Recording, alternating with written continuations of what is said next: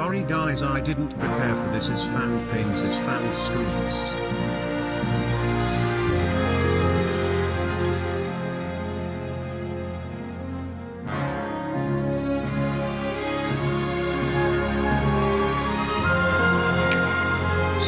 Scatty Hyper summon the Hydra, hands up.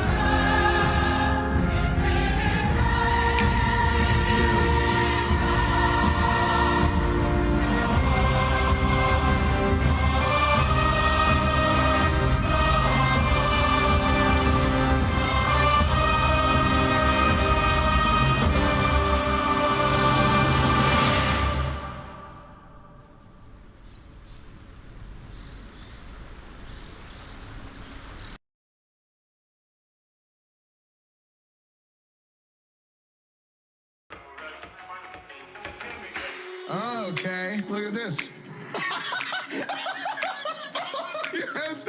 Oh man, artwork. He stands up and it's like, oh, he's thick. With his Ninja Turtle jammies on. Oh, S-Man, do the peck band. Oh, S-Man, do the flick. Very good, very good. Bounce, bounce, bounce. We're gonna bounce out. Very good, very good. We're gonna try and find a party. It's gonna be good. Very good, very good. Bounce, bounce, bounce. We're gonna bounce out. Very good, very good. We're gonna try and find a party. Oh, frick. Very good, very good. Bounce, bounce, bounce. We're gonna bounce out. Very good, good. We're gonna try and find a party. It's gonna be good. Very good, very good. Bounce, bounce, bounce. We're gonna bounce out. Very good, good. We're gonna try and find a party. It's gonna be good. The vanilla brain, the paladin, the art.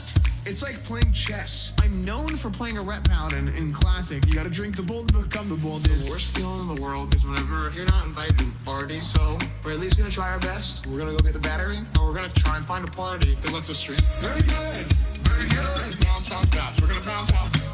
Very good, very good. We're gonna try and find a party. It's gonna be good. Very good, very good. Bounce, bounce, bounce. We're gonna bounce out. 33 very good, months very good. for We're gonna try and Blizzcon find a Online. party. Oh, frick. Very good, very good. Bounce, bounce, bounce. We're gonna bounce out. Very good, good. We're gonna try and find a party. It's gonna be good. Very good, very good. Bounce, bounce, bounce. We're gonna bounce out. Very good, good. We're gonna try and find a party. It's gonna be good.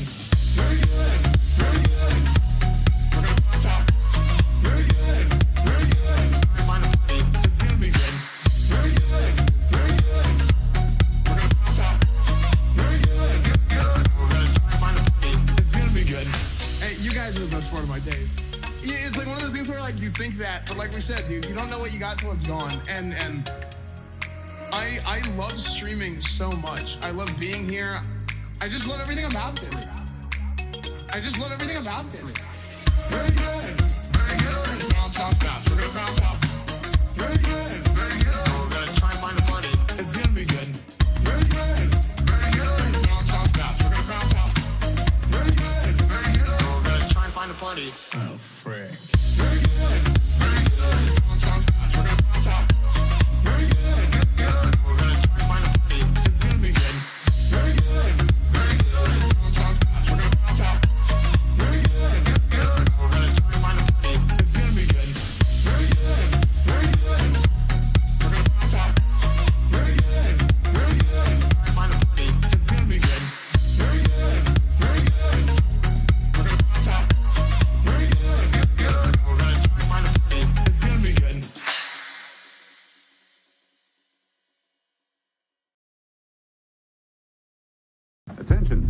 want you to join the secret squadron.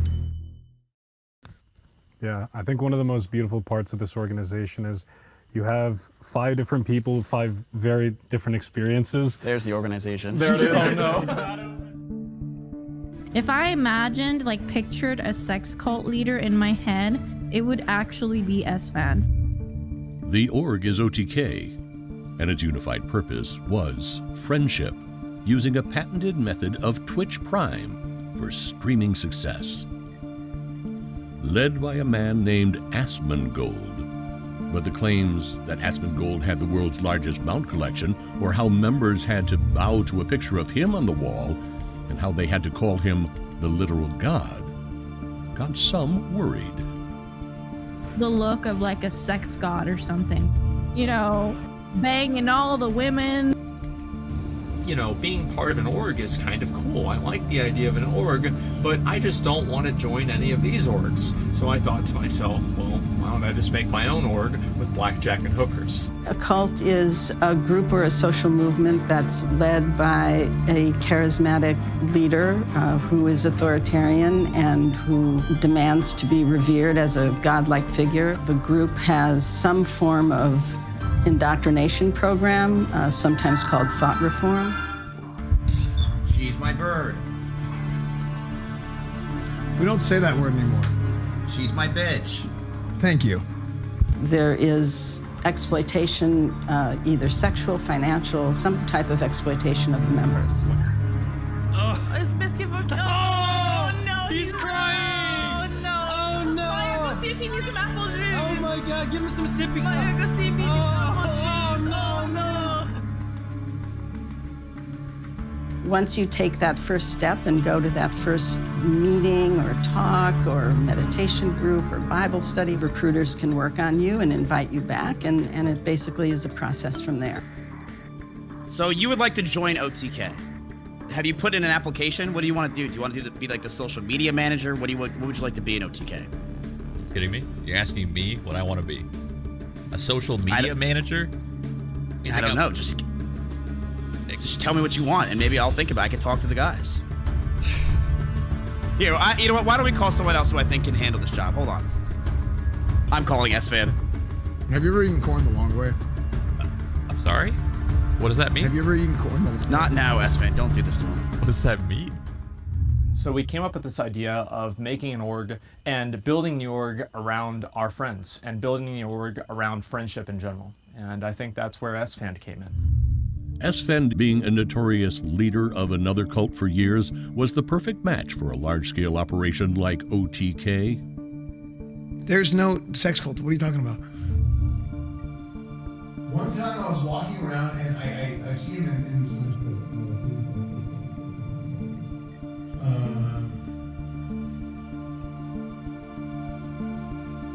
okay, where's Greg? Whatever. They're talking to a group of people. And they're on top of the building. This is an Iron Force. There's like a balcony in one of the buildings. And they're on top of that balcony and they're all completely naked. So I go up there and he's up there as a dwarf. He's up there with like some human. And I just sit there and I just join in with him. So I go up there and I take off my clothes too. And if I remember this one, I remember them being naked. This is my memory, okay? But I remember just like RPing with them for like an hour. Here you see S-Fan setting up a hidden camera in his shower.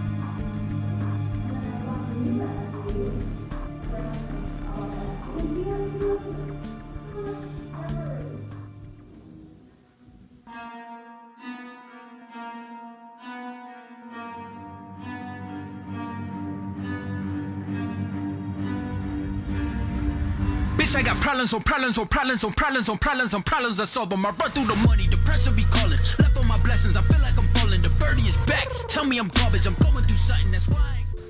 Yeah, they call this Operation Naughty Not Nice, an undercover sexting that resulted in the arrest of 80 people. Many of them were married. They came from a variety of professions, and some you think would have learned their lesson the first time.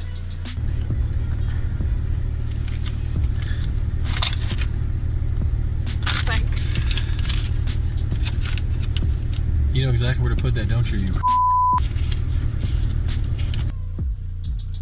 OTK fucked up my intestines and caused me to have a leaky butt. Up until recently, I fixed it. Do you want to know how I fixed it?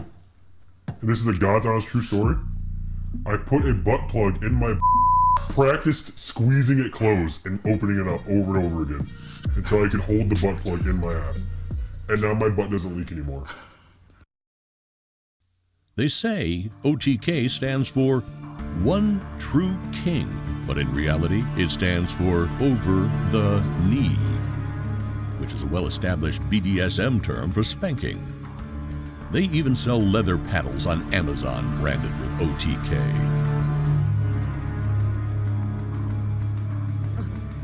Oh, Mom! Oh, yes, sir. Oh, God. We're bringing OTK back, baby. Damn. The evidence is overwhelming. You just have to connect the dots. Is OTK really a sex cult? You decide. Yep.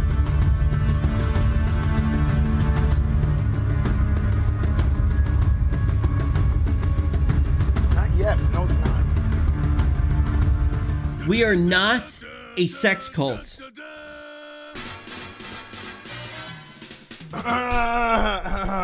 Okay, listen. Seriously.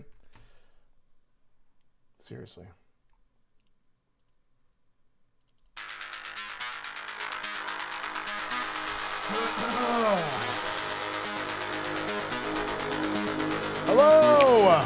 It's fan scoops, is fan scoops, is fan scoops.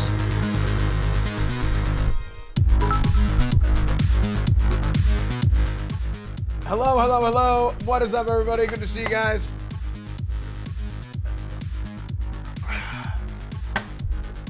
Good to see you guys. Hello.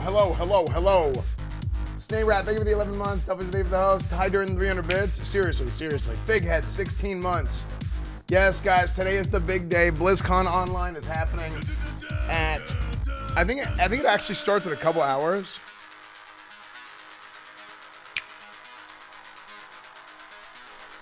Ricky Tiki Tavern, thank you for the Twitch Prime. At Targanis, 3 months. Solinger, thank you for the 33 months. Happy anniversary, Sub, my thank you for the 9 months. Muck Spread, 6 months. Thank you.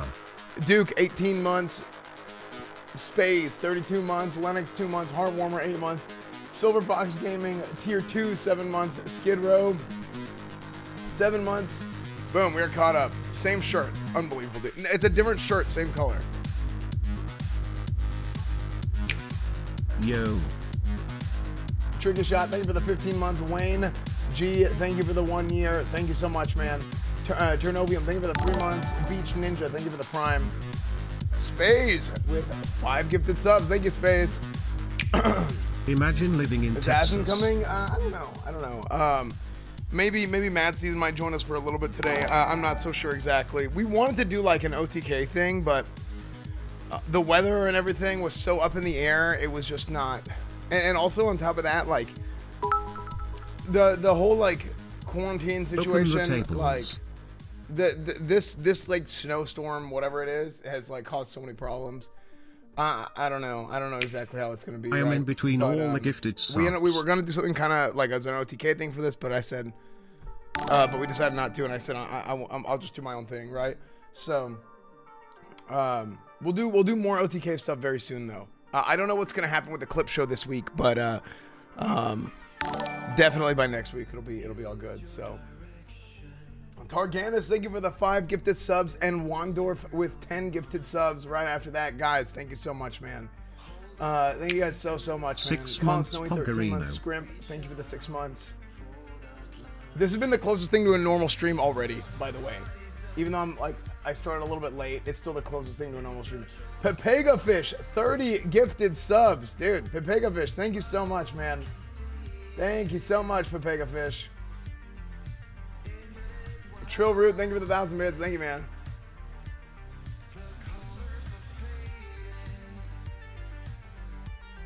New Constera video, we can watch that. Santa Law again, 22 months. Thank you so much, man. You guys want to watch New Constera? So here's the plan for today. BlizzCon is starting. Let me just go ahead and BlizzCon schedule. Let me go ahead and give you guys a little bit of what's going on today.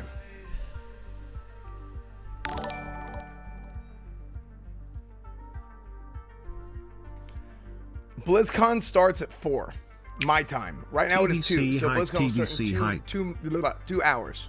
It said 2 minutes. Can't wait for WOD Classic. No, Johan, we're not doing WOD Classic today. Now, I'll talk about some stuff. We're gonna spend the next 2 hours. We'll do some recap. We'll screw around. We'll just talk about stuff, kind of our predictions, all that kind of stuff, leading up into BlizzCon actually starting. Whenever BlizzCon starts at 4, I have a schedule of what I want to watch. So we'll do the opening ceremony. WoW, what's next? WoW deep dive. Look at the Diablo good to stuff. See you today. We'll do a wait for recap BlizzCon. of day 1 on our own. Own recap. And then where it started early years, and then the day 1 wrap up. The day 2 schedule will start at 2 with a WoW Q&A and then a community showcase. And then there's like 2.5 hours where I don't know what I want to do, and then show close. Because tomorrow, I feel like after the community showcase, we could watch the evolution of Thrall, and then there's Shadowlands sound creation, and then a WoW cooking workshop. I thought maybe I would go and do my own WoW cooking stream then, but because of the whole weather situation, I wasn't able to actually go buy things. You know, chat's gone. Oh wait, where's chat? Hello? Where's chat?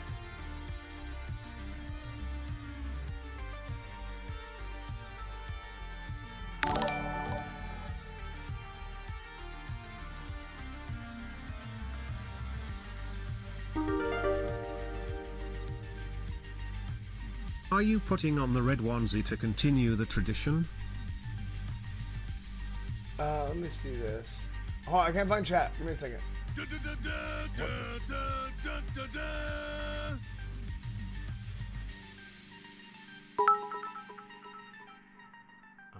Have a happy BlizzCon day. Less than 3. Thank you, Granny Nani. Thank you for the 1,500 bits. Thank you so much, Granny Nani. Pinch Zeke, thank you for the tier 1. Hilton Lobby, are you putting on the red onesie to continue? Well, it wasn't like starting a tradition, but you know, who knows? Who knows? I might put it on. Vestrada, thank you for giving the sub to Greedy. And 13 months on your own, Vestardra. Thank you so much. Roach, 6 months. TBC hype. Yes, yes, yes, yes, yes. Scientist, give the sub to Not Seattle Scarf.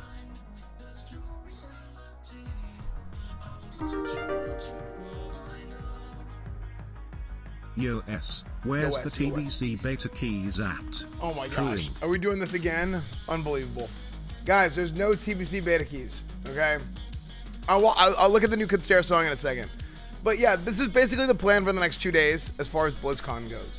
I have not decided what I want to do here yet. If I want to watch the Thrall, whatever. I think maybe we will, just because. But then we'll still have another hour left over. I mean, we could watch the cooking. We could not watch the cooking.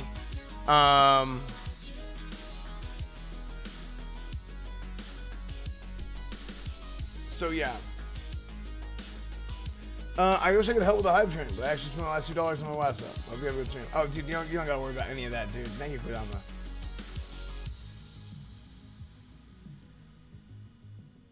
did you map out a content phase structure for TBC like you did Classic? No, not right now, but I do have some kind of an idea about like what I want to see, right? So as far as TBC goes, and I do think the way they schedule out most of the Warcraft content 3 in Classic was good. Reforged, for the most part. remastered.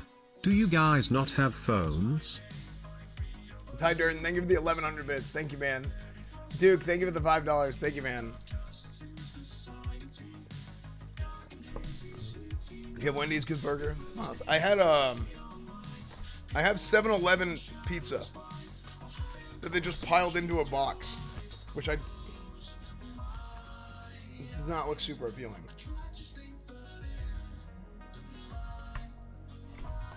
Okay.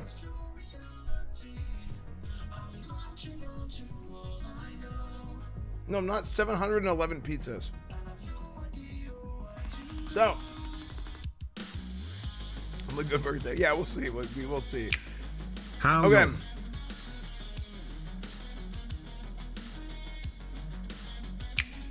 Started a new job this week so I can afford to continue my sub. Hope you're warm and safe, dude. Thank you, Expect Chaos. Thank you for the 11 months, man. Congrats on the new job, dude. Sledge Hacker, thank you for the 7 months. So, not thanking yourself for the sub, unbelievable. S-Fan TV, thank you for gifting a sub. Thank you, man.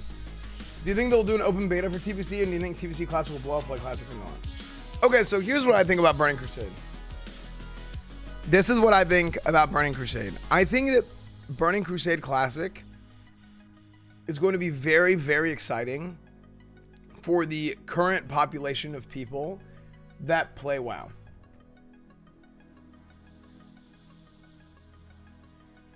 I think that as far as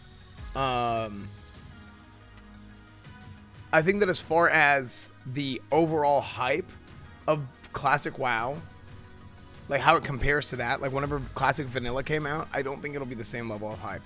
Because WoW Classic brought in a large external audience of people from, it brought in a large like external audience of people from other sections into WoW, from other games into WoW, because it was like, okay, what is Classic all about? I don't think that Burning Crusade is going to do that exactly. But I think that Burning Crusade, for the people that already know about WoW and they're already into WoW, is going to be really, really exciting for those people. It could bring in a few people from outside of WoW, sure, but it's not just going to be to the same level, because there's like the marketability of, oh wait, what is Classic Burning Crusade? What is that, right? But whenever you hear WoW Classic, it's just kind of like the name is, oh, okay, legacy servers, it kind of makes sense, right? It's very reasonable.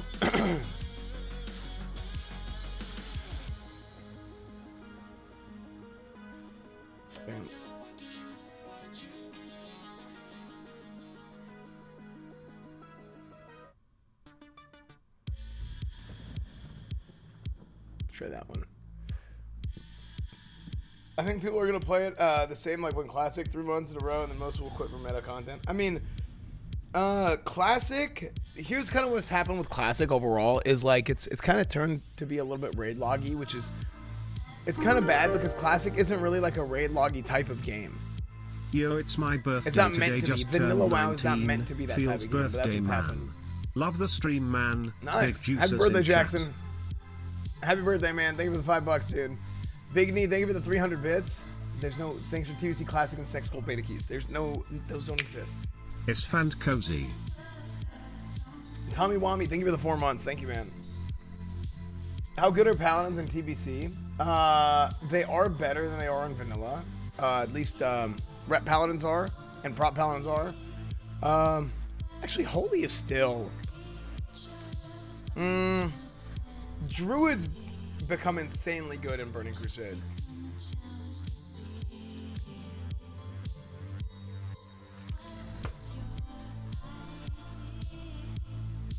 My bad. I'm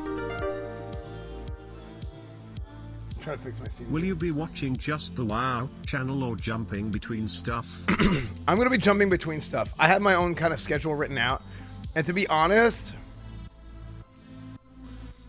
because I think like if I would watch just the WoW channel, like let's look at this right here.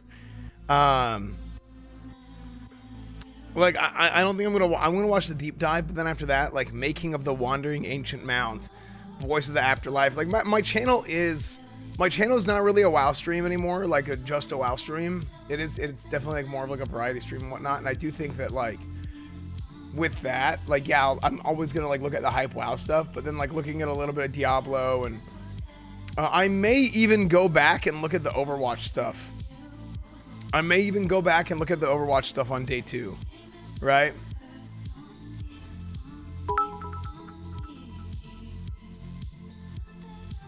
I thought S-Man quit. WoW Classic Retail, unbelievable. Last day is boring stuff. I mean, I think I definitely want to watch this and then show close. I might watch the Thrall thing too, right? What is raid logging? I mean, like, so whenever you talk about raid logging, it's like people just log on, do their raids, and log off. And that's happened a lot with WoW Classic, or a lot of players play WoW Classic that way. And it's not really designed to be a game that works that way, but just because of how certain decisions and stuff were made in the design process of WoW Classic, unfortunately, that's kind of just like what's happened. But it's also like player behavior, like as it winds down, like at this point in Classic, yeah, there's gonna be a lot of people like that too. So it is kind of natural over time, but like you can do like, you can definitely make like specific decisions that can help like reduce that as much as possible. You know what I mean? Stuff Dark Bear, yeah. Because the power went out, I didn't get to raid this week.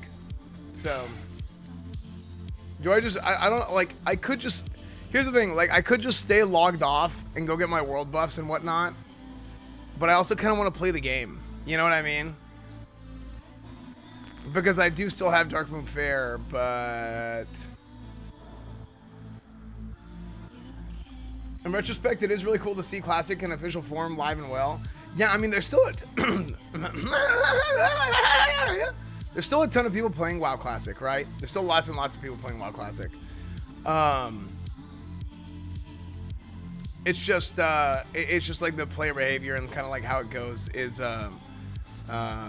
it's just turned into kind of like very raid loggy until the game comes out, you know? So don't you agree if they got rid of the gold cost for respecking, there would 100% be way more people playing regularly? No. I think gold isn't an issue in Classic. I think everybody has like inflated gold right now. Everybody has like 50 gold now is like nothing compared to what 50 gold used to be. Do you think they should do a wipe before TBC? No. This is what I think. And if you've been watching since before before Classic came out, I've drawn this out for you before, right? On like my opinion. Where like every time they do, like at the end of Classic should continue on to Burning Crusade, right? You're rich in game, you wouldn't know. What do you mean? I never have any gold. I have like no gold all the time. And Caliber, thank you for giving us up to that boy West. Thank you, man. Wild Stop, 300 bits. Seriously, thanks for saving me this last year. I know they got to a lot, but Twitch kept me sane, especially your content. Cheers to another amazing year. Thank you, Wild Stop. Thank you, man. Does it look like they'll announce TVC plus Fresh Classic plus a few fresh TVC servers? That's what I think they should do.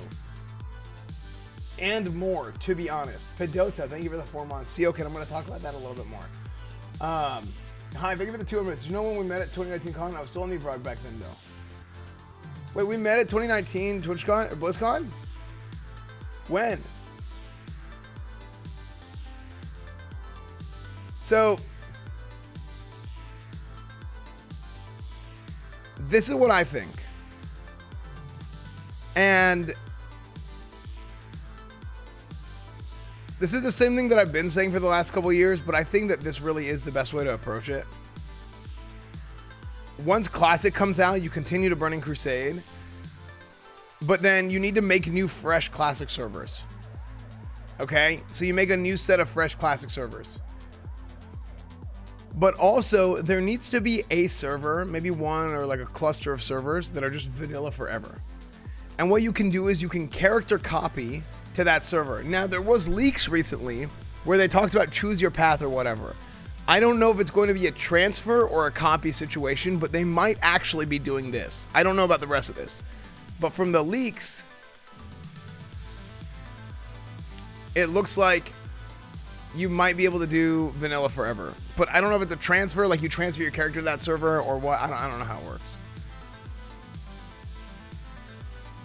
You're asking to split the player base so much with all these servers chat once. They complain the game is dead. They will literally always complain the game is dead. If there's 20 million people playing on the same server, people will still say the game is dead. Been waiting for so long to sub. Like now it's 2 months. It doesn't being split a the sub. player base. Thanks for the great content. To the point where like you can't play the game because you only need, like, at the end of the day, in order for you to have a good game experience, you only need one healthy server. Like Among Us. Like, so it's kind of irrelevant, right? The more servers they, like, I mean, look at this, dude. This is what day is this? Friday morning. Like, there's still tons and tons of people in Stormwind, right? Like, this place is packed.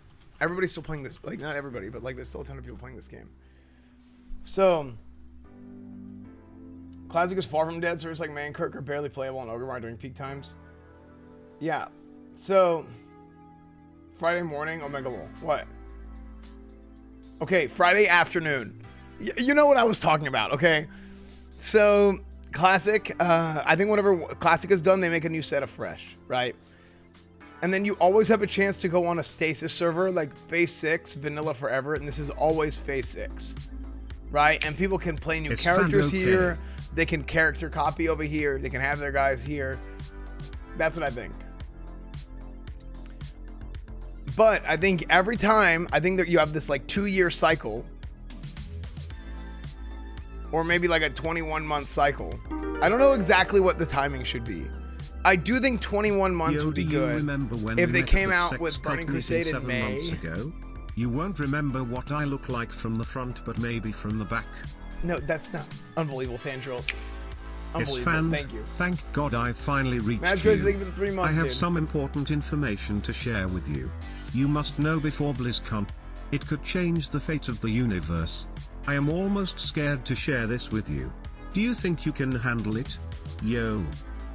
Thanks, Magic Crazy. Thank you for the 3 months, dude. I think if Burning Crusade comes out in May, that would be good. I also think that it could come out in August, and you just keep on with like a 2-year thing. I really feel like May is the best timing for it. But if they want a consistent every 2 years have a new expansion, then maybe Burning Crusade will come out in August again. Maybe. So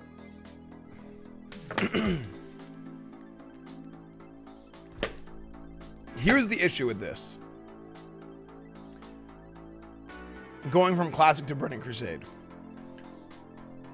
On private servers, Blizzard went and they adjusted and they changed a whole bunch of things to make the game a lot more like you couldn't do these gold exploits. You couldn't do things to farm like absurd amounts of gold. Nobody on like Lights Hope or Nost or whatever had the amounts of gold that people in Classic have now. And because of that, people now just have these absurd Rust amounts of RP gold. greater than no pixel, come home me.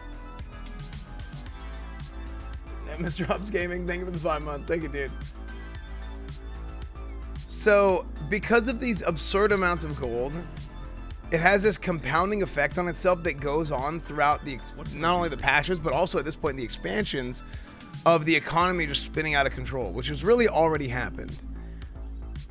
Do they need to do some kind of a gold cap? Maybe they add a hard cap to the amount of gold. Maybe they do some kind of gold squish, like an exponential gold squish, based around like 500 gold.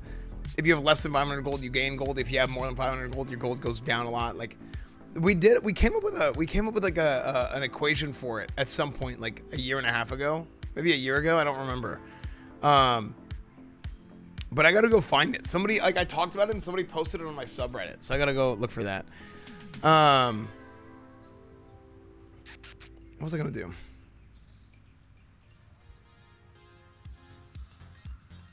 Let's go here. Yeah. So I remember that squish talk. Yeah, exactly. Do you think TPC would get stale more quickly than Classic WoW because of only leveling from 67 and reaching end content way faster? So that's another thing. I'm very pro changes for Burning Crusade. One of the biggest being gating the content. In Burning Crusade, what happens is Tier 4 and Tier 5 are dropped at the same time. Back in the day, things were much more difficult. People weren't as good at the game, yada, yada, yada, right? So it wasn't really a big deal.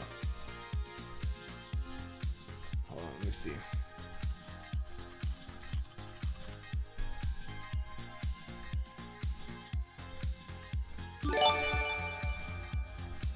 Hey You look at guys, this. hope you all are staying warm over there. I missed joining everyone for the sex cult meetings. That punch before I left was awesome. However, after 4 hours I had to FaceTime my doctor. No, that it's not was true. a little embarrassing. Unbelievable. It's not true, okay? Okay, so this is the raid history of Burning Crusade, right? So Burning Crusade released January 16th, 2007.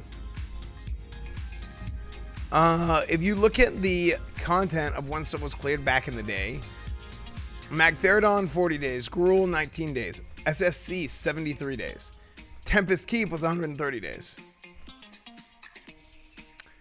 But the reason for this was because Kael'thas was bugged and the healers were generating threat during the weapons phase, and it was basically a nightmare, right? Weapons phase would end and then he'd come down and then all the healers would die and it was just bad, right? Now this is actually avoidable nowadays. I think you could find a way to watch this, but back then I think you could find a way to counteract this with like lips, bopping priests, bubbling paladins, stuff like that. You could probably figure out a way to do it pre-nerf, but they're not gonna put it out pre-nerf, and it'll be fixed in order to. It'll be based off 2.4 more than likely, just like vanilla was based off of 1.12. So what's the point of me talking about all this? I think that if they don't gate tier 5, which was open since the beginning, right? Tier 5 was open since the beginning of Burning Crusade. I think all this stuff gets cleared in like a week. All of it. I mean, hell, we might even see a situation where people are hitting 70 and killing Karazhan in like 2 days. So there's two things they have to do. I think they do need to make the raids harder. I think they need to tune the difficulty of the raids just a little bit. In order to make it last, in order to make it mean something, right? Karazhan is not meant to be this like super hardcore raid or whatever. I get it.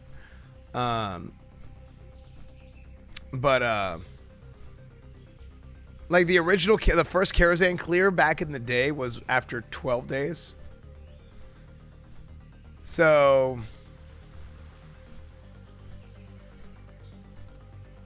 I wouldn't be surprised to see it within the first couple of days now. Which is fine, right? Let's say if the first Karazhan clear happens in the first week, that's fine. But I do think it should be made to be a little bit more difficult because it's got to last and it's got to mean something. And that's the problem with WoW Classic. Like, the raids were not this... For those of us who played private, like I played Retail Vanilla, I played private, and I played WoW Classic. Overall, I probably have about 500 days of / playtime in Vanilla. All versions of WoW considered, I probably have about 500 days played.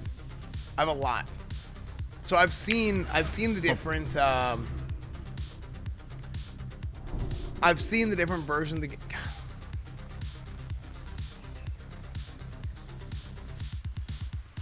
I've seen the different versions of the game, right? And I remember how things were done. Now, with that being said, I wasn't really much of like a hardcore raider in original vanilla. I wasn't even that good in original vanilla, right? Like I was good at playing a paladin. I knew how paladins worked. But as far as raiding and stuff goes, I wasn't really much of a raider until private server. Like I raided and I did a little bit of AQ and I was like a social and I would guild hop and all that, but I wasn't like, yeah, you know. What's your played right now? To be honest, I haven't played that much since I hit, like I have 162 days played on this character, but I was at like 150 days played when I hit Grand Marshal. So I haven't really had that much play time since I hit Grand Marshal, just because it's my stream has just changed, right? Like I don't play the same way I used to.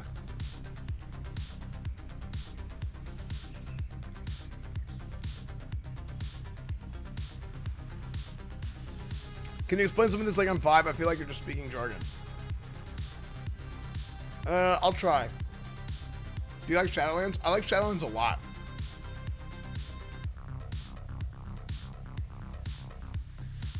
You have good input, but none of what is discussed here will be in the version of TVZ we play. It's going to be catered to mass player base like Classic was in terms of difficulty. Well, that's the problem.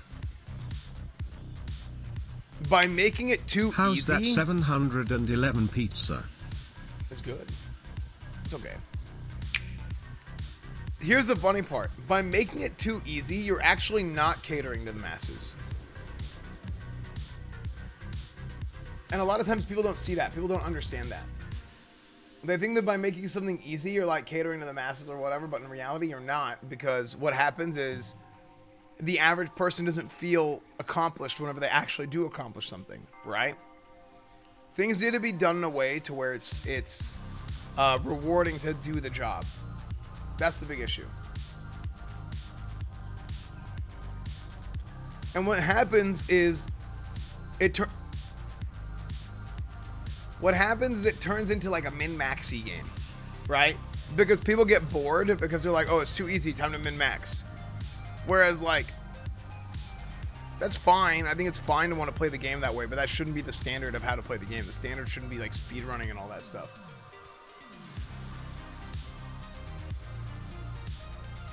What patch would you like them to start at? I do think starting at 2.4 is fine.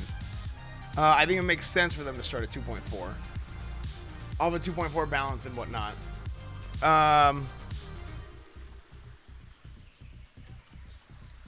think a lot of people, they get confused with, like when they think of like the end of Burning Crusade, they think of Wrath of Lich King, but they're thinking Burning Crusade.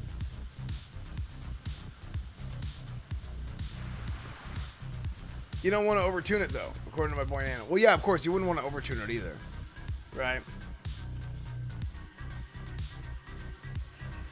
Will you play Paladin BC? Yeah, I'm still gonna play. Now, there's been a lot of talk about Paladin, Seal of Blood, Blood Elf Paladins versus Alliance Paladins and all that stuff, right? There's a lot of talk about that. And I'm gonna get into that a little bit as to why I feel very, very strongly that they should give Alliance Paladin Seal of Blood, and they've even done this on private servers because it is so bad. It's so ridiculously imbalanced. Yeah, it's a huge deal. Paladins need Seal of Blood on Alliance. It's a massive, massive deal. I can't remember. I think Am anybody in who charge of unironically your says no ball changes gags at this for the point next with their meeting? experience in Classic WoW doesn't really know what they're talking about when it comes to vanilla, or when it comes to Classic. Ginger Stab, thank you for the 4 months. Granny Eye, thank you for gifting a sub to Bubblegum. McFunkface, thank you for the 17 months. Acro, thank you for the 18 months. Shane Train, 8 months. Let me get caught up here. Bag of Wagas, thank you for the 3 months. Google My Frugal, tier 3, 33 months. Thank you, man. Stay warm over there. Miss enjoying your room for sex cult meetings. That point, no, I already heard this one. Unbelievable. Thank you, Google My Frugal. Thank you for the tier 3, 33 months. Thank you, Google. Did I miss any of these other ones? Basura Cat, thank you for the 3 months.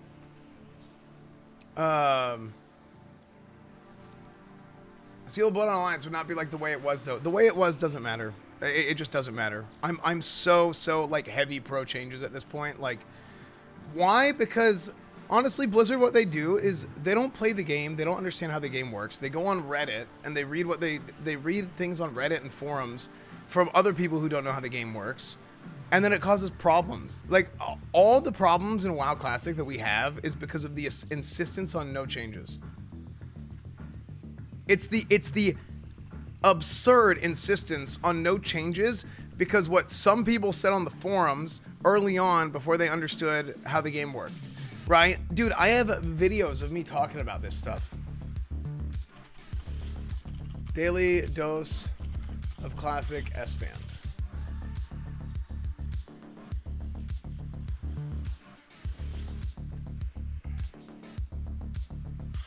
This is my most disliked video. Whenever I did this before Classic came out. This is my most and I showed this a little bit at the end of stream last night. But go through this video and it's not a big deal. I'm not right about everything. Right? I'm not right about everything. I was wrong about some stuff, but there's a lot of stuff to have like an early MC, right? Or sorry. There's a lot of stuff that I talked about here that ended up coming out and being true. So mind, and I feel like people typically don't want to talk about this stuff because everybody's so worried about, oh well, that's changes, that's this, and it's like, dude, like you gotta be willing to have these discussions, right? Like you gotta be like, it's the whole idea of no changes ruined a lot of really, really good positive discussion about WoW Classic and like what needs to be done that's good. A lot of the gold problems that we have now are based off of same shirt. Okay, come on. These gold exploits. Right, not really exploits, but like, I mean, it's like, what is the definition of an exploit? But like figuring out ways to make ridiculous amounts of gold, right? Like this stuff was they stopped it on private servers because they're like, okay, this is bad for the game, this is bad for the economy, right? And they went and they tuned things properly. They made things the hardest version of any like recorded boss that they could find. They put the hardest version of that boss in the game. The hell is that island? I don't think I've ever been there.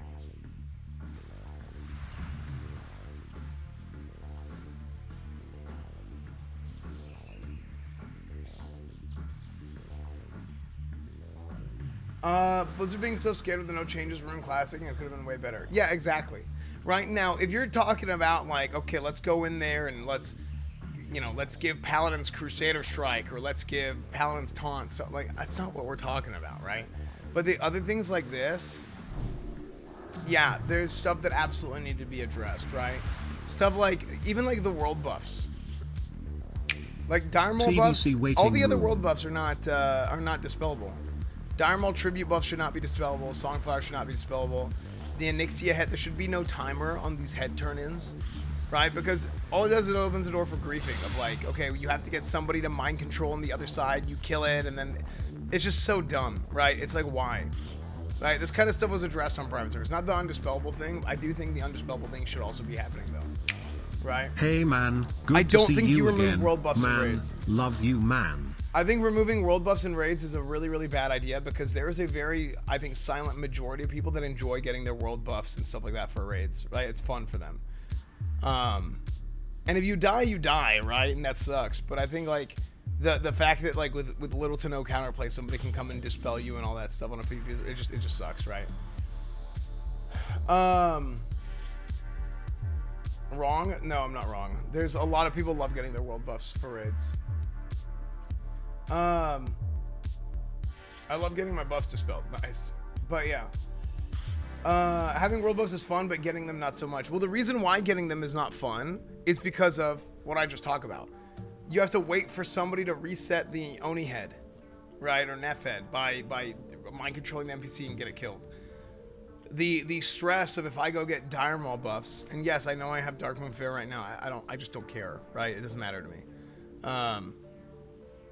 The stress of if I have Dire Maul buffs or Songflower, I'm gonna get dispelled, right? With the other world buffs, it's not like that, but with Dire Maul, it is.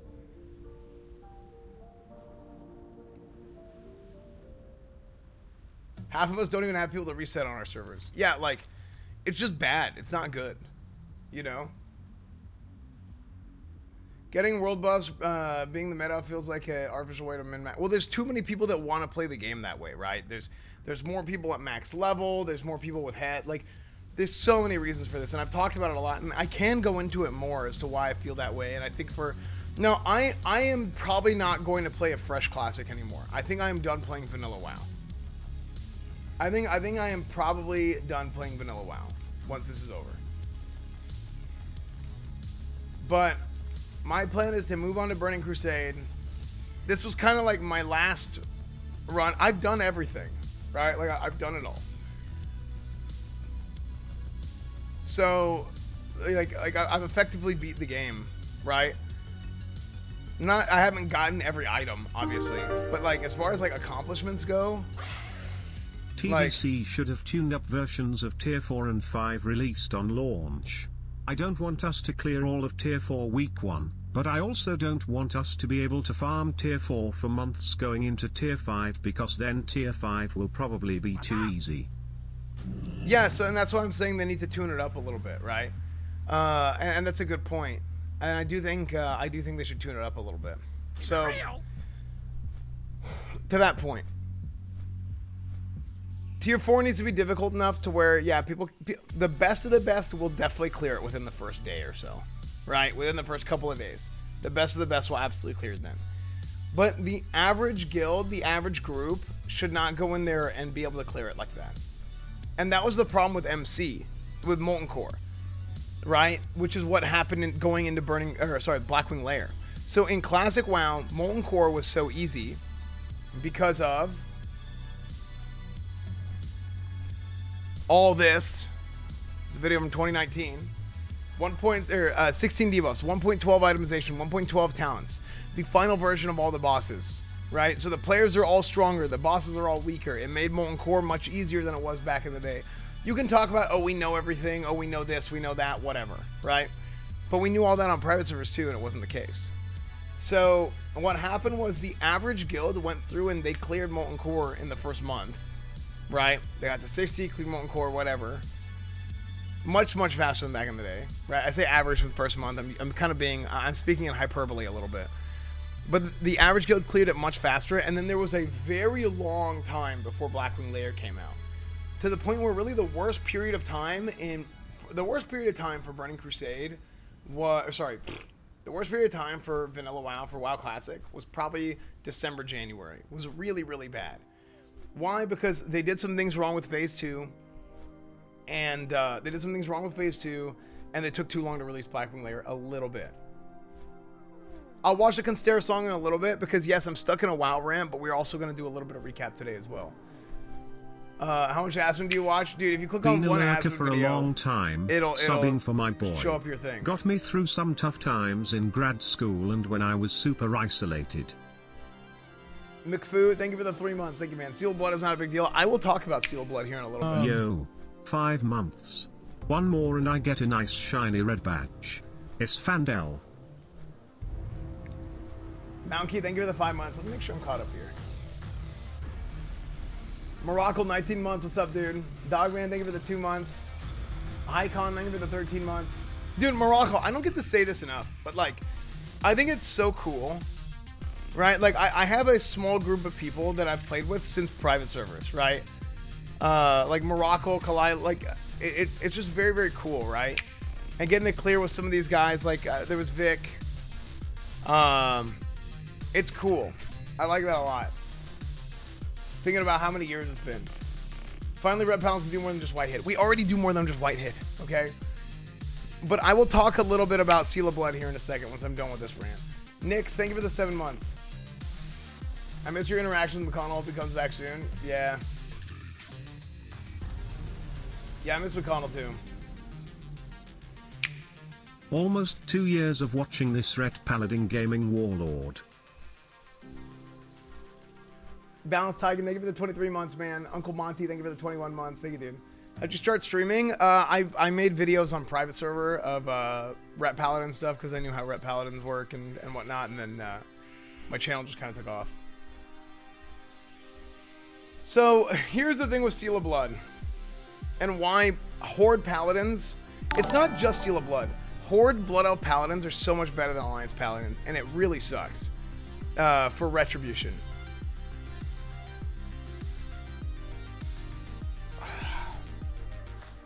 I'm trying to think of where to start.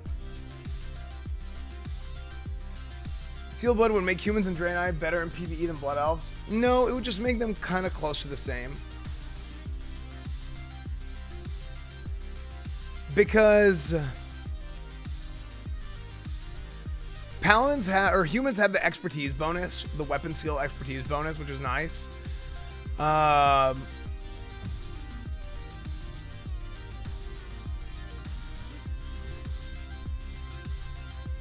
And Draenei have the hit bonus. But Blood Elves have a mana tap. They have the AoE silence Kinda crazy. for PvP. It's been a good last rodeo of classic but smile. Shout out my boys in OG Raid 3. Yeah, dude. Thank you for the 19 months, man. Yo. Thank you, Kalila. June the Goon, thank you for the 7 months. Thank you, dude. Just reroll Blood Elf. Everyone else is. Here's the problem is I want to stay on Fairlina and I want to stay playing with my guild, right? Now, I do think there's some different ways that I'm going to approach Burning Crusade than I will Vanilla. I think with Vanilla Classic, it was very much... I got a lot of opinions about how things were approached, not just by like the community, but even I bought into it a little bit. And it was out of character for me. Right? It wasn't me. Right? There was a little bit of high roading and things were obnoxious. I didn't like that. I didn't like any part of that. You know, where I'm, you know, like I like to just play the game and I like to put on, I do like to just kind of play the game. Me so hyped right? for 8.1. But I also like to Can't put wait on the for show patch. Although I am with getting my weird stream, and results it's like when I search as Fand Esfand, the 8.1. arrogant, like boisterous Ret Paladin, like that's how my channel got started, right? Like that was like the old Esfand IRL videos and doing all that, right? And the whole high roadiness of Classic, kind of the how the community was, and even I started falling into a little bit. It was dumb. I don't like high roading at all. I just don't like it. Because it's like just let things be fun and enjoyable, you know? In Blizzard's eyes though, 2.43 means everything's nerfed. They won't buff it. PvE is gonna be dog shit. It's gonna be all about PvP and just screwing around BGs. Maybe, but okay, didn't they nerf the raids by like 30%? But it wasn't 2.4, wasn't it in 3.0? There was a big nerf to the Burning Crusade raids, but it wasn't until the 3.0 patch. I'm not misremembering that, right? Is high roading like being on a high horse? Yeah. I think it was the pre-patch. I think it was 3.0. Does WoW have the most toxic player base? I think every internet community has some kind of a toxic player base at this point. WoW Classics was really bad, which is weird because it wasn't like that on private. Like I didn't feel, but like this isn't like, everybody kind of knows this, right? Like, and I don't really care to go into this anymore. And I think a lot of that toxicity is, to be honest, I think a lot of it's gone.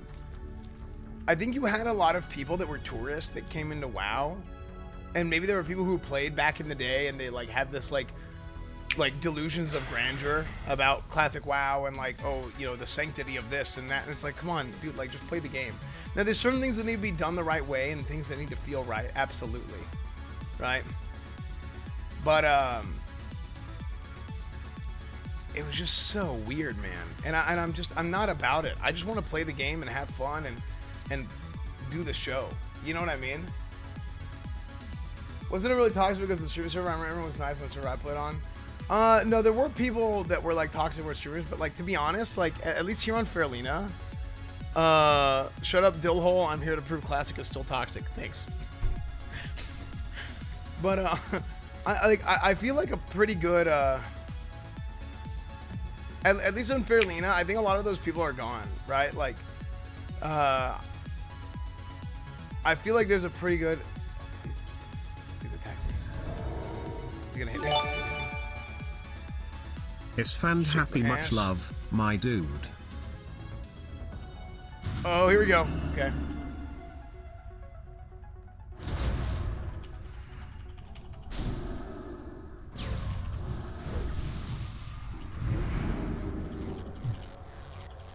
Okay, he doesn't have counterspell. Still PvE spec though.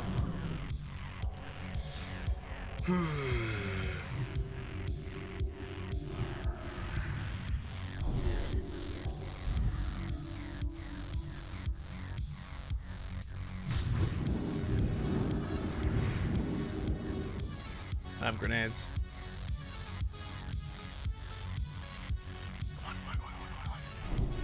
Okay, I'm gonna switch to wisdom. He's gonna run. To be fair, you have to have a very 213. high IQ to understand classes. Wow. Oh, Drain Life. The gameplay is extremely subtle, and without a solid grasp of theoretical physics, most of the raids will go over a typical player's head.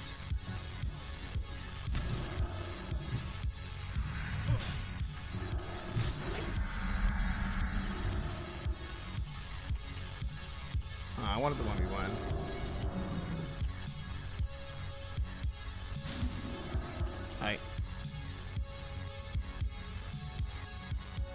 I wanted the 1v1. I still would have killed him because I was like saving my lay on hands, but still.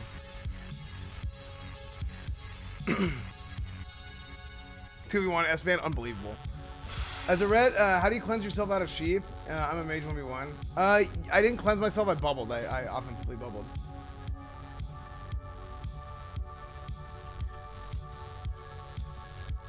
You have to check out the funny gorilla meme. Wait, what? Funny gorilla meme? So yeah, I'll talk about Seal Blood here in a second. But I think as far as like toxic community, whatever goes, it's like dangerous for me to be like PvPing out here in PvE spec. So people say like PvE spec, whatever. It's like I don't have improved freedom against a mage. It's like pretty bad. Also, it's nice having like vindication and stuff so they don't dodge. Against melee, especially. Vindication is really strong, but vindication is always good. It's power stabilizing. I've been good for a while. I have been good for a while. I'm just making the rounds, okay? It's been a little bit, okay? It's been a little bit. I'm just making the rounds here, okay?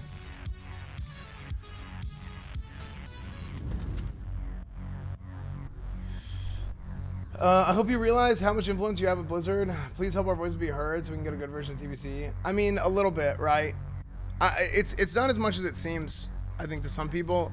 It's weird, like it's not as much as it seems sometimes, and sometimes it's more than it seems. But the best thing I can do is like I do give a lot of feedback about stuff, and like, I mean, there was a lot of stuff with Classic that like I talked people's ears off about, right? Like, Paladins are like legitimately just still broken, right? There's a lot of problems with Paladins that should have just been addressed, right? Like, and they're like, well, according to no changes, you know, back in the day it actually was like this, and it's like, but it doesn't matter, right? Like, Consecration taking up an invisible debuff slot, like, it's not like people are it's not like there's a bunch of rat Paladins and prot Paladins running around in raids anyway. Like, the least you could do is make them not take up that debuff slot, so that raid leaders aren't more like averse to having somebody play ret or prot in their raid. You see what I'm saying? No. But like stuff like giving Paladins a taunt is a no-go, I think. If Thud of Fury with Dark Card has some stacks, do you think it's pretty good? Technically the nature debuff is affected by it, yes. But I don't think the Maelstrom card is very good. Has anybody had a very is there anybody who's had a good opinion of Dark Card Maelstrom? I liked it a little bit on private server. I wasn't the biggest fan of it, but I liked it. Whereas now, I think it's terrible. It never procs. I use it all the time, it procs a lot. Dude, for me, it never procs.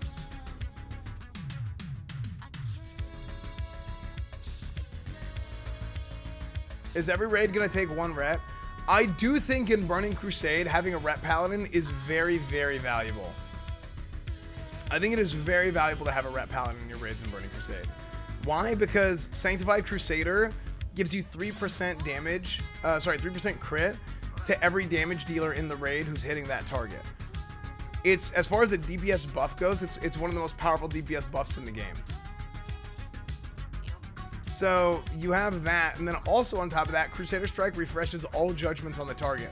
So you can have Seal of Light, Seal of Wisdom, and Seal of the Crusader, that Sanctified Crusader, running on the target at all times, and just boom, boom, boom, boom. It's really, really good. So then you can refresh your seals. You have a big damage buff for your DPS. Now, also, if you play Horde, you do considerable damage, and that's because of how powerful Seal of Blood is. And it's pretty frustrating that Seal of Blood's that good. Where are you going? I'm just running around PvPing.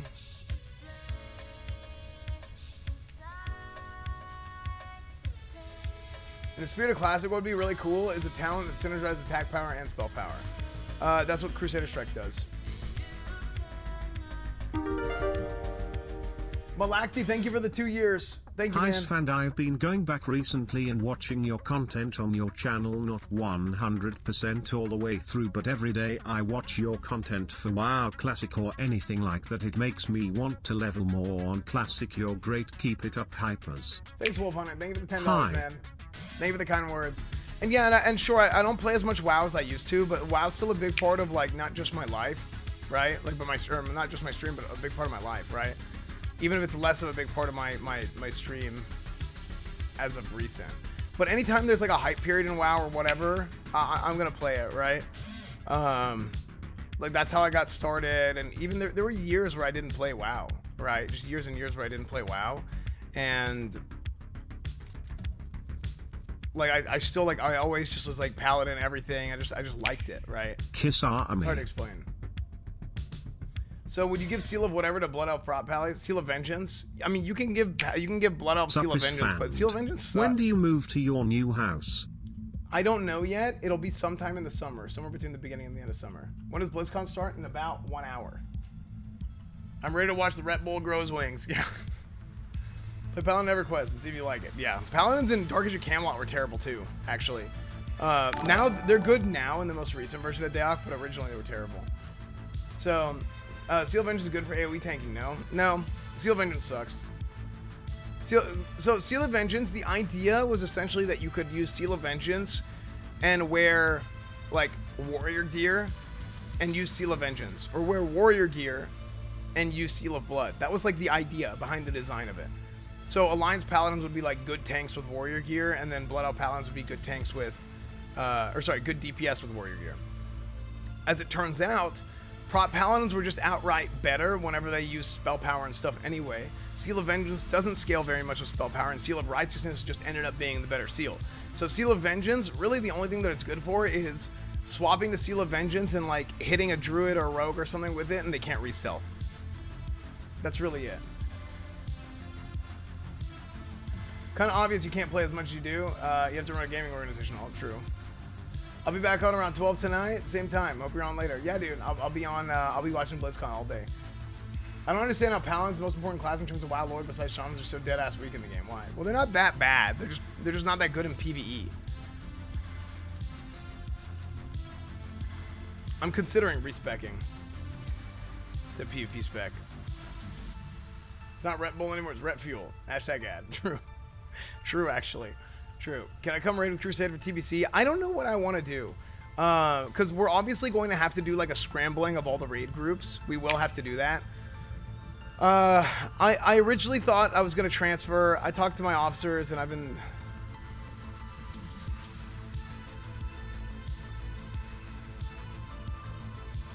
Little PvP? Yes, yes, yes. Okay, good. Let him open. I'll let him open.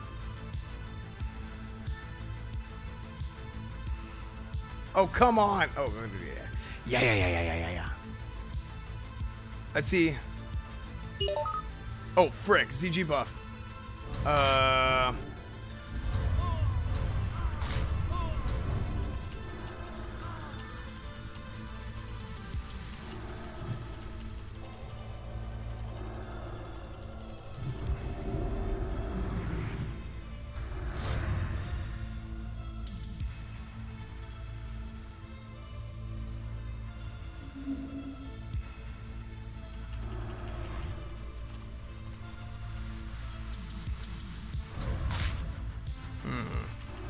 That's weird.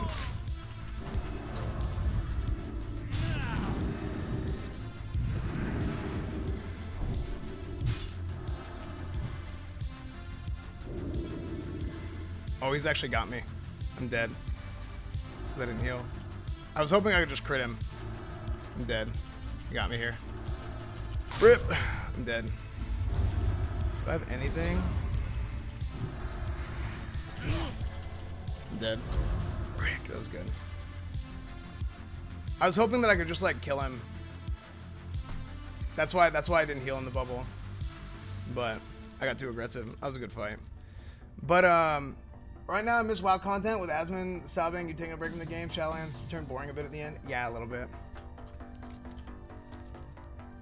Just respec and come back. You know what's funny actually is I would have had my stun up if I was proper spec.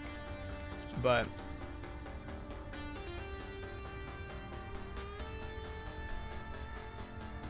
Rogues are too OP.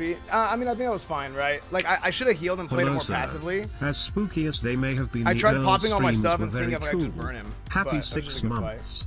If you critted, he would have been dead. Yeah, well, if I would have gotten a Seal Man crit off that last Whoever hit, said I went paladins all in are on the it. most important class in lore better get ready to meet the Death Knights behind the bleachers after school, you punk-ass glowy bitches. Also Sweebayaya. Well, thank you for the $5. You should have aggroed Yes, that mob. fanned. No, the You're reason one why I didn't cool aggro that guy. mob is it doesn't really break anything other than a gouge or a sap, right? And he wasn't gonna reset with a sap.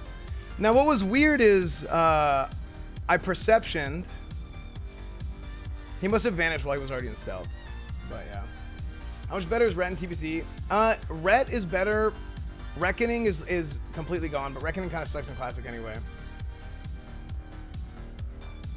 It's actually hard content in Shadowlands, unlike Vanilla. I mean, it's just two different games, right? Like, I like Shadowlands too. I like Shadowlands a lot right now. I think it's the best expansion. The Blind? Yeah, that's true, the Blind. But I'm not like, here's a big problem for me right now, is trying to PvP with this weapon. Look at this. 10 months, 10 months. Trying to PvP with Corrupted Ashbringer is really, really bad. Because, look at this.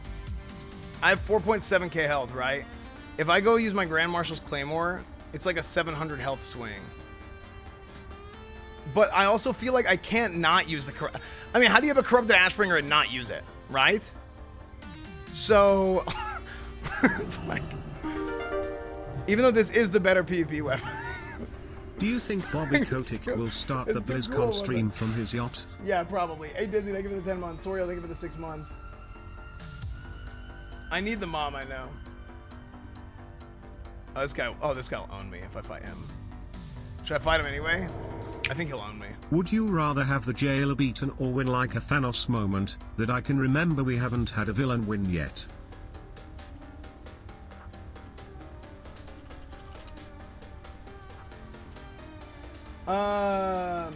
Would you rather have the jailer beaten or win like a Thanos moment? I can't remember if we had a villain one yet.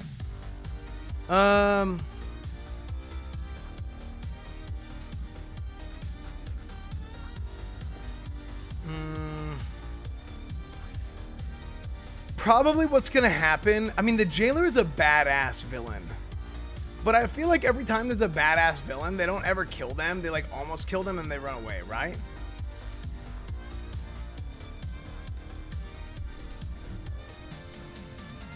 Can I think? Is there a boss that just kind of died? Is he though? I think the jailer's badass.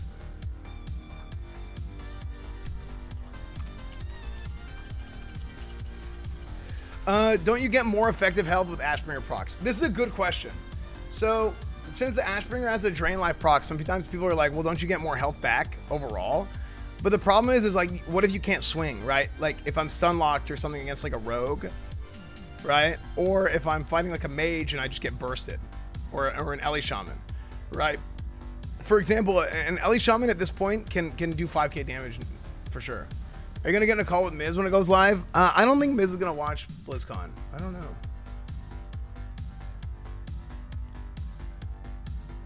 I think Mad Season said he would be down to join for a little bit.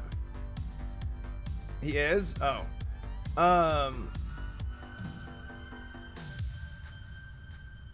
Is Asma gonna join? I don't know. I mean, whoever wants to join is welcome to join. Where is this line from? You mentioned Launch Illusions, Michael. Where are you hiding? Oh yeah, it's from Arrested Development. Shroud should join you for an hour.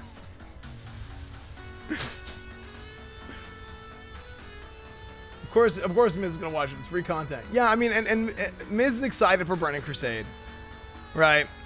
I don't. So kind of back to that discussion.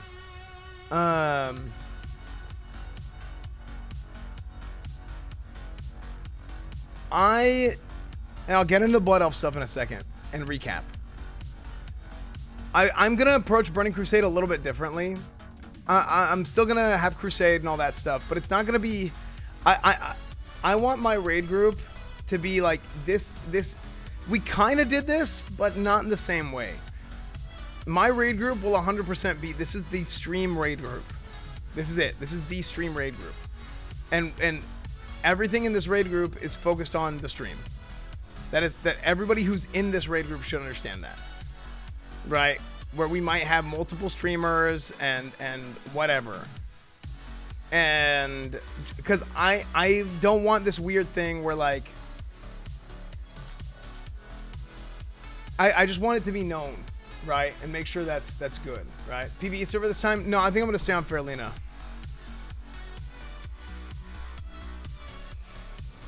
Should I try and fight this mage? It's fire, probably.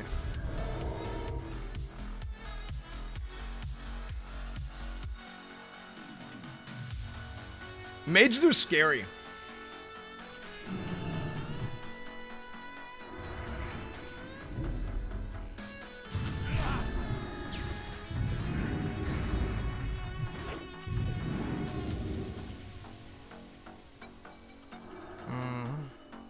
How am I gonna do this?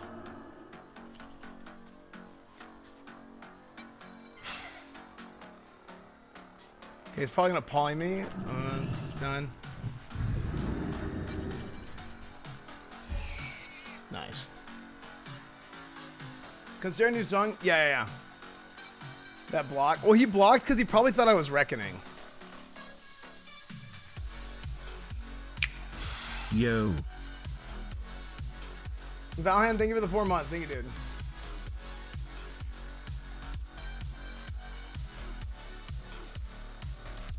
Mormio, thank you for the 2 months. Did I miss anything else? I don't think I did.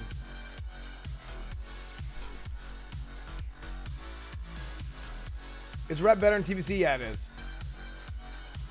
But in some ways, it's worse. In some ways, paladins actually are worse. We can look at paladin builds and whatnot. But I want my raid group in Burning Crusade. I want my raid group to be very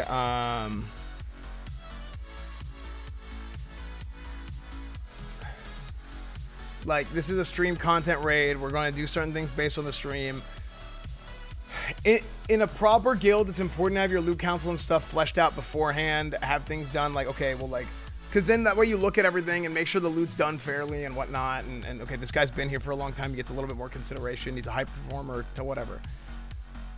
But like, I look back on what some of the best raid streams were.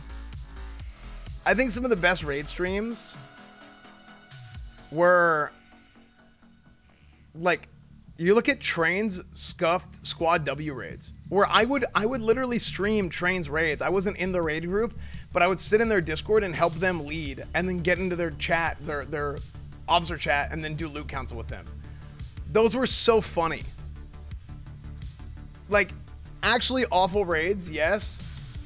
And like, there's a reason why that guild didn't last, but as far as stream content goes, it was really, really funny. That's why I want my raid specifically to be like, hey, we will do public loot council and like do that and whatever. Like, and I think with having 25 people in there, that's kind of what I want to do. I'm not set on it. Yeah, it's not gonna be a 6-hour raid, okay? How many rep paladins will raids bring? I mean, I think every raid should have a rep paladin. 6-hour MCs. Dude, I remember our first MC was like 12 hours and Tyrion was falling asleep and I was like, Tyrion! It was so funny. When Mudkip's dying during predictions, best WoW stream. Yeah, that was really funny. Dude, does anybody have the clip of Mudkip's dying on what's it called? Does anybody have the clip of Mudkip's dying on Nice. Vesuvius? Cleo's Cornwood, main tank. It was so funny, dude. I was dying. Some of the best Crusade streamers of the Classic weren't raids at all. Thanksgiving and Hyjal, year 1 was my greatest memories. Something I saw in to meet the Horde in peace. Yeah, that was fun. Haymaker, thank you for the prime. Yeah, I mean, Classic did have a lot of good moments, right? I wanted to make a video talking about all this yesterday and kind of giving like my full opinion of Classic. And a lot of times, like I get in kind of like a, I'm very invested, arguably too invested in Classic, right? Like emotionally invested is what I mean. And it's kind of bad because it like affects your mental state sometimes. Like I remember how sad I was on Nax launch. Like this is the best phase of Classic WoW, by the way, overall. Like as far as like the raid content and stuff goes, it's been overall, it's the best. It's not as good for PvP, but as far as raid goes, it's been really good. But I was like sad on Nax launch. What Music's a little bit too loud. Very good. I was like in a bad mood. I was sad, and it was one of those things where it was like it's over, right? The best launch stream was probably BWL. BWL was really good.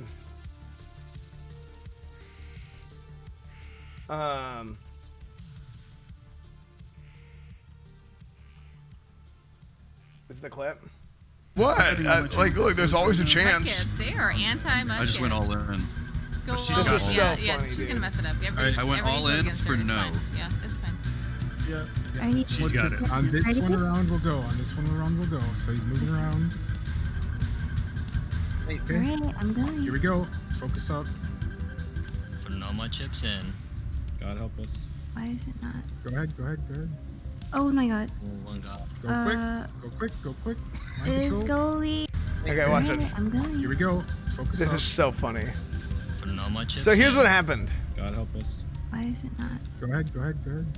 Oh my god. Oh, one God. Go quick. Go quick. Go quick. Mind Is control. goalie now? Show them no mercy. Oh, he's gonna kill her. Oh my god. I hit him. I was channeling a mind blast. And this icon's so similar. HS for being there, bro. Alright, boy. That's so funny. She started casting Mind Blast on accident, and then she canceled it and started casting Mind Control. But like, it was like a millisecond too slow, and at the exact same time that she mind controlled the ad, Vesuvius aggroed her. It was literally like a millisecond. It was so fast. Do you plan So to another funny, leveling dude. stream with Same McConnell and shirt. Asman like classic launch? That was the GOAT stream. I don't know. I don't know what I'm gonna do yet. Graphies, thank you for the 2 months. Andy Boy Live, thank you for the 5 months. Thank you guys. Dang it, Fairly Odd Parents, thank you for the 11 months. Valhan, I got Valhan earlier. So fun, dude. Yeah, we've had a lot of good times in Classic. We really have. But sometimes, like I said, I get kind of like pessimistic about certain things in Classic and whatnot. And it's a lot of it just has to do with how like emotionally invested I am. A little bit too much sometimes, right? Where it's like I feel like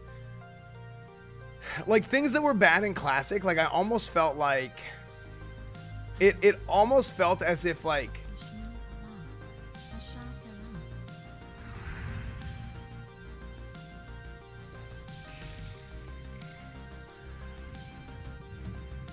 I'm trying to think of how to phrase this, or like really pinpoint it.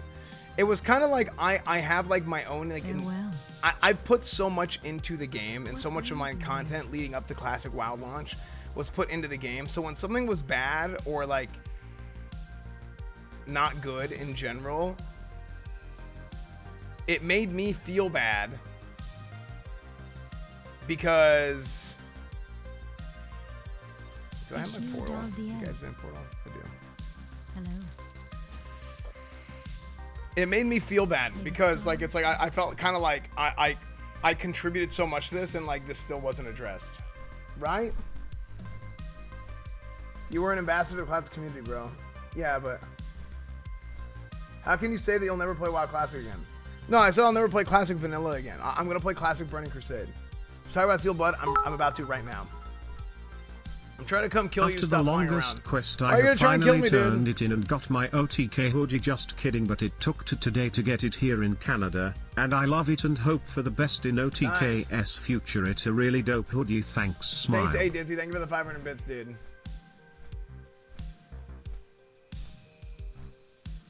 Glad you got your electricity back. Thanks, dude.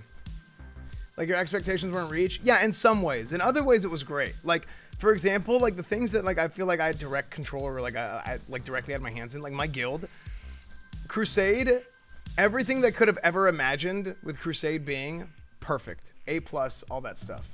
ETA to the Blizzard stream is about 1 hour.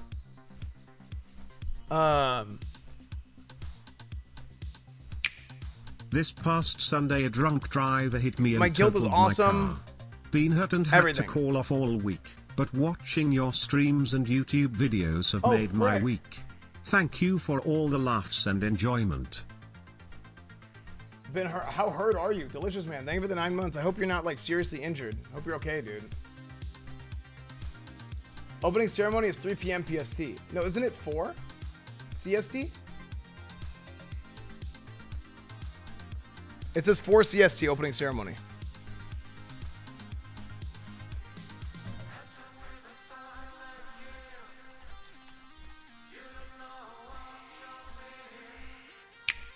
What's going on with OnlyFans? Are you transferring? Say it ain't so. 8.1.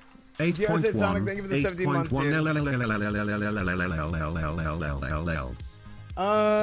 I mean, I bought a Horde transfer so I can flip-flop back and forth if I need to. But I just haven't really played. Dude, I haven't done Torghast in 2 weeks. I use Luna unit frames. People asking about my unit frames add-on. Okay. Yes, okay, sorry, no recap, had to run in circles. Okay, fine, let's do some recap. Reddit.com/r/sfantv.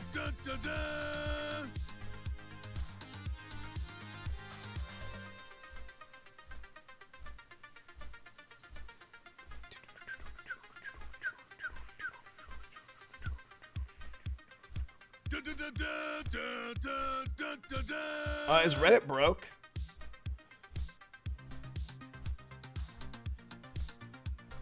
Is Reddit broke?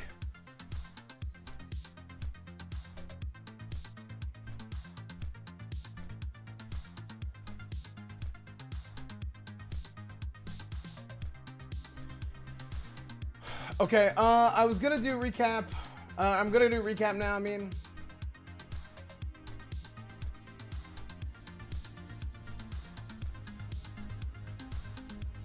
I don't think that's fair. We'll ever talk about Seal of Blood. I will talk about Seal of Blood prior to, okay? I will talk about Seal of Blood prior to, what's it called? Reddit is broken.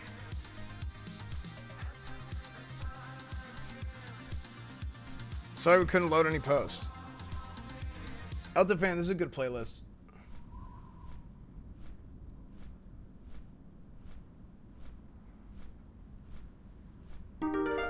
It keeps logging me out. Hes fanned. Watching you that first night without electricity or internet, I empathized so hard. Internet withdrawals for gamers are worse than heroin withdrawals for Dude, addicts. it's bad. To be honest, it's actually bad.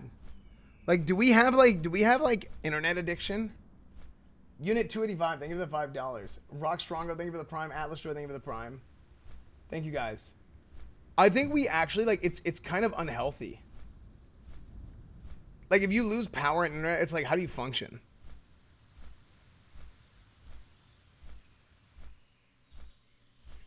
Okay, my Reddit's not working.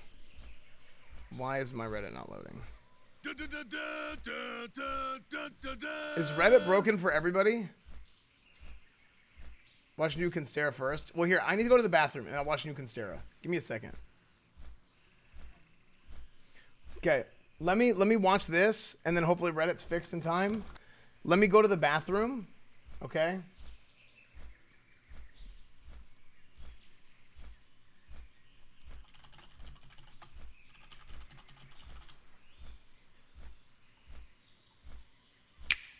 I watch his fan with my hand on my Johnson.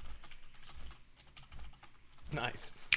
Barnacle, thank 3 you for the 3 months months, dude. watching this giant Bros, thank you for the Persian 20 bear. months. No regrets, S fan. Thank you, guys.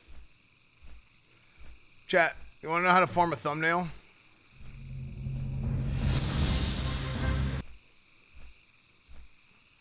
So can I repeat this? Playback? No? Okay, here. This is what we call farming thumbnail. Okay, chat. You guys jam out. I'm going to go to the bathroom and I'll be right back, okay?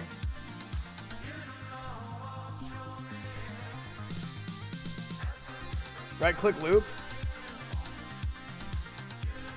You guys are geniuses.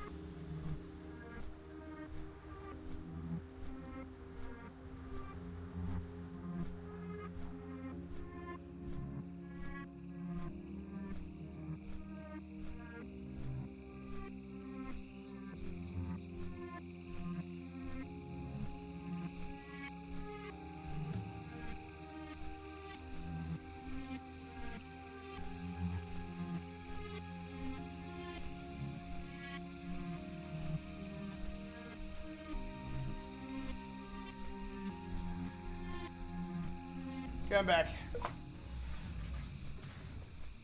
Okay, yo.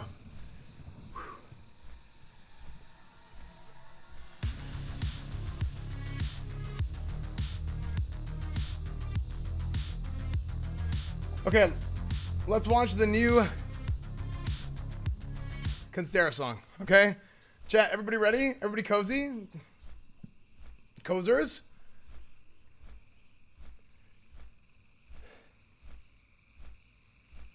Watch Madsen. We might watch a Madsen video.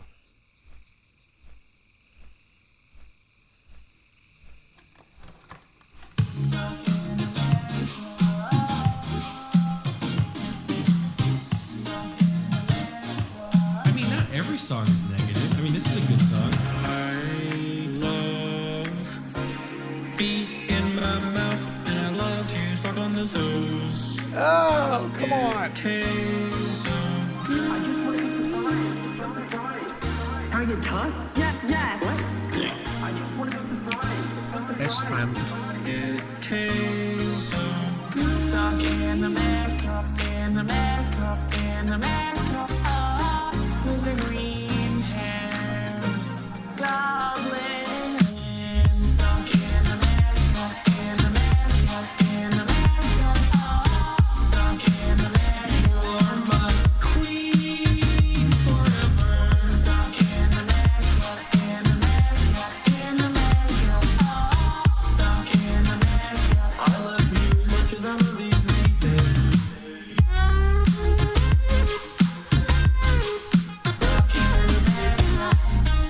This is the most Pogo video I've ever seen. This is actually the most Pogo thing I've ever seen.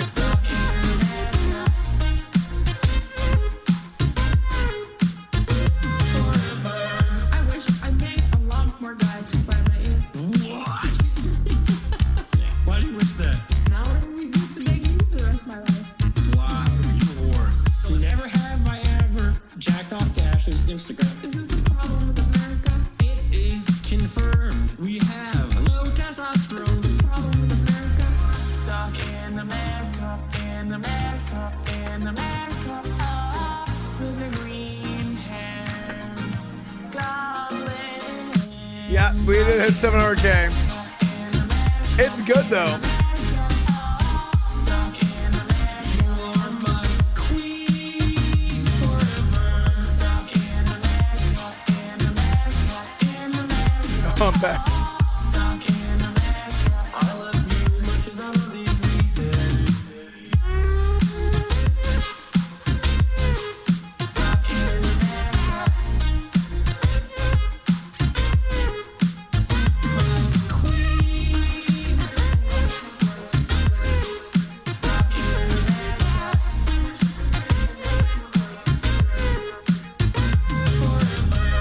You are my queen forever. Hey, I now have some custom-made merch available. You can find it in the link down below. Pogu merch. Really good. Really good. Dude, some of these guys, like Constera, Swordyway, these guys are so freaking talented, man. So talented. Howie is another one. Like, there's so many of them, guys. These guys are so good. These guys are so talented, man. Really, really good, dude. Oh, is he here? Constero, what's up, dude? Really, really good, dude. Dude, I watched the Twitch music video like 12 times. Yeah, like these guys are all so freaking talented, man. It's crazy. Mine was so long ago. Very Good was 1 year? No, Very Good was like 2 years ago. Yeah, June. This was right after my ban. Dude, actually, Very Good. It's crazy that you even had, because this was right after my ban. So, like, a lot of these clips were, like, fresh clips or stuff that all got deleted, because everything got deleted off my channel. Where do I whenever got redeem banned. my TBC beta all key? the EU VODs, everything. Because me and Miz got banned, and then our EU VODs got deleted. Of the EU trip, the Amsterdam VOD. So E-Rob had a couple of them, but that was it. Why'd you get banned? I held the camera and said, really. AC dude, thank you for the 18 months. Thank you, man. Rika Fruit, gifted us up to Constera. Thank you, Rika. Empirical, thank you for the 11 months. Fall to Alex, thank you for the tier 1. Andreomir, thank you for the prime. Man, Hooties, thank you for the 7 months. Do you think pregnant James Charles is, I don't even know what the hell you're talking about. What'd you get banned for? I said really, and I held the camera. Yeah, Esmando KT Tours, really. To be honest, that whole situation was funny. In hindsight. Not gonna like Mick Jones' song is the best one. I listen to that one daily. The Mitch one is really good. That's What's Up is really good.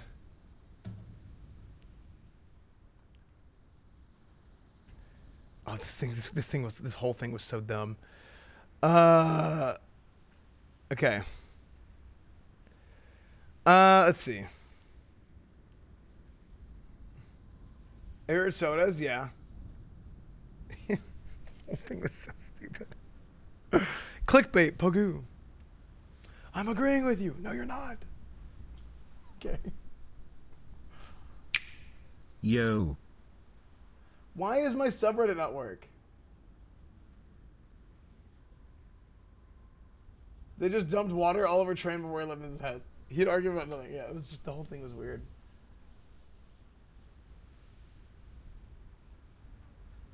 Play it? Okay, hold on. That's What's Up. That's Mitch Jones.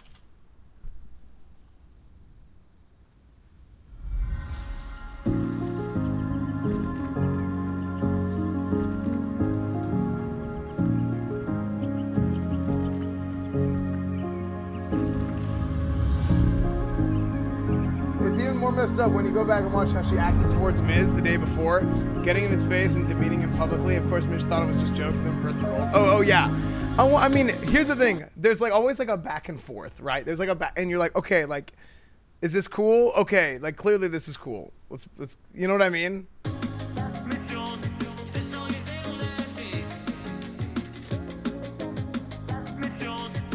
Sorry.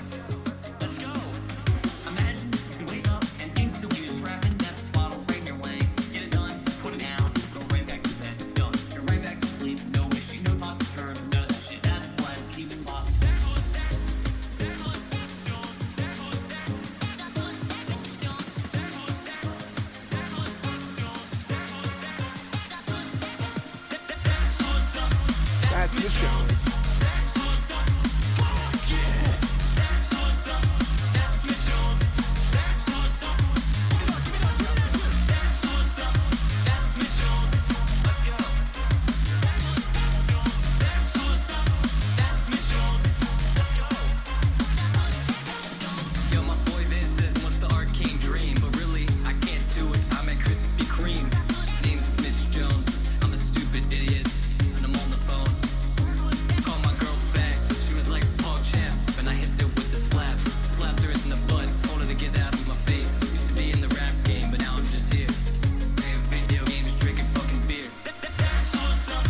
That's Miss Jones.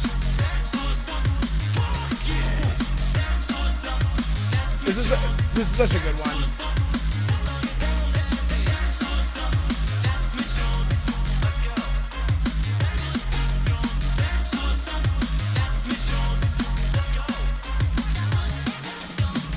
Alrighty. Listen, boys. boys, let me tell you something. Everybody mount up on your fucking shit. Get your fucking shit together. Wake up, look in the fucking mirror, dude. You want that? This could be you right here. Dread, Gladiator, Grayson. You could fucking have that. They try to take everything from me, and I'm still fucking here. Mitch Jones held accountable for everything I've fucking done. And while these people get away with shit, I don't. But I'm not fucking complaining. I still have 9 rank 1s, and I'm the motherfucking best. And I will prove that shit to the goddamn world to the day I fucking die. Bury me in the goddamn motherfucking downrange sewers, and fuck you! Target quiet, Warlock. That's Mitch Jones. That's what's up. Fuck yeah! That's what's up. That's Mitch Jones. That's what's up. It's on your real last year. That's what's up. That's Mitch Jones. That's what's up. Fuck yeah! That's what's up. That's Mitch Jones. That's what's up.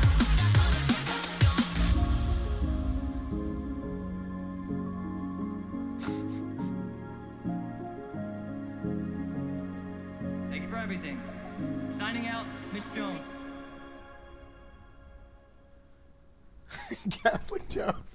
That's what's up, Gaslick Jones.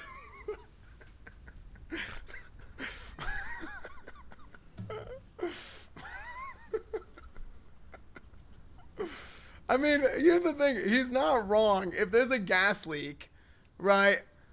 You know what I mean? Like, he's not wrong for being concerned. Yeah, that one's really, really good. Poggy, my wife's surprised me with an early birthday present is getting me the Arthas helm, dropping it on Blizz merch store. What the frick? Guards. I don't know what happened. That's what's up, Gasly Jones.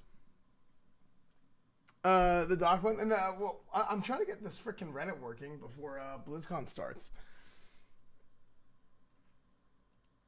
What's this one?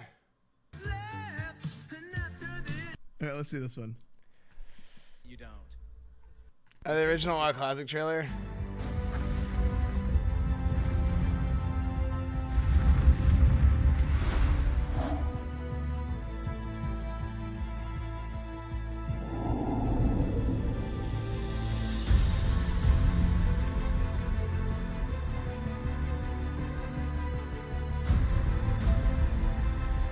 Dude, I wish I was around.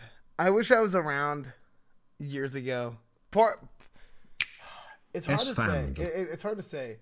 Part of me wishes I was around years ago. Cause I came to Twitch after the Classic announcement. I made YouTube videos and I was on YouTube doing private server streams, whatever. But I didn't play retail. Like, I had quit retail by the time that everybody else came. Like Asmon, Soda, Mitch, Wreckful, like all these guys. I wasn't really like involved, right? And like, yeah, like I'm friends with a lot of these guys now, but part of me wishes that I was around for all those days, you know, because I go and I listen to them, and I hear their like I hear them like talk about stories of like things that happened years ago, right? And it's cool, right? I just kind of like, it's weird to think about because I played on Keldazad. So like I would have known these guys like based on like the way that I played the game and kind of like the communities and stuff that I was involved in. I would have like, if I just kept playing, I would have just happened to been playing with these guys anyway, right? So it's just kind of weird. Like I quit and then like 10 years down the road, like you end up kind of making friends with them anyway, right? It's kind of interesting, right? But also in a lot of ways, like if I had never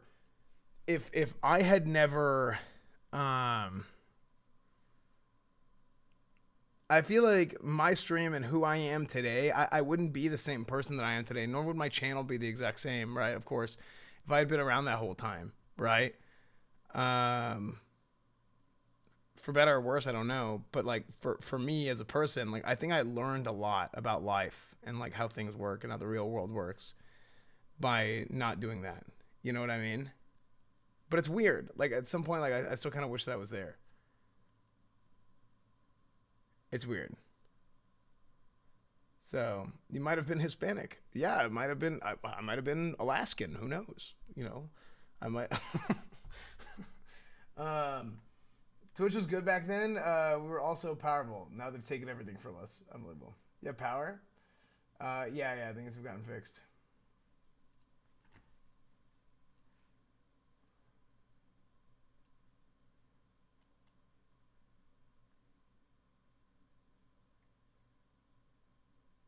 I could have been drafted by Los Diablos.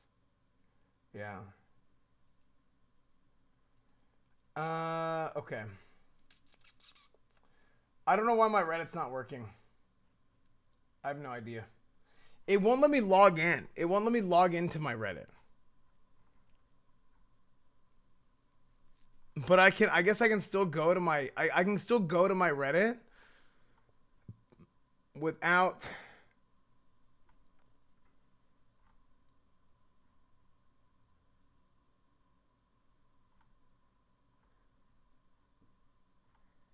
Okay, I can still go to my subreddit.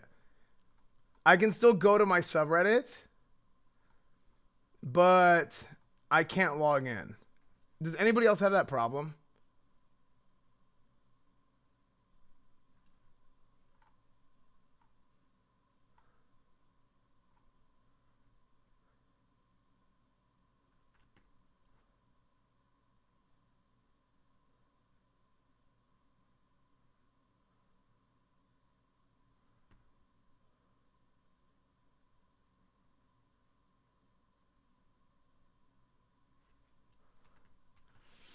Okay.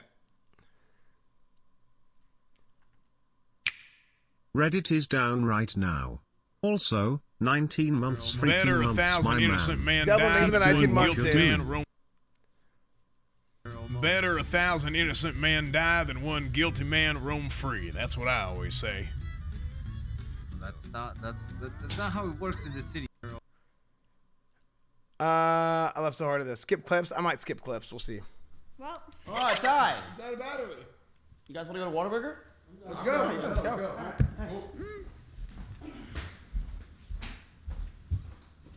I know it's white. Sorry, flashbang. Liar. Wait, no, it's that way. Oh, right. Of course. Oh, I don't like the way that it feels. Hey, it's not my wall. It's that wall. Let's go get it. Hey, actually, don't worry. I'll pay. Business. Oh, wait, just kidding. I forgot my wall. I've already seen this, but I just like watching myself sometimes. Wait, snowlight's over there.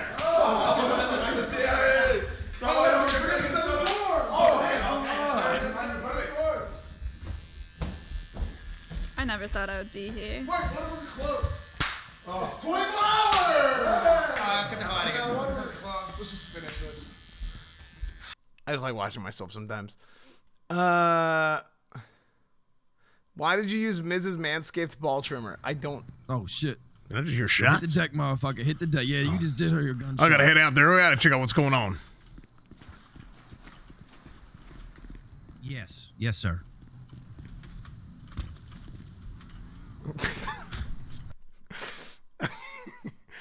Okay. Do you guys want to watch these, or do you guys want to skip the GTRP clips? Parkour. Okay. Parkour! Parkour! Parkour! Parkour! I'm right behind you, Andy! Come on! Yeah! Okay. Really? Yep, that's me. You're probably wondering how I ended up in this situation. The law never stops. Oh shit! Did I just hear? We just saw this one. In memory of our heroic hero. Oh my gosh. Okay, this is let's see. Howdy. HUD shots fired. He tried to Light mode Reddit is tried to broken. do some heroic and he overshot the jump. Okay, Kevin, you need to do this. Story of Cletus's life. He tried to do something heroic and then he died. Cletus Cornwood bingo card. People love Cornwood, dude. People really love Cornwood. Europe gets called fat, darn communist. Tells people what to do. Yeah, I'm a sheriff, former. Goes to hospital. I served in Desert Storm in Berlin. Pulls gun out. Son, do you know who I am? Escalates the situation. Shoots gun. Freedom ain't free except here. Pulls out notepad, walks into a scene of a crime. Best blank this side of the Mississippi. Shh, you hear that? Explains to cops why he's right. Spies with binoculars. I'm from Rust Island. Eavesdropping on people. Gives random age. Believes cops are always right. Randomly eats. And do you have a permit for that? True. This is actually really good. I have 2 bingos and I've only been watching for 6 minutes. Yeah, Cornwood's good. People really like it. Sven, you're literally on the phone. Wait, what happened? I can call. Hey, does your phone work? Oh, that's weird. Out here in the fields. I don't know why that song got stuck in my head just now. Right up my ears.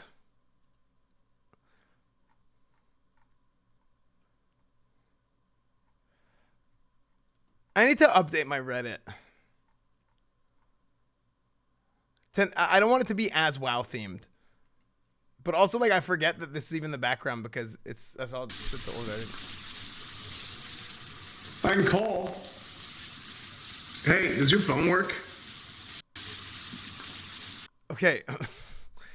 That's not what I meant. I meant like, does your, because you can call, but you can't internet. Literally scared. Pepe Point. I got it. American man of Iranian descent being held hostage overseas, colorized circa 1980. Okay, it's actually okay. Okay, it's actually good. I look, dude. It literally looks like a hostage video, and I've been like tortured. It's like, this is so bad. This is actually so bad. Oh, that is really good. Our streamer is balding, Sag. I'm not balding. This is a natural split, and this is where the headphones Finally, go. TBC Okay, is I'm coming. not Prop balding. Paladins rise up. And also the light makes it worse. I think the lighting makes it a lot worse. It's because I had a light, the cul-de-sac incoming. This is not a cul-de-sac. Okay, it's fine. So that's why he's keeping his hair so long. Oh my gosh. I feel you, S-Man. I'm balding too, and I'm 26. I'm not balding yet. Though. I'm not balding. S-Fan leaves the gas on. Stop balding, Dad. You keep clogging the shower. Balder than Maya. Oh, come on. Okay. So I'm just going to leave the gas on.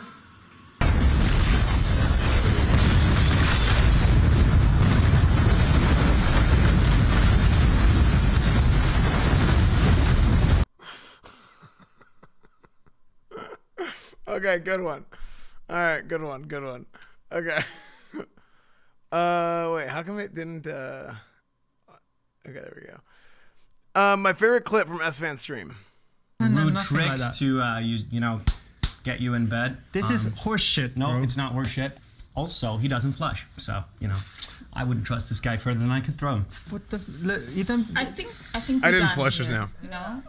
Why'd you listen to this shit? He's Date a is over, bullshitter. I Look think. at him. Look at his lying face. Why his would he little lie? lying face. Why would he lie? Nim, what the hell, dude? Out of pocket, man. He's a man. I'm not a Why would he liar. lie? I'm He's not a a liar. man. I'm Men a very lie. honor- All men I'm a lie, very- apart I'm- from No, me. I think I'm a very I'm honorable over it. guy. Okay, I'm a good yeah. bartender. I'm a good streamer. And Oh, you a streamer? I am a streamer. He's a bartender and a streamer. Exactly. A barman and a streamer. nice. What? How low could you go? Yeah, I don't know, Richard. Maybe you'll find the bottom one day. You want to head out of here? Sure. What are you on about? Cover for me. Dude, I would absolutely love to be in a Super Seducer game. Or like he said he's making Horror Seducer. I would absolutely love that. That'd be so fun. That would be so fun. Like I bet Nim had an absolute blast doing that. Horror intro. So like I said, Horror Seducer. S-Fan versus the Wild.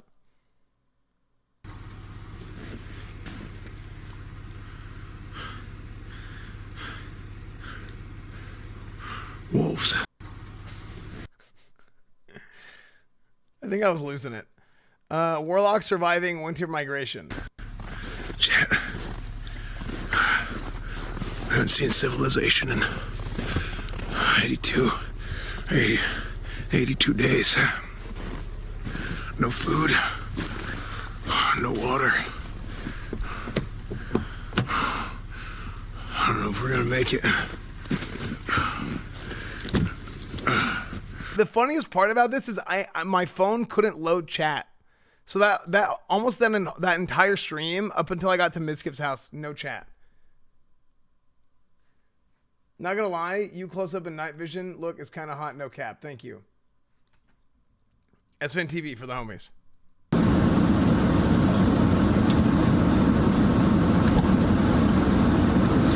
What the hell, car? Pour some out for the homies who ain't here.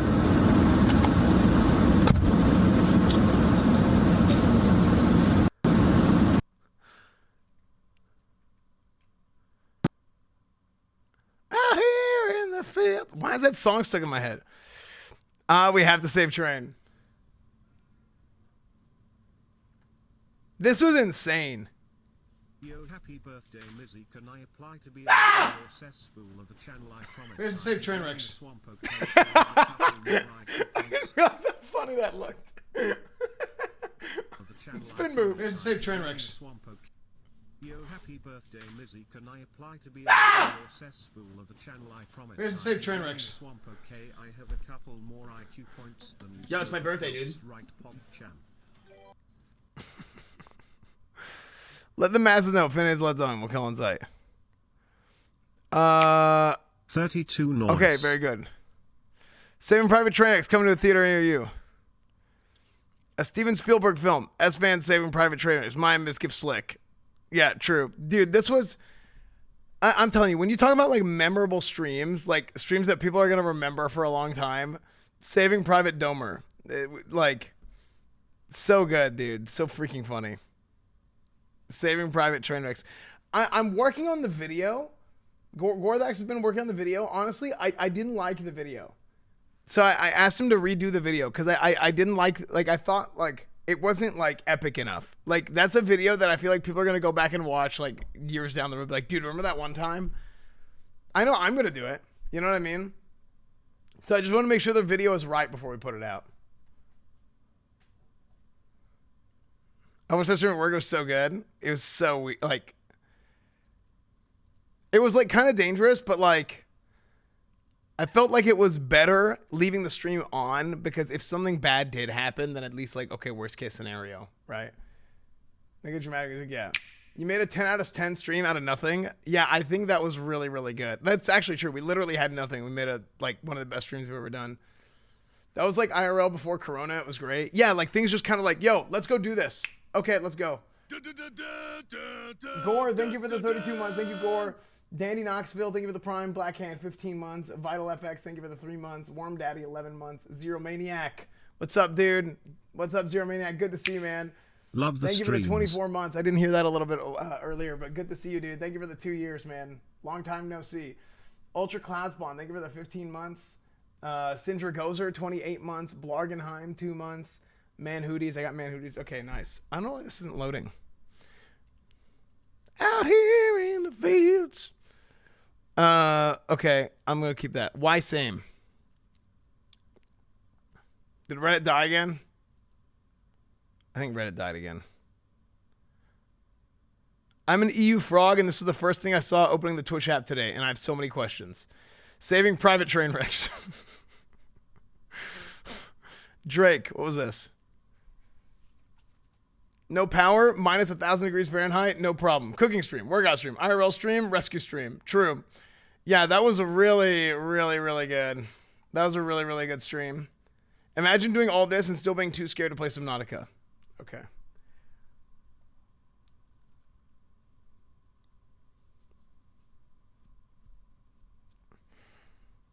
Always finds a way to entertain. Thanks, dude. Yeah, I mean, like, it feels really good, right? Like, to put together like a stream like that and see so many people are like, They really, really appreciate it, right? Like it is a really, really good feeling. So, because I do feel like that, right? I feel like we can, not just me, but like our entire friend group, like are capable of doing that. You know? What was this? Give a man a fish. What it feels and you like feed him listening for to a Cletus day. Cornwood. Don't teach a man to fish, and you feed yourself. He's a grown man. Fishing's not that hard. I once worked with a guy for 3 years and never learned his name. Best friend I ever had. I should come up with a bunch of Ron Swanson quotes to do for Cletus. I should. That would be really good.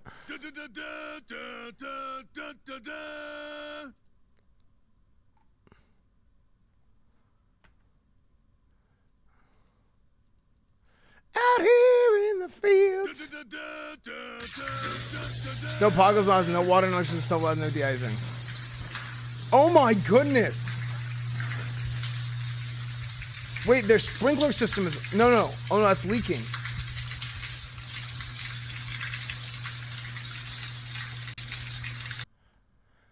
Jesus, dude.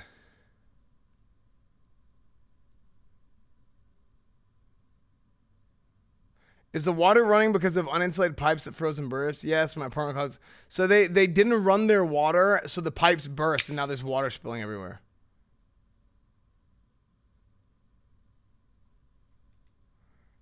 Jeez, dude, that's insane.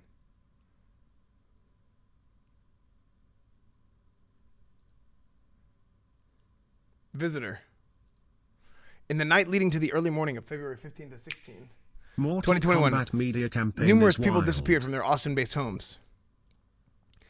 Investigations into the disappearances have been declared a cold case. However, footage recovered from a backpack and several hard drives that night reveals something far more disturbing than any official explanation. Some have deemed the events nothing less than supernatural. What the frick is this?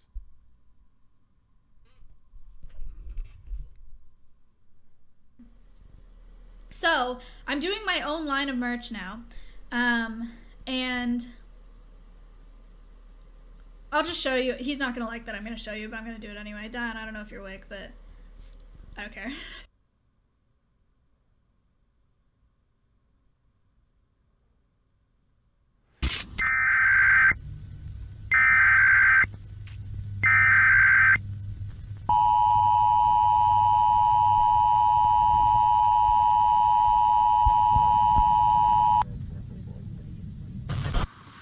Is that, no? Oh, video light. Okay. On. Okay, chat, how does that look?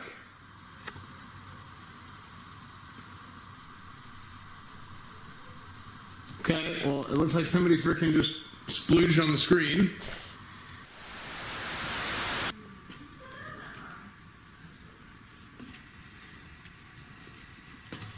Okay, this is super weird. Okay. Wait, they said we can perfectly hear you. The audio is fine. We can hear you, but we can't see. Wait, this is good. This is an audio stream.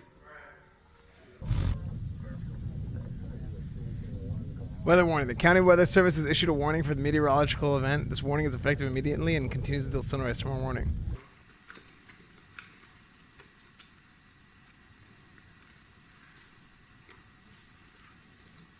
Oh, no way. Dude, I think our cell phone tower got knocked out or something.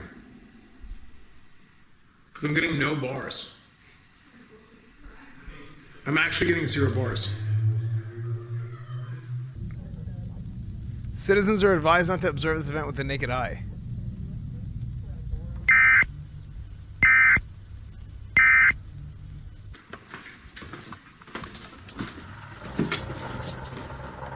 It's like freaking Blair Witch, dude.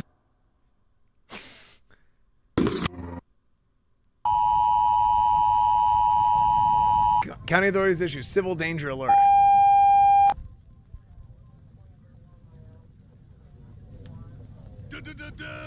Seer Guy, thank you for the Prime. Hipster Doofus, 19 months. Fart Poop, 5 months. Lectral Twitch Prime, thank you.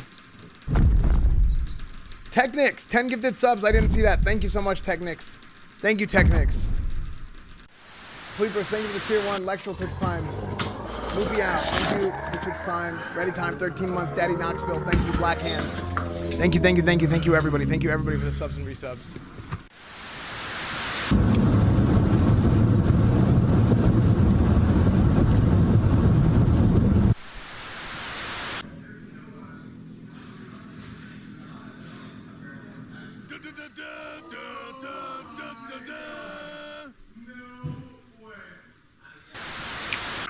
"20 months is found cozy." Russell, let me go to your mom's house. Dude, we have...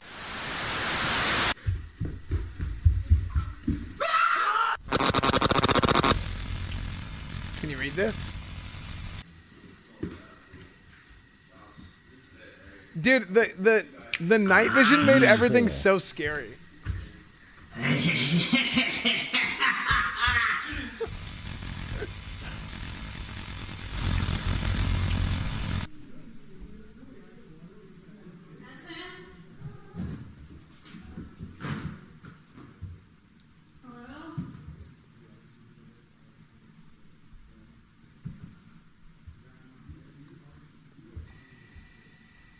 Dude, this is so eerie. Hey. And I have some granola. And I'll mix that. I'll make a trail mix and I'll make little PB&Js or something. Hey, no. Oh my god!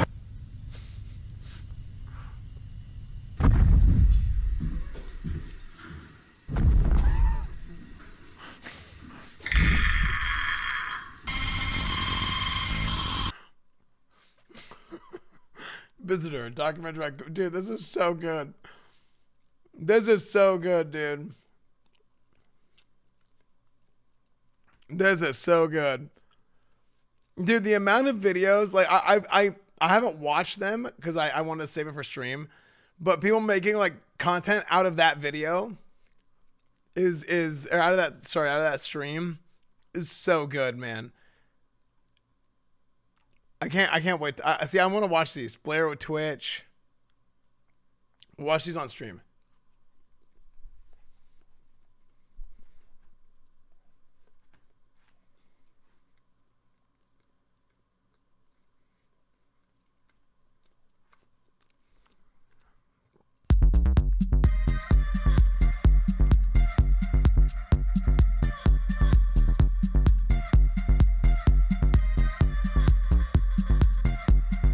So do we have time?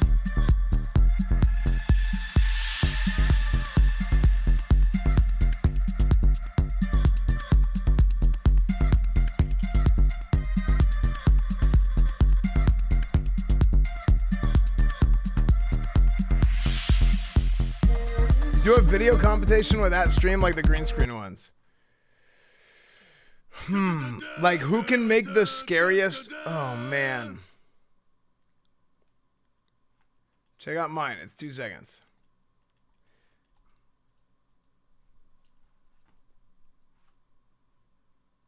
What did he ask for? Please send me a sex doll. Sounds like you're asking for one. Unbelievable. Okay. We still have like 10 minutes before BlizzCon starts, so we can still do this. No wonder why S-Fan hates Maya so much. They're probably going to nerf it next patch. Okay, that was actually a raccoon. Let's go get it. Bring it back to Maya. And then nurse it back to hell. We gave her content. Yeah. That's what Maya does. She just runs over animals to get content.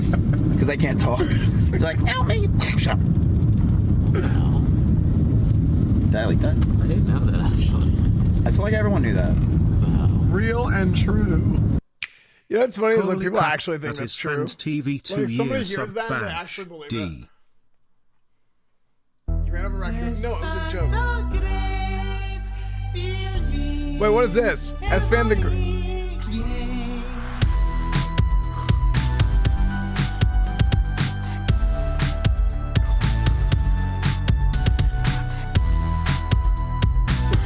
This guy again.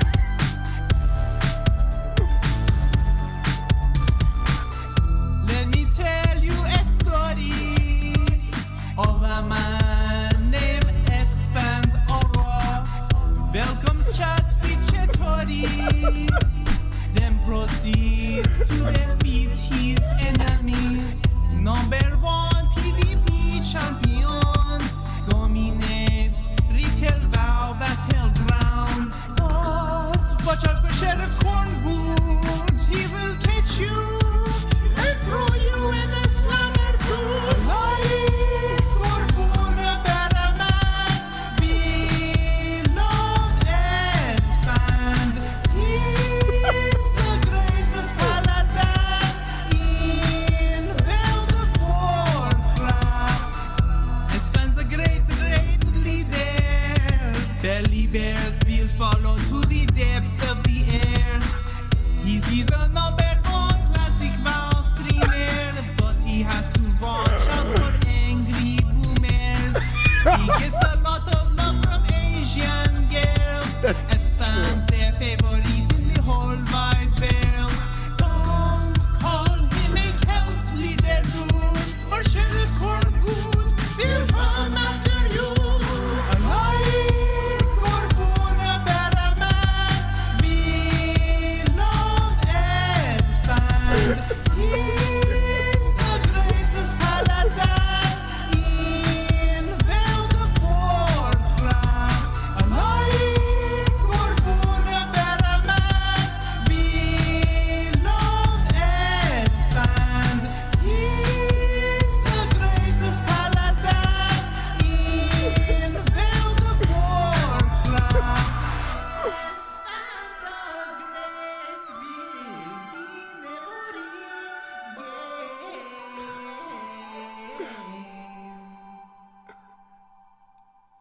Salam Espen Ağa, this is Pedram, Persian rockstar, and I just wanted to tell you that you are very famous in Damavand, where I am from, and every Nowruz we take pilgrimage to the top of the mountain to pay our respects to your statue. So thank you for watching this video, Espen, and maybe next time we do duet together. Okay, Espen, bye-bye, Khodafez! This is the stupidest thing I've ever seen. I loved it. It was amazing. It was completely absurd.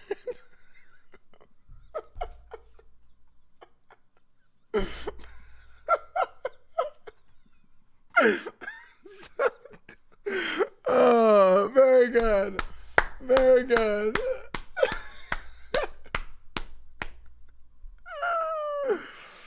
Oh my gosh, that was so unbelievably absurd. That was great. That was so funny. Oh man, that was good, chat. That was actually good. Actually good. That was so funny. That was so great.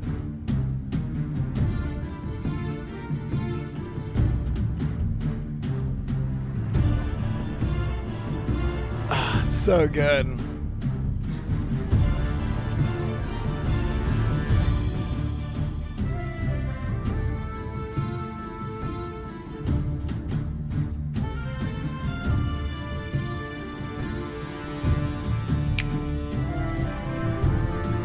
That was so good. Okay, I'm looking at we'll keep an eye on this because it's gonna start soon, chat.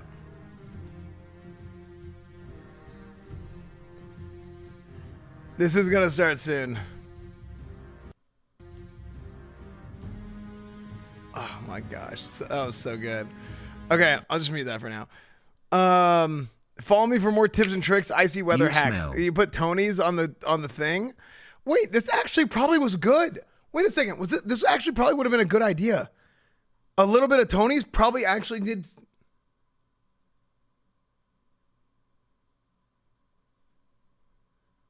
Right?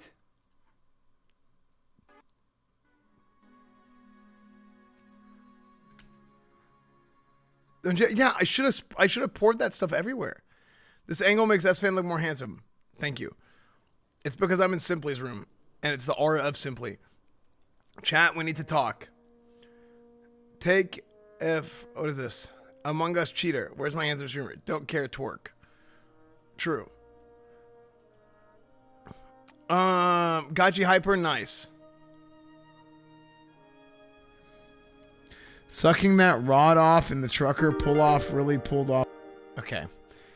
I was Hail reading chat. champion. Happy BlizzCon. Here is some wow machinima you will hopefully enjoy. Smile. Weed up, thank you for the $20, man. Thank you so much, dude. I don't think we'll have time to watch that in the middle of this. Thank you, man. Waiting for Texas streamers. Made a scary movie trailer for Texas Black on Twitch. You're gonna miss the opening ceremony? I have it open. Here, well, let's watch this one. The Blackout of Twitch, unofficial trailer. We have enough time to watch this one. In association with OTK and Alveus Sanctuary.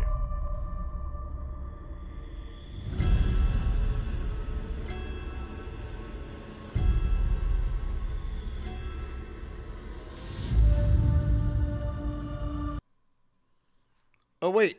What? Oh, so it's 2 different streams?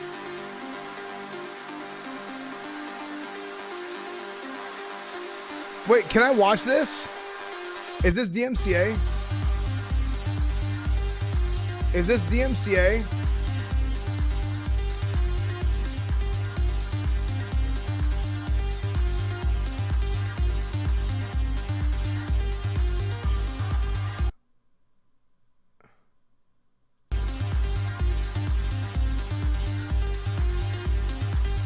They said that any parts of the stream that are DMCA would marked as such. Well, maybe they said it before.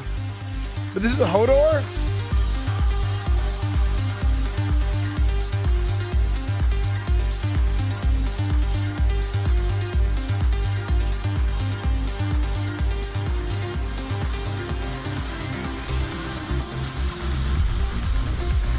Wait, how did he move that fast?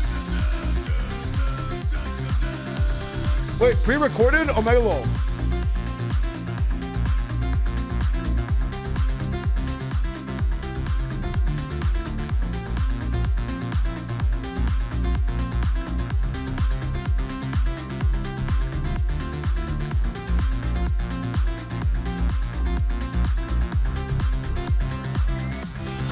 The name of the song is Galaxia.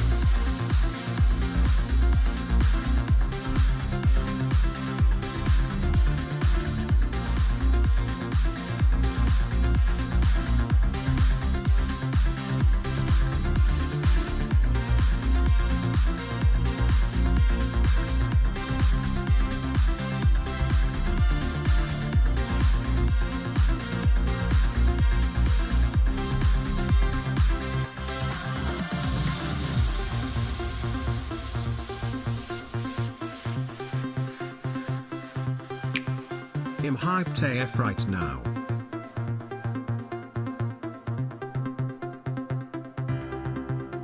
No, not fleshlight under table.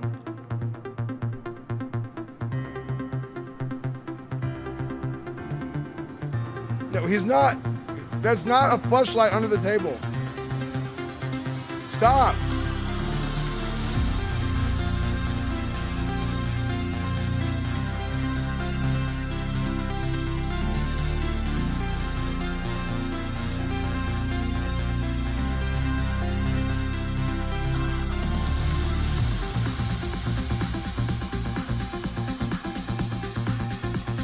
Natty Ice, thank you for the 9 months. Order needs chaos. I just spit everywhere. Thank you for the brine. Spit everywhere. Thank you for the brine. Spit everywhere.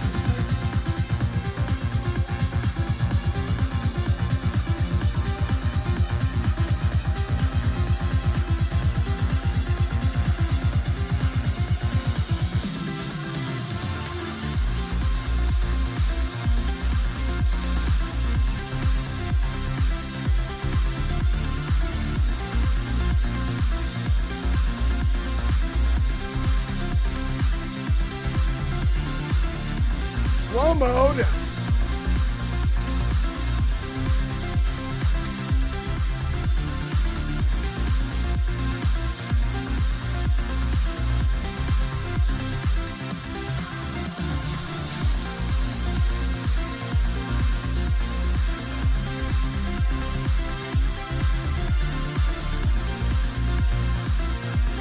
Mod me, White Hardo.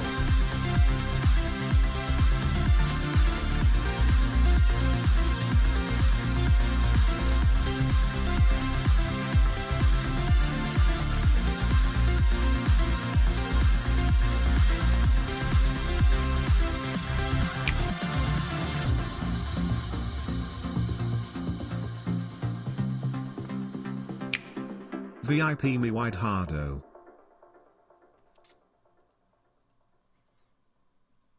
It started on YouTube already. I was just on YouTube.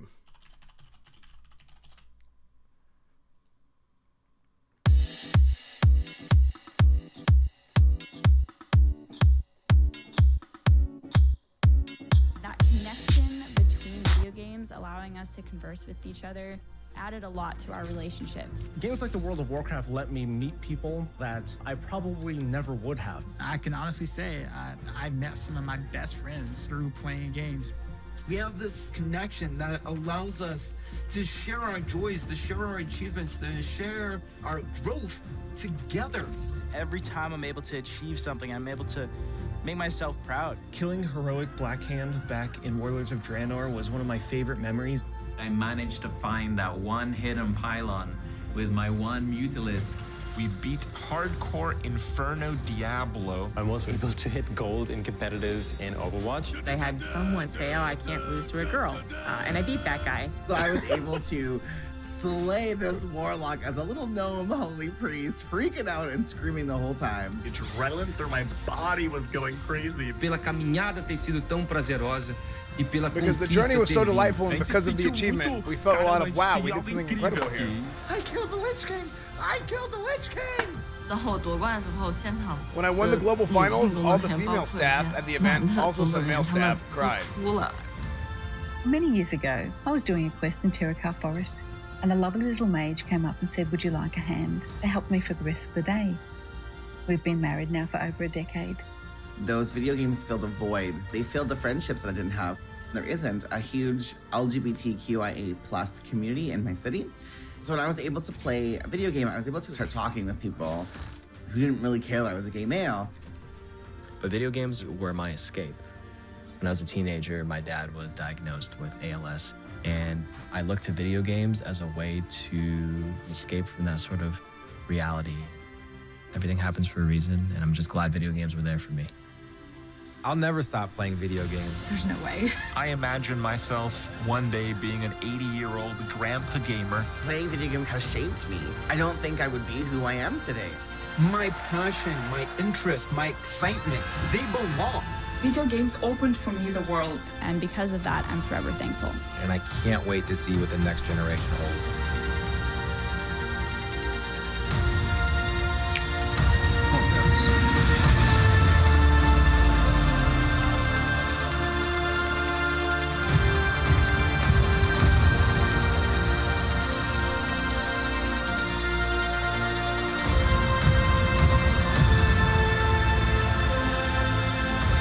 Me.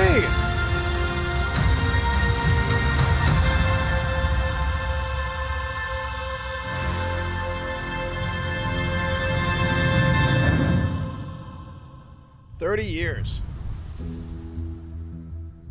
Welcome to Blizzcon Online, a celebration of 30 years of Blizzard communities and 30 years of Blizzard games.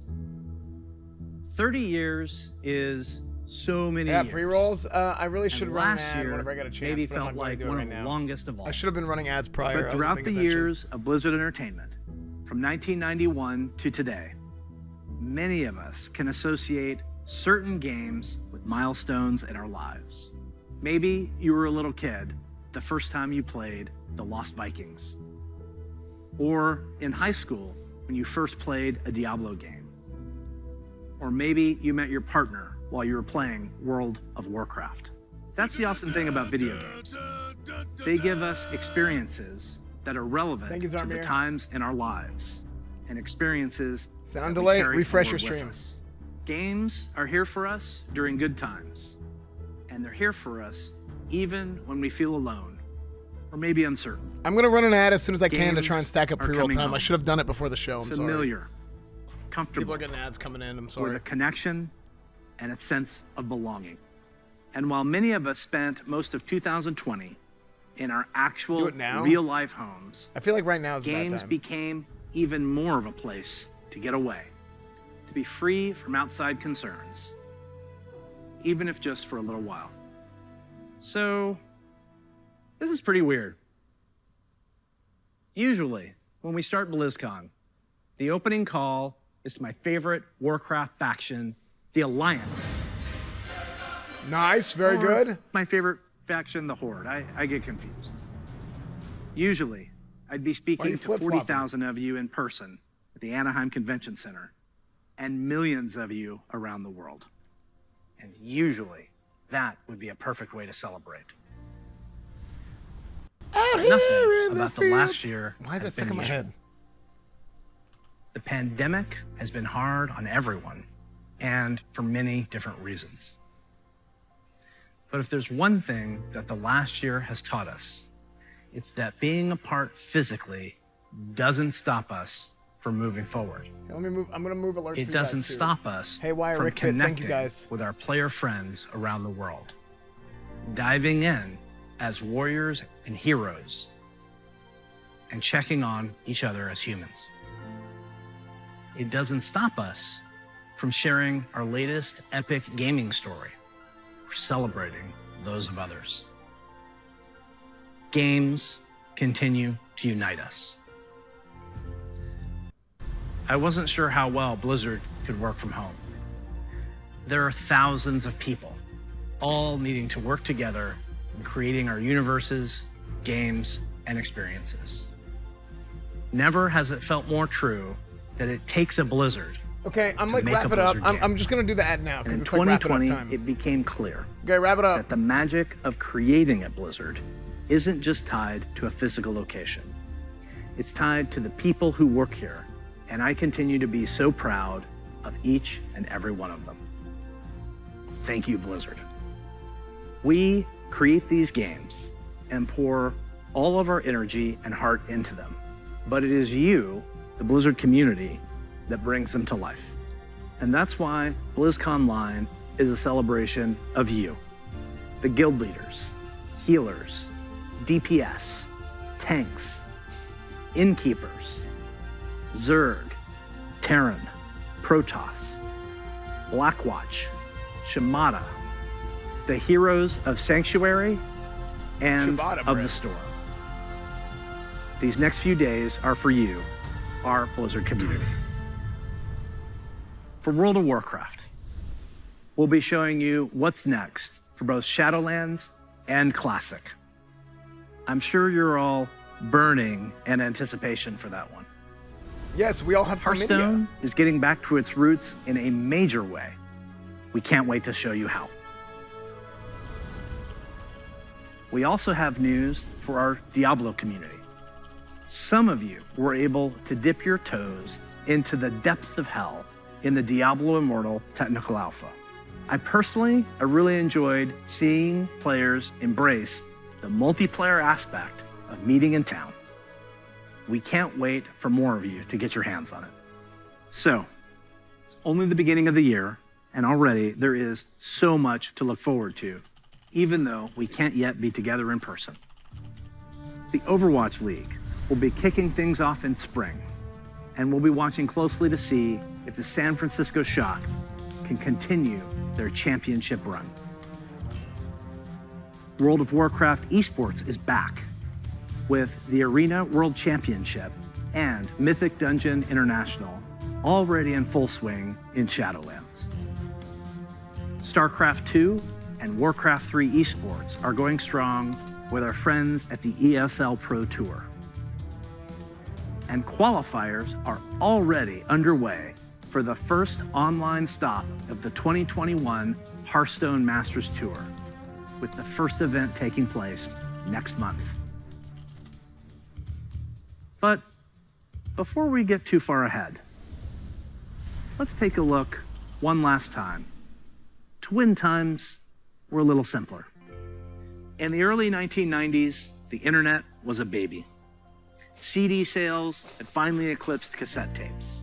Cassette tape, it's a rectangle piece of plastic and there's a tape inside, and music would get recorded on, and sometimes you needed a pencil to wind it and make it tight. I know, it sounds crazy. We were all playing video games on Super Nintendo, Sega Genesis, DOS, or Mac PCs. I personally was a master of config sys and auto Jay, podcast. So many simple things in simple times. If only we could relive them.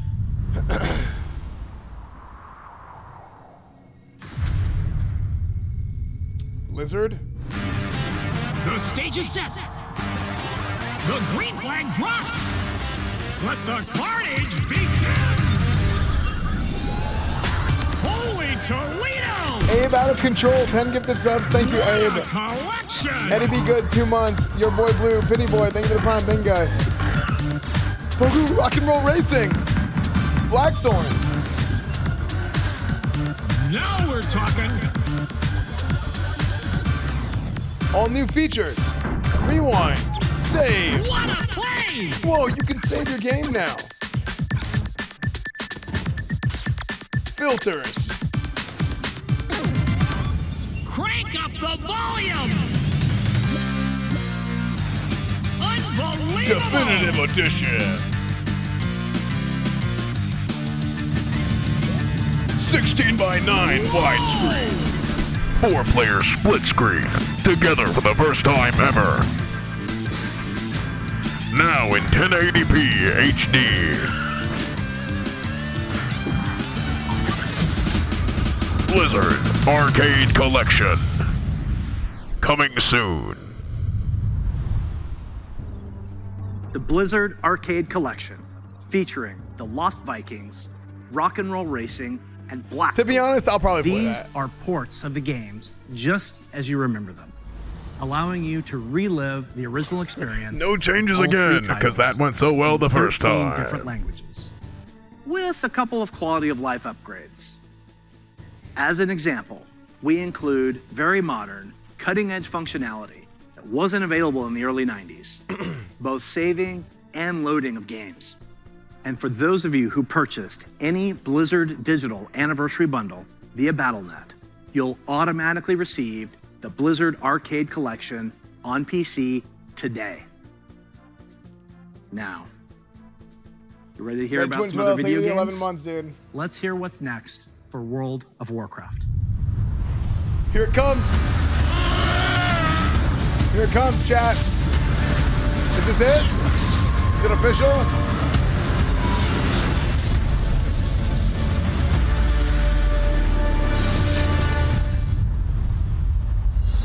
Hello, everyone. Thanks for joining us today. No matter where you I are, like this guy a lot. World of Warcraft unites us all. Whether you're exploring the Shadowlands, classic Azeroth, or another part of the Blizzard universe, I'm glad you could make it, because we've got a lot of good stuff to show you. But first, let's start with some Covenant Pride. The Noosh, thank you for the tier Kyrian, 1. take flight. Kyrian, that's Nightmare, me. Let the hunt begin. Necrolords, to war! He has wholesome dad Isn't energy. it? Let's party. The world has thrown a lot at us since the last BlizzCon. And the thing that's really kept everyone going on the WoW team has been connecting with all of you. The bonds we forge with our guilds and family and friends in WoW are powerful and real. As WoW enters its 16th year and Blizzard celebrates its 30th anniversary, we're so grateful to have the most dedicated and friendly communities in gaming. Let's recap the events in Azeroth. In WoW Classic, we fought an endless battle for South Shore and Tauren Mill. We banded together to open the gates of Ank'Baraj. True. And joined forces to take down Kel'Thuzad in his floating citadel of Naxxramas. Yeah, that bitch. In Won't drop his Shadowlands, Might of Menethil we helped anymore. our Covenant recover from the Anima Drought, brought on by Sire Denathrius, Master of the Drought, that Venthyr, sounds really and painful. traitor to the Pantheon of Death. We survived the halls of Torghast and crafted legendary gear in our efforts to expel Denathrius from his castle lair. He's Grandpa Shroud. But innocent souls are Wait, what the still hell? wrongfully being sent to the Maw. They Wait, face since an when does eternity of Shroud's dad torment, work and for heroes Blizzard? like Anduin remain chained in its depths. The jailer continues to grow in That power. one. He's preparing to break free from the Maw and complete his plan to unmake the entire Warcraft universe. And Sylvanas, you may be wondering what she's been up to all this time. Today, we're excited to unveil our first major content update for Shadowlands, Chains of Domination. Chains of Domination, fan. Look around you! What makes you believe you're not just a weapon to achieve his ends? Enough! Join our cause, or be made to serve. Right now, you hold all the power. Make your choice, Sylvanas Windrunner. Oh, frick. The choice will be made. Coming soon. Despite all our efforts, the Maw continues to grow. What if Denathrius' treachery is irreparable? The Primus is lost, and Bastion cannot save the Shadowlands alone. None of this should have happened. Perhaps the Winter Queen could... My Archon. A living soul seeks an audience. A mortal? A king. By all our measures. One who has spent his life striving for justice. One who would Luther. give anything to serve his people. Watch it on Twitch, there's a delay. One whose heart is true. Very well. He may approach.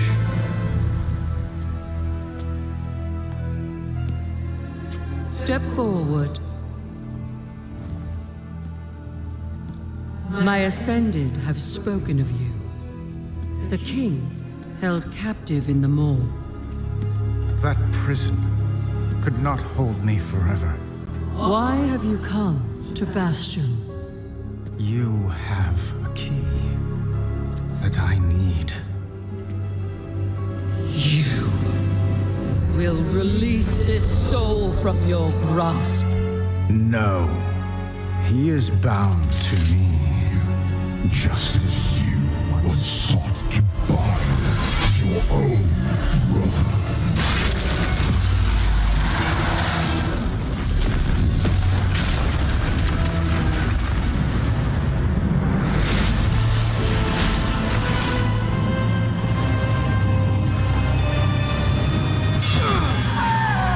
Wait, what the hell? Wait, what? Question mark? I'm so lost. What the hell? Did he?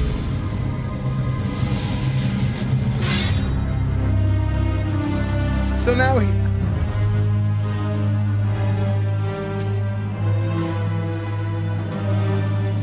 The vessel performed its part flawlessly. 3 keys remain. Then they will see.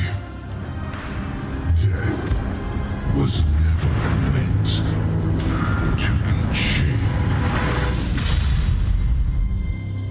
Chains of Domination.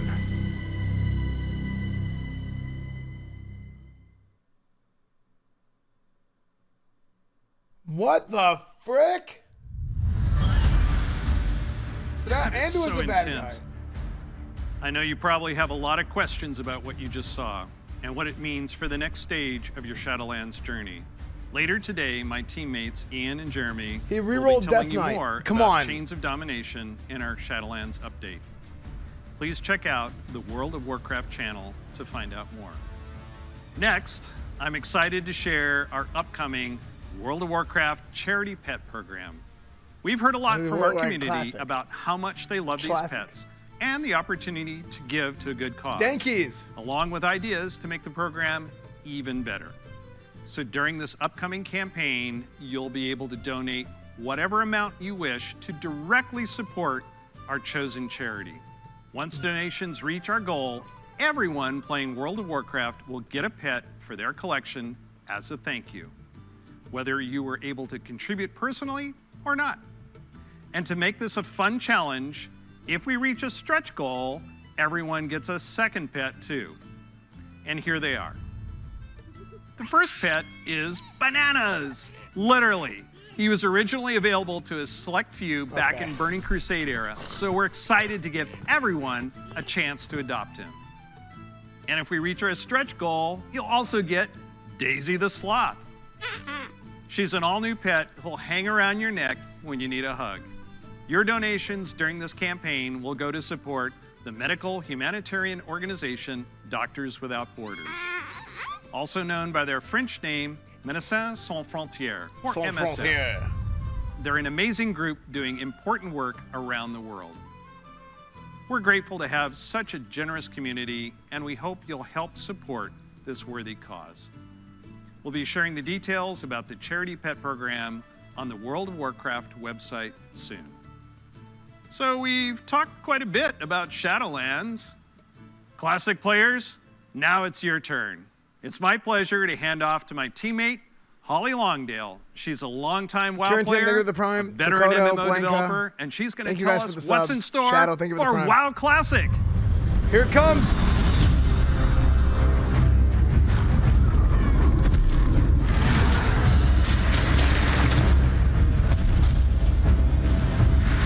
Here it comes. Hi, everybody. First, I'd like to thank all of you who have ever been part of the WoW community over the years.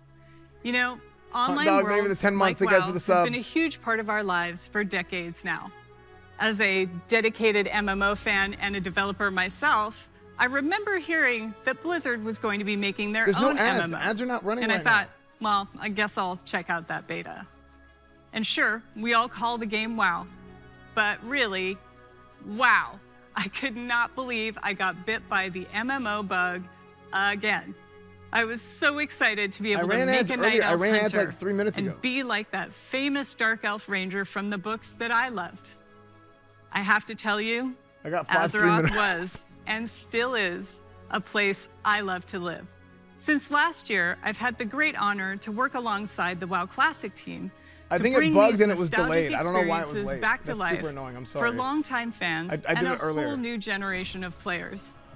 As a fan myself, I've had so much fun in WoW. From the simple things like drive-by buffing or making friends on that long haul from Teldrassil to Ironforge, all the way to the absolutely staggering, like when I jumped blindly through the dark portal and was running through Hellfire Peninsula, heard this terrifying noise, and then saw the Fell Reaver. Biggest roamer I had ever seen, and I was very glad I had feigned death in that moment. And that's the thing about WoW. These stories and experiences we all Dude, I'm share waiting for this background keep to us change coming into, like, back Illidan. time after time. Let's With that go. said, Where is it? I'm super excited to be able to share with you where our adventures are taking us next. I have stuff to complain about for. Here it is.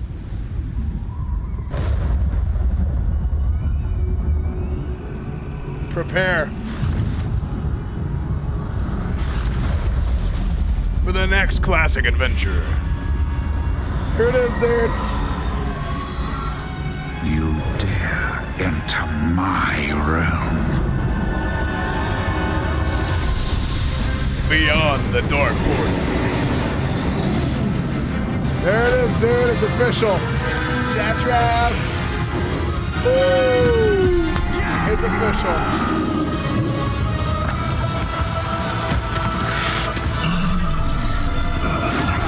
It is official. Prepare.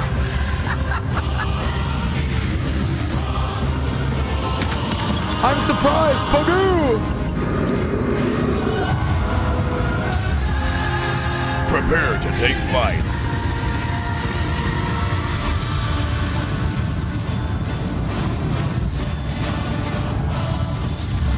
Prepare to crusade.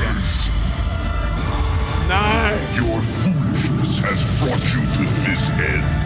Take my blood and choke on it. Death to the outsiders! I'll turn your world upside down. Prepare to burn. You are not prepared. He said the thing! He said the thing! Dark Portal reopens 2021. There it is, dude. Brings back so many memories, right? There it is. Like exploring the fungal forests of Zangarmarsh, or being awestruck at the chaotic magic alive in Netherstorm, the Draenei in Exodar, the Blood Elves in Silvermoon. I love playing them both. Do you choose to enlist the Aldor or the Scryers in your quest to fight the Legion? And of course, we can't forget gathering all your friends to fight Illidan at the top of the Black Temple. I can't wait to relive it all with you. Since the team first set out on their own quest to bring the original WoW back to life, we have learned a ton about what players are expecting from this kind of experience. We've also learned when to keep things just as they were, and where we all might be open to some changes. We're bringing all these lessons into Burning Crusade Classic, with our primary goal to bring back the same feeling you had when you faced the Fel Reaver for the first time, or when you were digging through piles of Felhound poop. Of course, we can't get this right without you, our incredible community. Don't read Reddit. Soon you'll be able to revisit Outland yourself when beta starts and tell us what you think. Later, all WoW Classic players are going to be presented with a meaningful choice for each one of your beloved characters. Do you want to move on into Burning Crusade Classic? Or do you want to stay in the original Classic era forever? Whatever you decide, you can do it all with your one WoW subscription. Now, I know I've thrown a lot at you, but don't worry. We'll be getting into the details in our panel later today. So stick with us.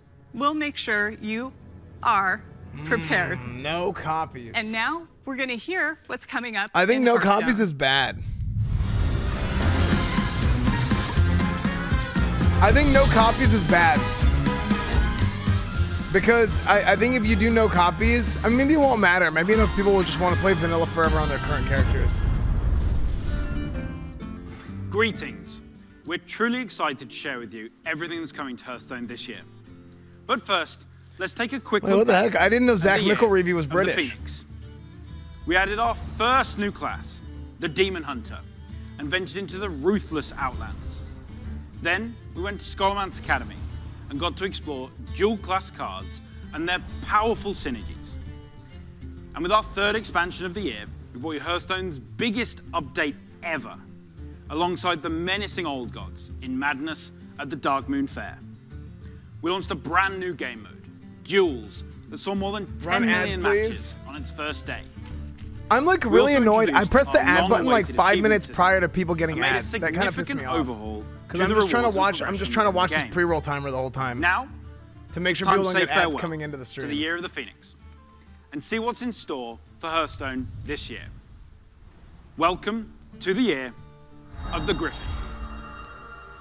Now's this time to stack Over the last couple of years, we've made big changes to Hearthstone. Throughout the Year of the Griffin, we want to keep delivering fun, Can't wait, I'll play Classic for real. BC is my favorite expansion. Sure Me too. That the tens of millions of you playing Hearthstone are always excited to log in.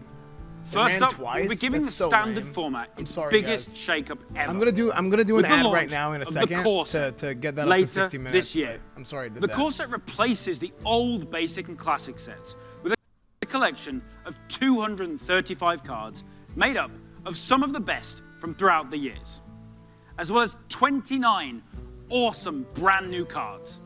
And the best thing about the core set is that it's entirely free.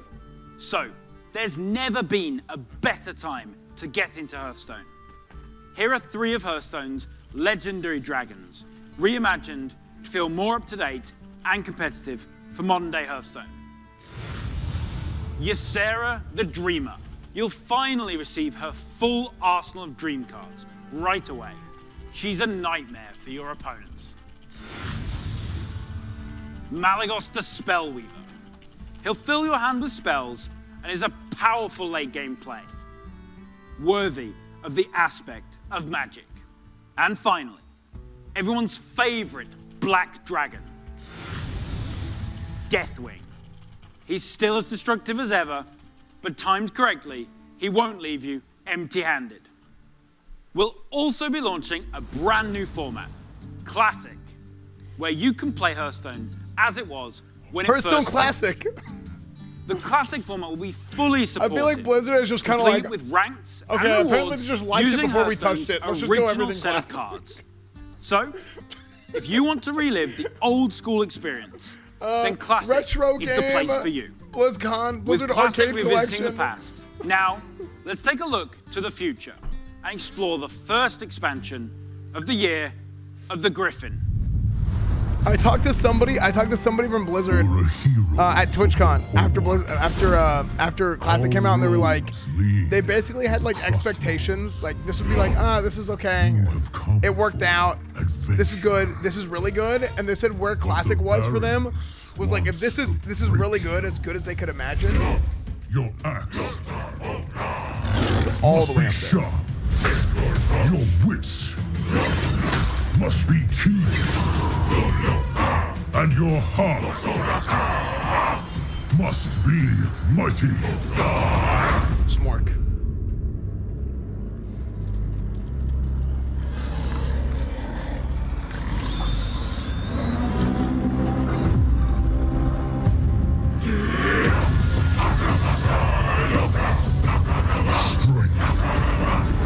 And honor. This is who we are.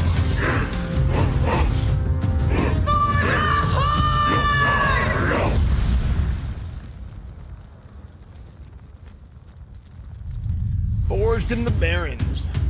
That's right. We're headed to one of Warcraft's most iconic locales, the Barrens, and we'll come face to face with the heroes that inhabit it, starting with one of the Horde's most iconic and well-known characters, a fierce loyalist, one-time war chief that embodies the honor, loyalty, and spirituality of the Horde, Shadowhunter Vol'jin. Shadowhunter Vol'jin is a neutral legendary that allows you to either bolster your own board or weaken that of your opponents. And to celebrate the announcement of Forged in the Barrens, this card is available for free for everyone later today. So log into Hearthstone and claim your free copy of Shadowhunter Vol'jin. And as a bonus, we're also giving away the brand new 30 Years of Blizzard card back. Next, we have another hero of the Horde who is making his first appearance in Hearthstone.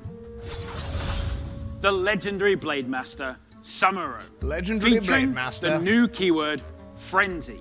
Frenzy. Frenzy activates the first time a minion takes damage and survives. In Samuro's case, this can be used to clear your opponent's board. Heroes of the Horde, like Samuro, are famous for their combat prowess, but others, like Thrall, are known for their powerful elemental magic.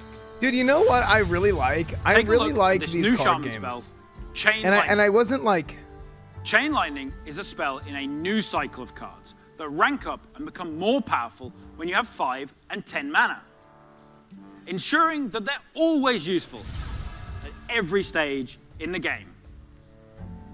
You'll also notice like that playing they're categorized Legends as of nature Runeterra is spells. really fun.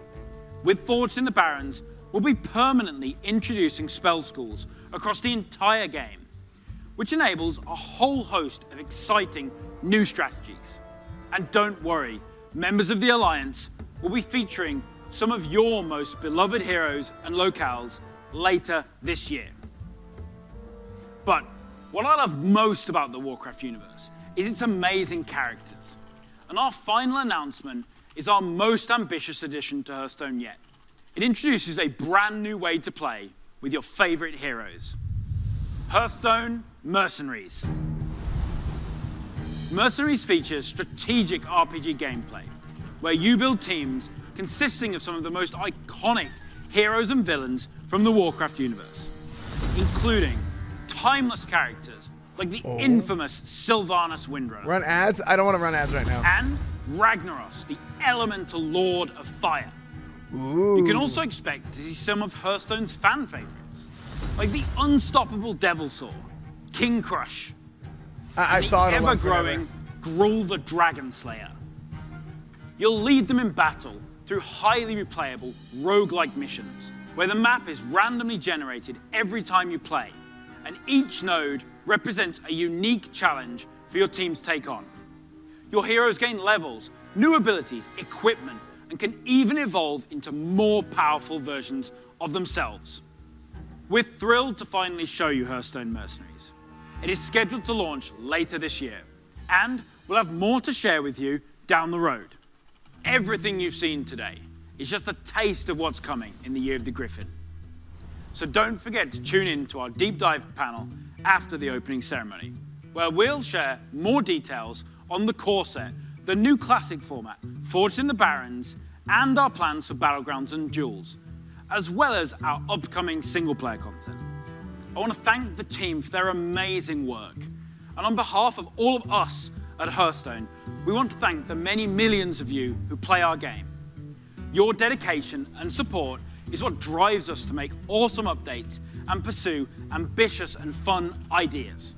We can't wait to kick off the Year of the Griffin with all of you, and we hope to see you in the game soon. Next up, you'll get an update on all things Diablo.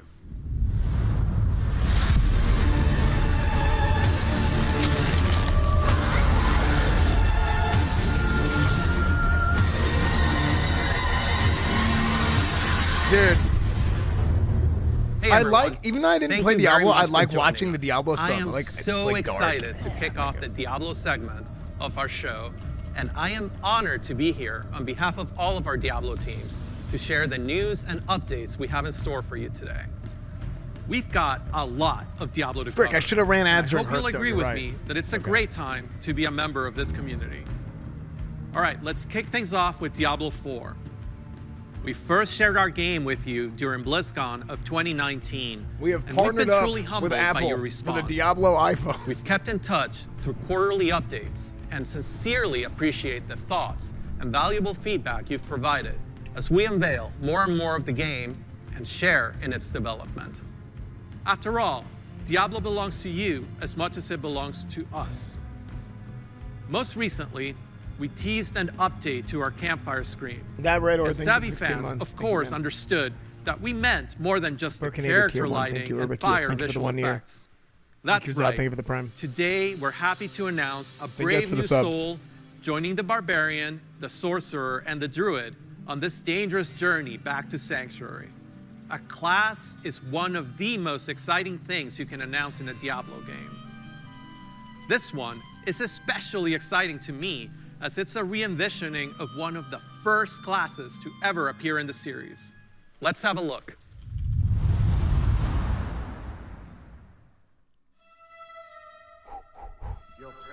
Any cozers?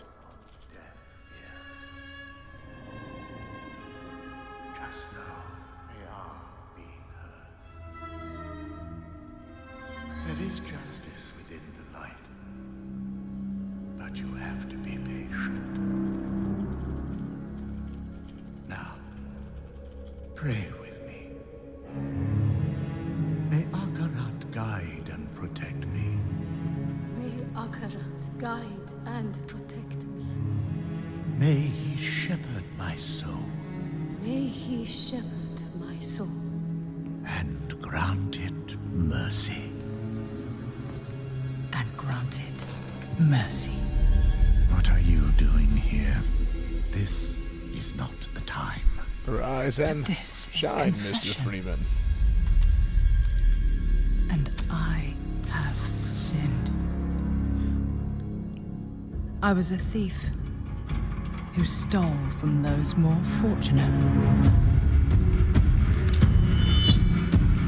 I strayed Rogue? from your light and found my trade in the shadows. They call it murder. I say, job well done.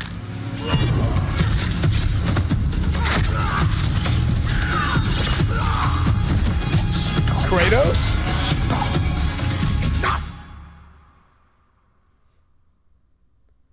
I am a thief, a heretic, a Thief, murderer, heretic, Father. murderer. Will Akarat save me?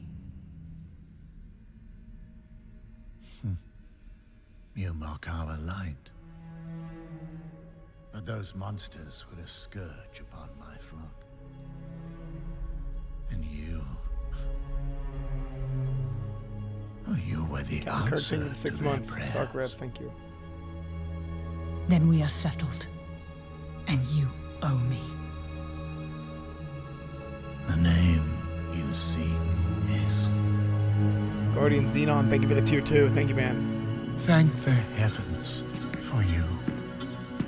Heavens? I assure you, Father, the heavens didn't send me. New class Rogue.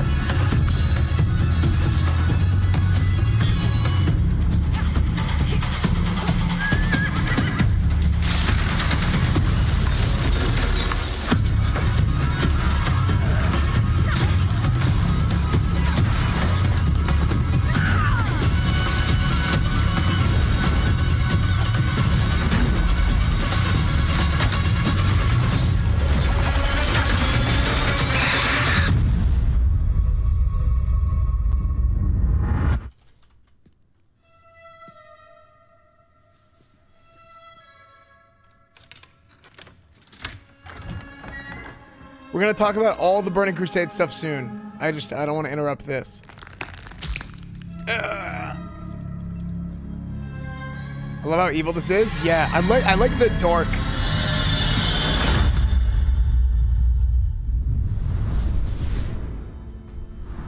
Just the sound of that ear getting pierced by the hook is so brutal. I feel like it's gonna haunt me for a long time.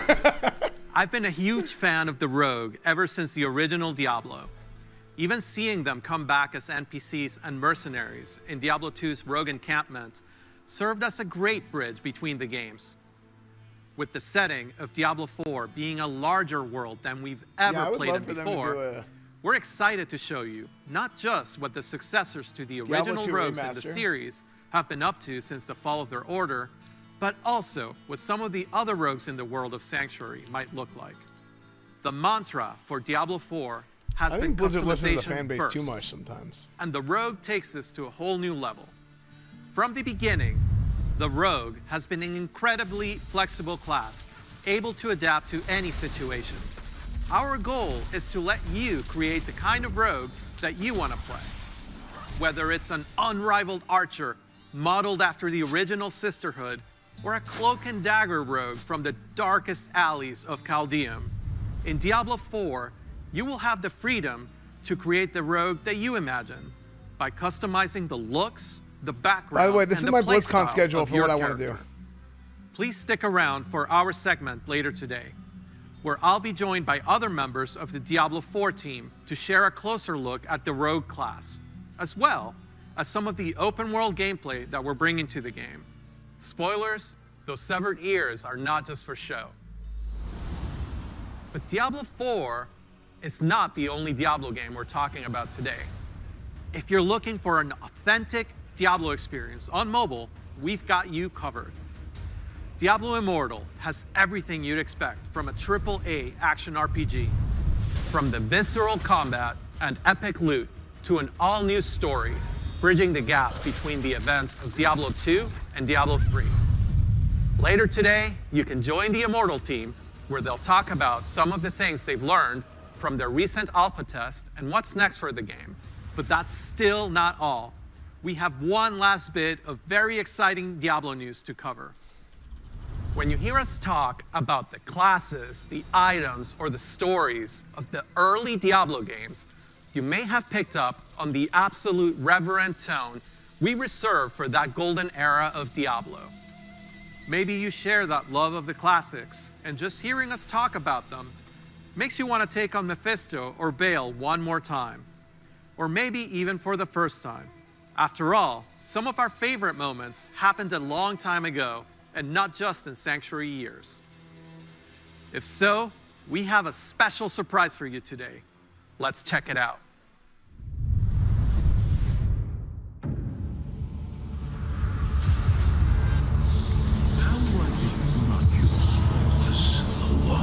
Diablo 2 Classic? Now you know what I Diablo 2 Reforged? Diablo 2 Refunded? If this is Diablo 2 Remaster, I will play it.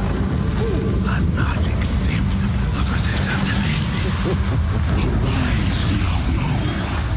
Lord of Terror. Please be remastered and not mobile. I will probably play this. Because I never played this and I wanted to play it. It may yet be your greatest moment. Remastered for a new generation. Nice. I will play this. I will play this, chat. I will.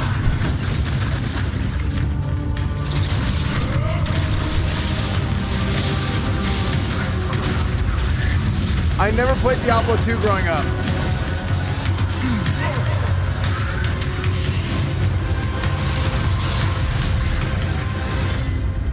On PC and consoles with cross progression.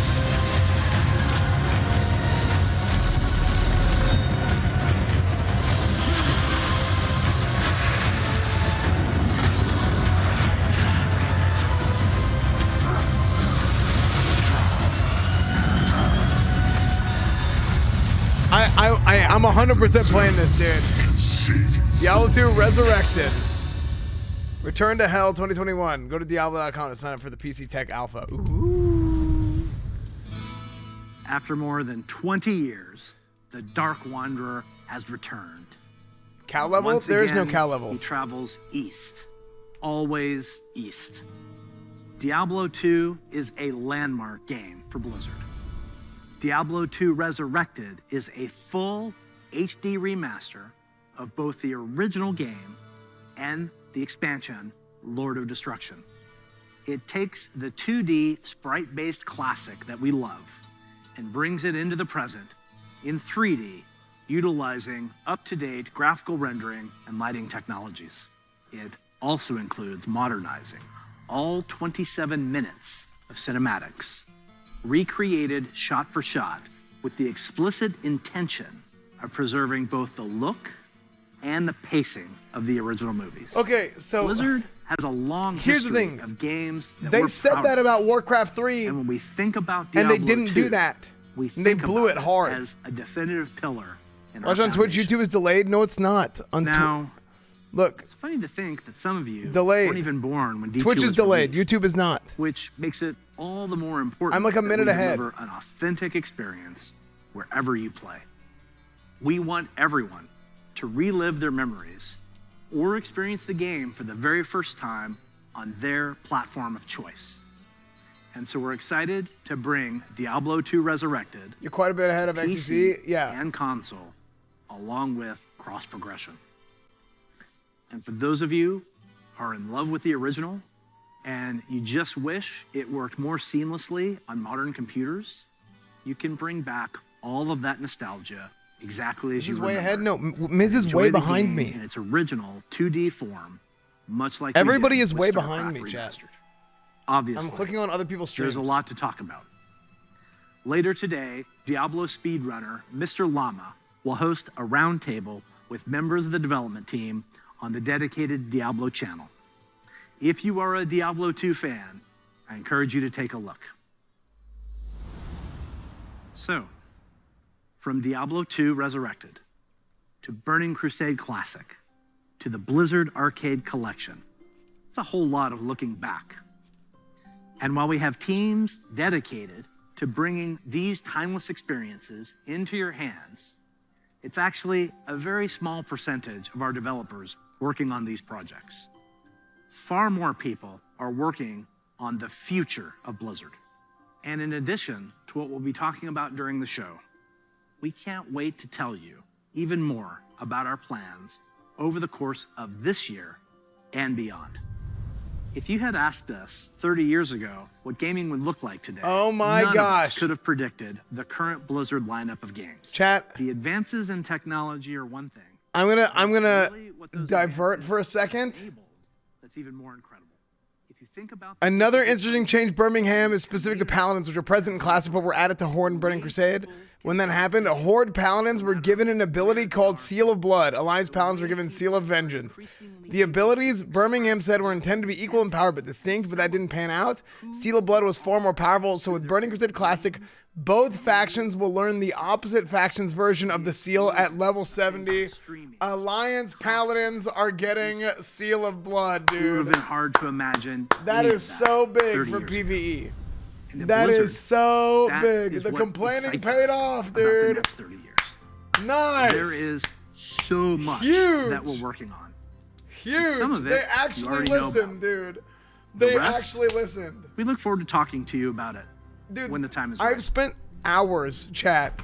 Just like the real world. I have spent. I'm gonna go into this article whenever I get a chance.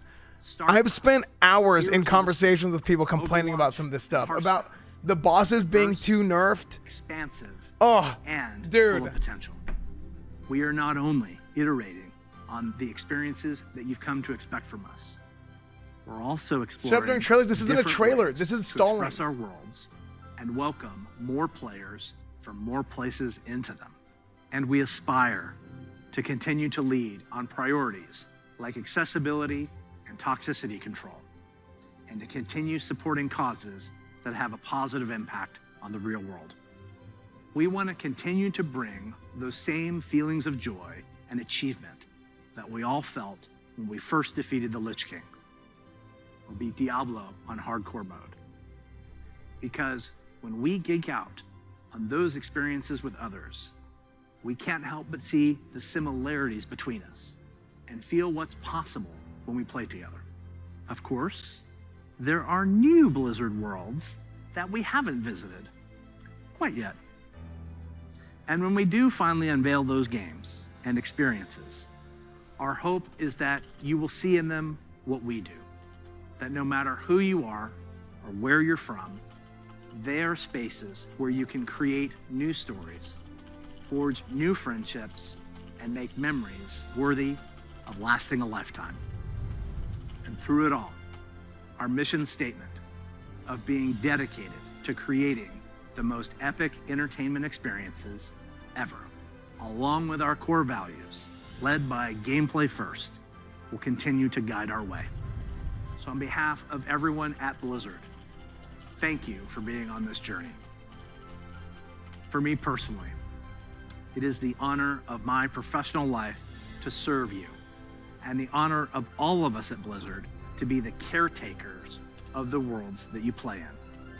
We are so excited for what's to come this year, next year, and the next 30 years.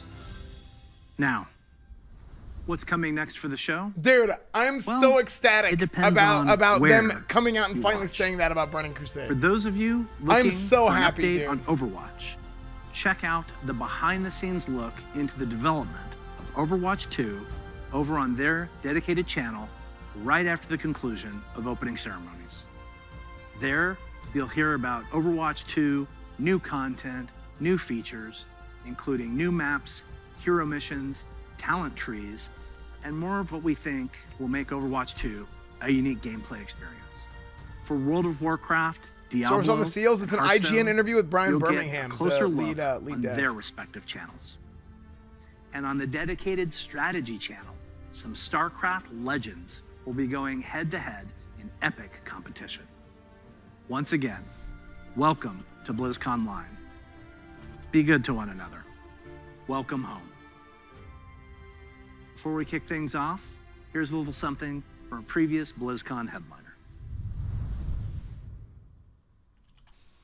Hey, thanks for having us. We're Metallica. Thanks for having us at BlizzCon The upcoming music subject to copyright 2014. We would love to be there this year, but obviously can't be. Okay, this is DMCA chat. Here we are, and this is for you.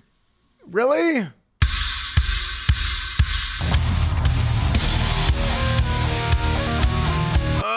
just imagine. So lame, dude. Okay, at least I can do ads now. Please listen. It literally said it's DMCA. I've been told by people. Like I don't want to get DMCA. Like they'll actually get DMCA. It's Metallica. Literally, like Metallica is like the poster boy for DMCA. Yeah, we can't. We actually can't. Yeah. The freaking Napster. Come on, boomers. You remember the whole Napster deal? Put on another song. Okay, hold on.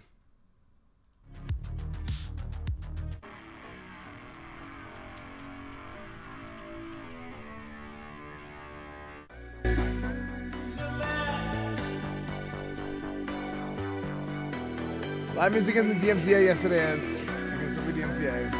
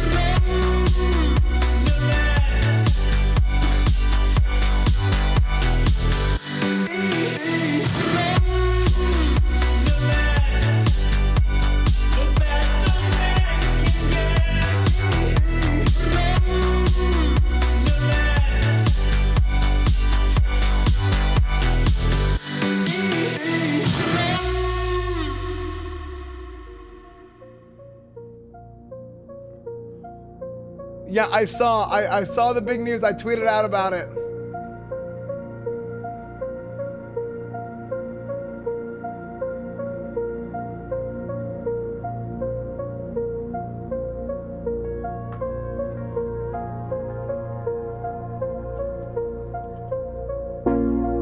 It's out of my hand, but I'm still in control. It's out of my hands. You can never take away the power of my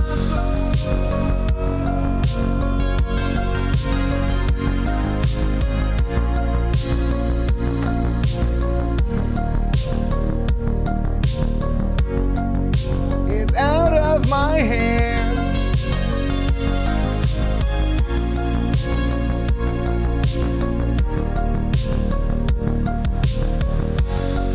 It's out of my hands, but I'm still in control. Amazing, dude. I can't believe this happened. Birmingham offered a few examples. For one, several bosses were bug fixed or nerfed in Burning Crusade, but players might be interested in trying their hand at the fights in far more challenging forms. For instance, Lady Bosch, the final encounter in Serpent Shrine Crown was incredibly difficult to kill when she first released. Before nerf made her more reasonable, but Blizzard will let her launch in her pre-nerf form, so guilds that will want a challenge can try their hand at that before eventually bringing the nerf into effect. Amazing. Muru and Sunwell. Birmingham says not everything about Muru will be as it was when it first released. Received nerfs to both health as well as spell pushback. Devastating guilds trying to kill it. I was just about to ask. Dude, it's literally it's discussed almost every day. Dude, for months. it's everything that I've been on about for literally for months. Yeah. I'm so happy. I'm ecstatic. The Seal of Blood, pre-nerf bosses, and that's just like one bit. So like, you know, because you've heard me rant about conversations that I've had with people, because I used to have those conversations too. Okay. So chat, I used to, or Caden used to work at Blizzard. Caden was Yedison's, used to work at Blizzard, and he was community manager for WoW, right? So I used to talk to Caden about all the classic WoW stuff, like all the phase changes, pretty much everything. Yeah. Like we literally had like a 4-hour discussion the day after BlizzCon 2 years ago. In an IHOP over pancakes. In an IHOP eating pancakes. So like, I would rant to Caden about the rants that I now have with other people who do what he used to do, because I just need somebody to rant to. So seeing all this stuff, like them talking about doing pre-nerf raids and Alliance Seal of Blood, I mean, that's just the tip of the iceberg. Like, I'm hoping they're going to do some of the other stuff that I've talked about on stream even. Like, I hope they delay Tier 5, right? Time gated a little bit. Like, it's going to be so good, man. I'm still gonna rant. I'm still gonna rant. I'm just ecstatic, dude. Morta Vespa Gaia in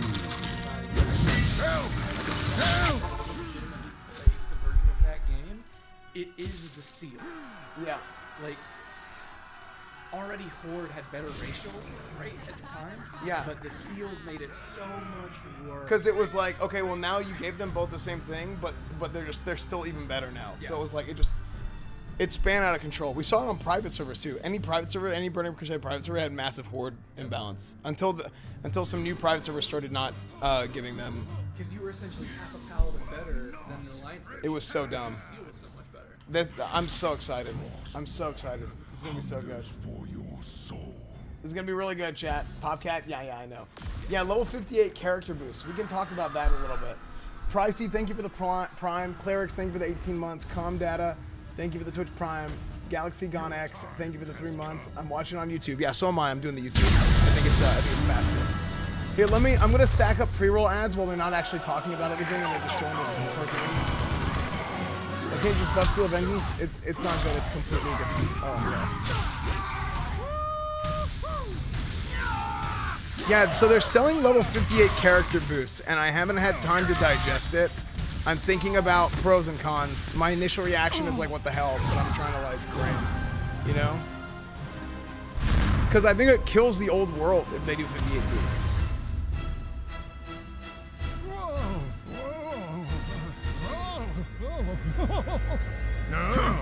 Why stack ads? To have no pre-rolls during actual content. Like, it's just like a fun little cartoon thing. It doesn't really matter. Like, people don't really care about this too much, right? Greetings to you. Seems it's only one boost per account? Oh.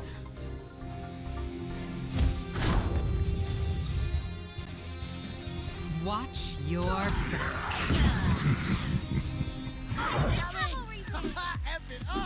Hey, look at me! Oh, looks like we got an audience. I'm getting good at this. I am in the groove. Turret online. Surprise! Piece of cake.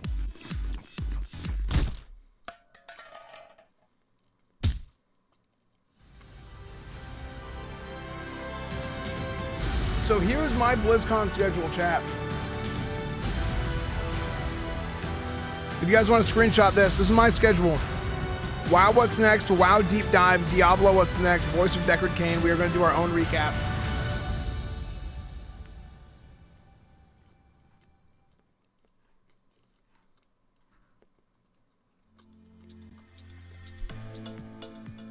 Unit $5. The new characters is limited to 1 per account and make it expensive. Probably. Sunny Vivo, thank you for the 3 months.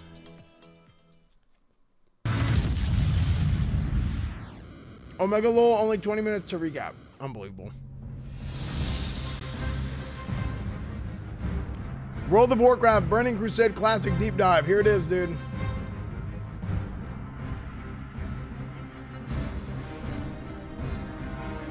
Welcome, everyone, everyone, to our deep dive panel for WoW Classic. I'd like to start with some introductions with these fine gentlemen with me and myself. I'm Holly Longdale. I'm the principal producer for WoW Classic. A little bit about my background. I think I met her. She was really I spent 13 nice. years working on EverQuest. I started as a game designer and eventually became the head of the studio for the EverQuest franchise. That said, I've always been a WoW player since beta.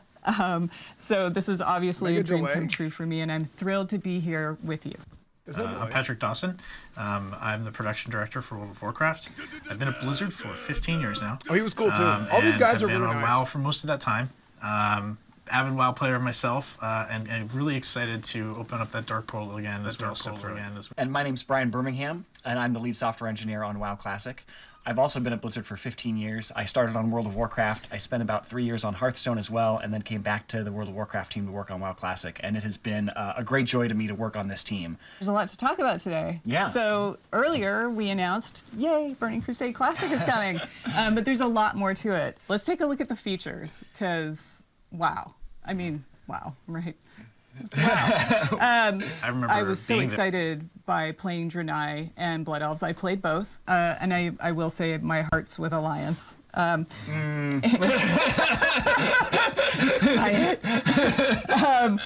I also took up jewel crafting on my Draenei Shaman. I wanted to corner the market. Just the whole notion of having items with sockets and just exploring that whole system. I'm also a bit of a systems nerd. So I completely lost my time for weeks in there. Wait, is the Twitch stream Crusade, faster? I remember being there back then. I mean, it was our first expansion ever. No, I did. No, so you all the said new features. They're cheating. I understood polymorph druids, but shaman, why?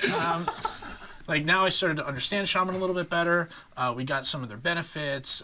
You know, I actually got to see totems being placed down on my side for once, and got to see the frustration of dealing with Bubble Hearth on the other.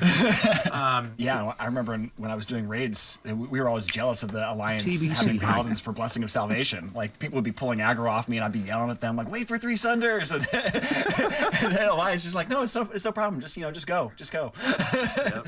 So hey, I mean, we were upset. No, this stream is faster than that YouTube stream. Trust me. I mean, really, even the playing field for both PvE and PvP, which was kind of cool. But there were a ton of new features and abilities with this too. As we got to level 70 and got to experience new things. I remember one of my first experiences with understanding what it meant for designed by Blizzard, right? Oh, yeah. Because I was an engineer, right? I wasn't a designer. I was working on the live ops team at the time, and I was playing my class, avid player of mage, and I kept I sent this long email to Tom Chilton saying hey, here's what mage needs. The Dawson Manifesto. So it was a well thought out forum post. And what was in it was things like bring back invisibility, let's get a threat dump in the class. And I didn't even necessarily tie those two together, but he was like, that's a pretty good idea, let's get mages invisibility. And just knowing that skill was coming along with some other new stuff for mages like the Molten Armor, the Ice Lances, was just really cool to see all this new stuff in Burning Crusade. On the other side of that, I was really excited about Spell Reflect because I was really frustrated getting polymorphed and being able to reflect that back on the mage. As a mage, I was not excited for you. I bet you weren't. And there were even some PvE encounters that had abilities that you could reflect back. So I remember that was really fun to kind of find ways to time that and use it as a defensive ability as well. I was a hunter. Mm-hmm. I'm a hunter also now, a hunter. actually. Yeah, I've switched. But I remember just chasing Beastmaster and just DPS. Yep. That was it. That was Dude, hunters are so overpowered in Burning Crusade. Makes me think of the arenas and the arena system. That was a whole new world for us. With battlegrounds and the way they worked before, the way the matchmaking happened. Usually, I was pretty competitive in PvP, so I would either get in there and stomp the enemy team, who was just there to be casual, or even though we were a good team, we weren't the best of the best. So when we ended up going against one of those teams, it was just well, geez, we're just getting stomped now. This is tough. Arenas gave everyone an opportunity to play against equal-minded opponents, right? Mm-hmm. So if you were a little bit more casual, you get the opportunity to play against people who weren't maybe so competitive, or if you were cutting edge, go for it. Try to be the best of the best. And what was great about that is it really it spawned an esport. Like Yeah. that wasn't, Yeah. we didn't design it for that. We just wanted people to have fun. But when we noticed like, hey, everybody's playing this, everybody's like competing in this, people are watching it, we had to embrace that. We started featuring it at BlizzCons, and we've been doing it every year since. Yeah, it's really awesome. I think one of my favorite things to recollect was the exciting zones that you would travel through. One of my favorite memories was actually in the first zone, Hellfire Peninsula, and it was adventuring around in Hellfire Peninsula, going around and doing all those quests, and always living in fear of the Fell Reaver, because you'd be out there collecting parts from like a broken Zeppelin, and you'd be fighting off your Hellbores, and then all of a sudden you'd see the screen start to shake, and like these thump, thump, thump, and then. And you're like, oh my god, I gotta run, he's right on top of me. Sound still haunts my dreams. Oh, I know, yeah, it's terrifying. Even in life, it's just feign death. Yeah, like, as soon as you hear it, feign death. Yeah, just get out of here. And then the payoff when you later go to and they give you the quest. They're like, you can't post ASCII in the Warcraft channel, okay? Why is it lagging? Hello? From inside the Fell Reaver, you're gonna adventuring around in Hellfire Peninsula, going around and doing all those quests, and always living in fear of the Fell payoff to be able to like bring that full circle and go back and see him again. For me, Why is Twitch lagging? The payoff when you later go to Netherstorm and they give you the quest, they're like, could you get me a part from inside the Fell Reaver? You're going to have to kill him. And you're like, that guy? Like that guy that used to terrorize me? They're like, yeah, I think you could take him now. And that was such an exciting payoff to be able to like bring that full circle and go back and see him again. For me, I snuck into beta. Not playing 5 I got streams at the really same time? lucky That's because I could see the construction sign for some of the zones, and of course I ignored it. And went and explored. So I remember running through Blade's Edge and just seeing dragon carcasses and skeletons. Dude, I didn't do impaled, anything in the Blade's Edge. environment, Back and in the then day, I moving on to completely skipped Blade's Netherstorm. Edge. I hated just it. was blown It was away, cool, but even I- from 'cause Zangermarsh the- all the way through.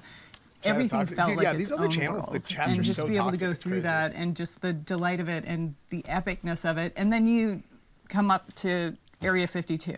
That's what I love about WoW, is you can have epic storylines and still find lightness in it. So I just loved it. I love it. I'm an explorer, so. You know, for me, I remember Burning Crusade really opened up a new gameplay type for me. I became a collector in Burning Crusade, right? And it kind of started with the Outdoor and Scryer rep. Because I got my outer rep all the way up, and then I was thinking about switching to Scryer, and people were like, "You're insane! Don't do that." And I was like, "I bet I can," just to prove people wrong. And I did, and it was cool. It was really fun. But then I started doing other things. Like there were all these new like mounts and pets, and I went back and even got some of the older reps like Thorium Brotherhood and Winterspring. But then like things like Netherwing Ledge came out. The world just opened up for me in Burning Crusade to really start my collection. Of course, we also had flying mounts, which I loved, and then decided to play with some friends on a PvP server, and was running around Hellfire, and Death from Above, which is likely just Pat. Probably. Yeah. You were flying around harassing people, Pat? I was getting a lot of honorable kills back in the day.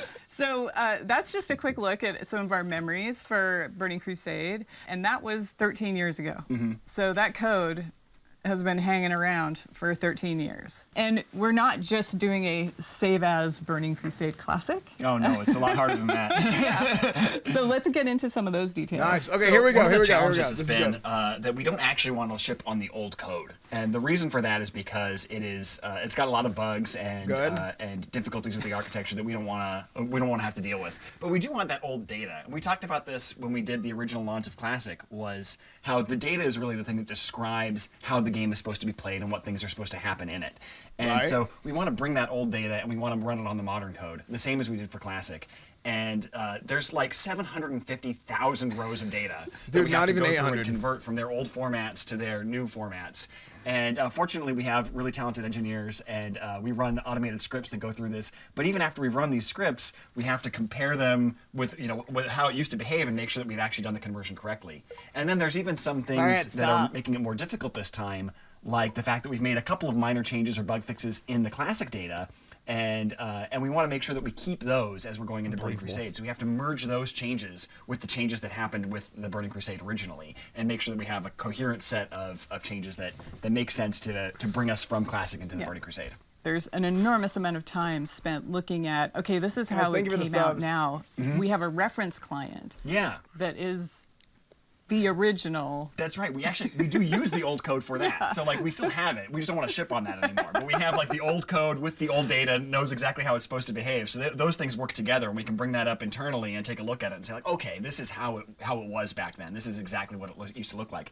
And we do sometimes find things that are bugs we still want to fix, but a lot of times it can tell us like, oh, this thing is not a bug. This is actually the intended behavior, or this is something we don't really remember right. There's a tendency to want to chase your own memory, like, I remember it being like this, and it's like, no, it's not always exactly the way you remember it. Everybody has that kind of human failing, even us, and so a lot of times we'll have an argument about, I remember it this way. Well, I remember it this way. Let's go and check. We can look. Well, you know, another reason to ship on the new code is really just the years of stability improvements and the fact that the world didn't look the same back in 2007 as it does today. Like, That's true. There wasn't cloud architecture at that Crudster, point. thank you for the 8 months. I remember I had the privilege of being on the live ops team where I got to see what all the servers looked like and how it was all architected. And to pull back the curtain on this a bit, the way it was is everything was its own like server, right? Like they didn't really talk to each other very well. So each realm had 11 blades on it, and these blades were just bare metal blades, and like one blade was for Azeroth, one blade was for Kalimdor, one was for Outland, and then we had some for instances. And you know, back then, oh yeah, okay, that makes sense. Without Actually, cloud is you would try to request resources, and maybe a lot of like people were running dungeons. Dungeon servers and so would it go would give down. you back things like transfer aborted, instance not found. Oh boy, like we don't Wait, want to go Raid back to 3. this. That guy's name is So now Raid 3. we can take advantage of things like the cloud and not have those resource issues. So shipping on this new code is a big improvement in stability. Yeah, and so we're weaving all these threads together. We did finally get a build for Burning Crusade Classic. Super excited. The team gets together, we're preparing for a playtest, and we go to create our characters, and we see this blood elf who, you know, he remembers the sun well. Oh, he remembers forgot it his pants. real good. Yeah? So everything didn't work the first time? What? I know. Yeah, I did mention like we had to go through Sabotage. and check for problems in those conversion scripts. And so yeah, sure enough, what's going on here is this guy thinks he's dressed, but he isn't. And you can see why he thinks he's dressed if you Does look that down happen to you a lot? Only in my high school dreams. You can see if you look at his Actually, a good calves, one. you can see that he's got they're flared out because he thinks he's wearing boots. And Actually, a the good way one. the system works is we first set the geometry up for all the items that you're supposed to be wearing, and then we layer on various images that we call textures, and we'd use those to build up a single composite texture that's then wrapped around the geometry. But of course, in this case, when we were layering them on, none of the textures were assigned, so it just started with his naked body, and then was going to go layer on textures and didn't find any. So it thinks he's dressed, and so it's removed the underwear because it thinks it's put clothes on top. But there aren't anything there. They're all just completely transparent. So it's almost like the Emperor's New Clothes. He's wearing invisible clothes, only in this case, that's really what's happening. It's crazy. And then, of course, I wanted to try Draenei because that's where my heart lies. I'm an Alliance girl. And this Draenei looks to be heads above the rest. That's not the Exodar. Yeah. No, definitely not. It's Dunmorrow, right? It is, and that's exactly the problem. It looks like the Draenei's too tall, but the real problem is that we're in the wrong place. And so, yeah, when you go to the Dunmorrow character select screen, of course, the camera's positioned for much shorter races like gnomes and dwarves, and so it's about knee high on a Draenei. And then water. Really, Brian? We have water and Hellfire? Yeah, so Go for a swim. it turns out that Outland has Paladin. a funny, unique feature that it doesn't have any oceans because the water just all falls off the edges and goes out into space or something like that. I'm not sure how that works in the game universe, but magic. but yeah, there's no ocean there. But we had accidentally flagged it to generate ocean, so we had up flooding the entire world with an ocean until we found that and turned it back off. So through all of these processes, yes, we're obviously we're fixing what is broken, but also we thought it was a good time to start enacting what we call hashtag some changes to gameplay and how things should work. Yeah, I mean, when you think about it, like Classic, Some things need to guiding be principle changed. was no changes. The goal was to provide as true to life, authentic experience of Classic that we possibly could for the community, and we This is what I'm hard was on the boat on, interesting dude. to me is to see this vibrant community that embraced it and then said, hey. but we're not exactly the same as we were 15 years ago, right? And they're right. Like the times have changed, the world has changed, and so some of those things that maybe were out there that were not great and were warts back in the day is not something that we would want to ship again. Like something that feels a little buggy or wrong or incorrect. So the idea behind this is let's provide what the Burning Crusade experience was without those warts. And this really, I think, illustrates the difference is spell batching. We actually had a lot of requests originally for spell batching in that kind of no changes charge, where they said, hey, I remember when I used to be able to have two mages polymorph one another. And remember what I said about this? And I'll talk about that's that cute later. and fun, and I kind of like that. And so we said, okay, well, we can put that back in. But the system that causes that is, of course, that the spells are batched up and processed in these giant batches. But over the last 2 years, people realized that what that comes with is about a half a second of kind of built-in latency. It should be 200 where you push a button milliseconds. And it doesn't actually take effect for that half a it's second way while too it's big. waiting to queue 200 up the other ones to go milliseconds. with it. And people were starting to find that frustrating. I talked to a lot of people who said they were excited about it when it first came out with Classic, but after they've been Not playing with it 400, for 2 years, 200. they're really ready to see it go, and we're ready to take it out too. So we're going to remove spell batching with Burning Crusade. That's definitely great, because I remember like every 2 weeks I get a bug report, Vanish is broken again. And it was because of stuff like this, right? Like if you vanish at the same time a fireball's hitting you, it's going to pop you out, right? Exactly. Like, and so we were trying to do all these hacky solutions to it, but the real answer is just don't spell batch. Yeah. But we didn't have the ability to do that then, so glad we're doing it now. Yeah.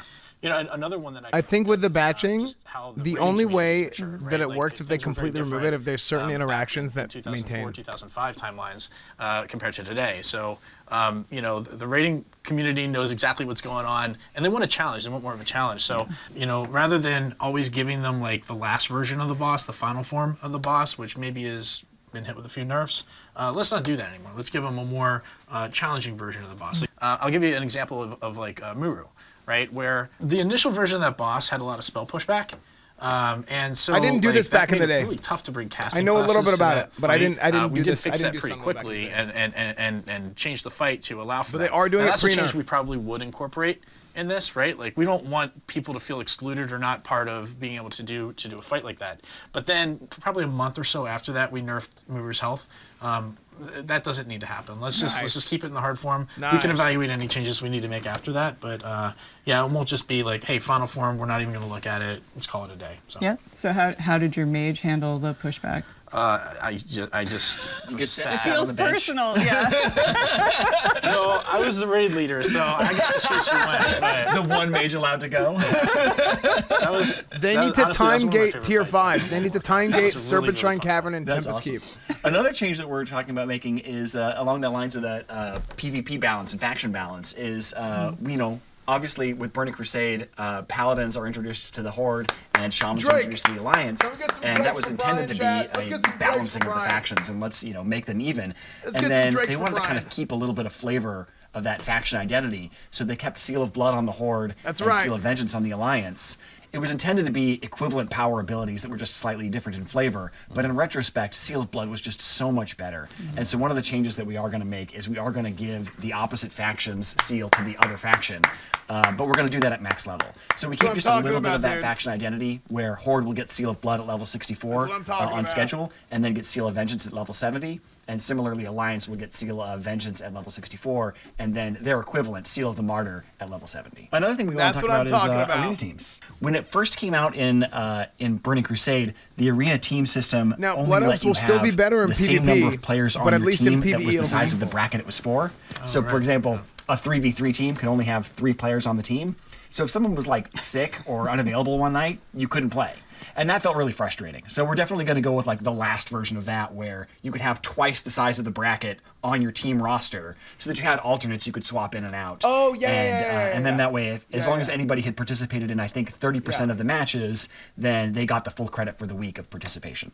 Is that when we did personal ratings versus team ratings? I think that came later, and we're also considering whether or not we want to do something with that as well. Because I do think another this thing is that was a problematic legitimate about, discussion. This is arenas a very was legitimate discussion. The way that the ELO system was so inflationary, and so we're talking about whether or not we want to move forward with converting that to something more like the modern MMR system, so that it isn't as punishing to people in terms of like waiting hours for a match at the highest levels and things like that. And another change, we're going to give players access to Blood Elf and Draenei early, so that before we actually open the Dark Portals, you'll have a chance to level those up. That's definitely not something we did originally. Good. I remember I had a friend At first who I was really against frustrated this. that the rest of us Given were that all running Seal of around in Blood Outland, and he was like, is I'm going still to back in the Outlands. I think this is a good change. This is good. What This is is a going good on? pre-patch change. When can I play with you guys? Good So yeah, pre-patch I'm really change. glad Very we're doing good. that. Yeah. Doing that with pre-patch? Yes. Yeah, that's the plan. Oh, there it is. Pre-patch will come out There and it you'll be is. able to go start your Huge. Blood Elves and Draenei. Huge, And then dude.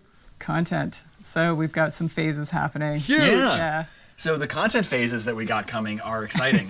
We're gonna start with Karazhan and Gruul's Lair Please and time gate. Magtheridon's Lair. Please time gate. Please. And we want to start with just that released because we Thank found with you. Classic that people Oh really enjoy my that kind of gear gosh. progression. Thank you. And that's where all the tier 4 gear Oh, is with thank those you. raids. And we want people to have an Oh, opportunity to beautiful. level up, catch up to their friends, and all kind of go through these things together. So as we unlock each chapter, we want to make sure everybody's had enough time to Dude, to this be is part of everything that I've been chapter. asking for, And dude. the next chapter after that will be phase 2, Phase which will be 2, Serpentine SSC Cavern and Tempest Keep. and Tempest Yep. Keep. Then next we move on to Oh, phase dude, 3, I'm so pumped. which is Hyjal and the Black Temple. And the reason that's a change is, of course, originally Hyjal was available from the launch of Burning Crusade, but nobody could really get in there because of the way the attunements work. So we'll unlock that as a later chapter alongside Black Temple. And then that'll go with Arena Season 2 at that point. And then Arena Season 3 will It'll be come 4 out phases, alongside Zul'Aman 4 with a little bit seasons. of catch-up gear for anybody who's taken that long to catch up. It's another Beautiful. 4 smaller phases, instance, 4 10 man. seasons. And then finally, Phase 5 will be Sunwell and Arena Season 4.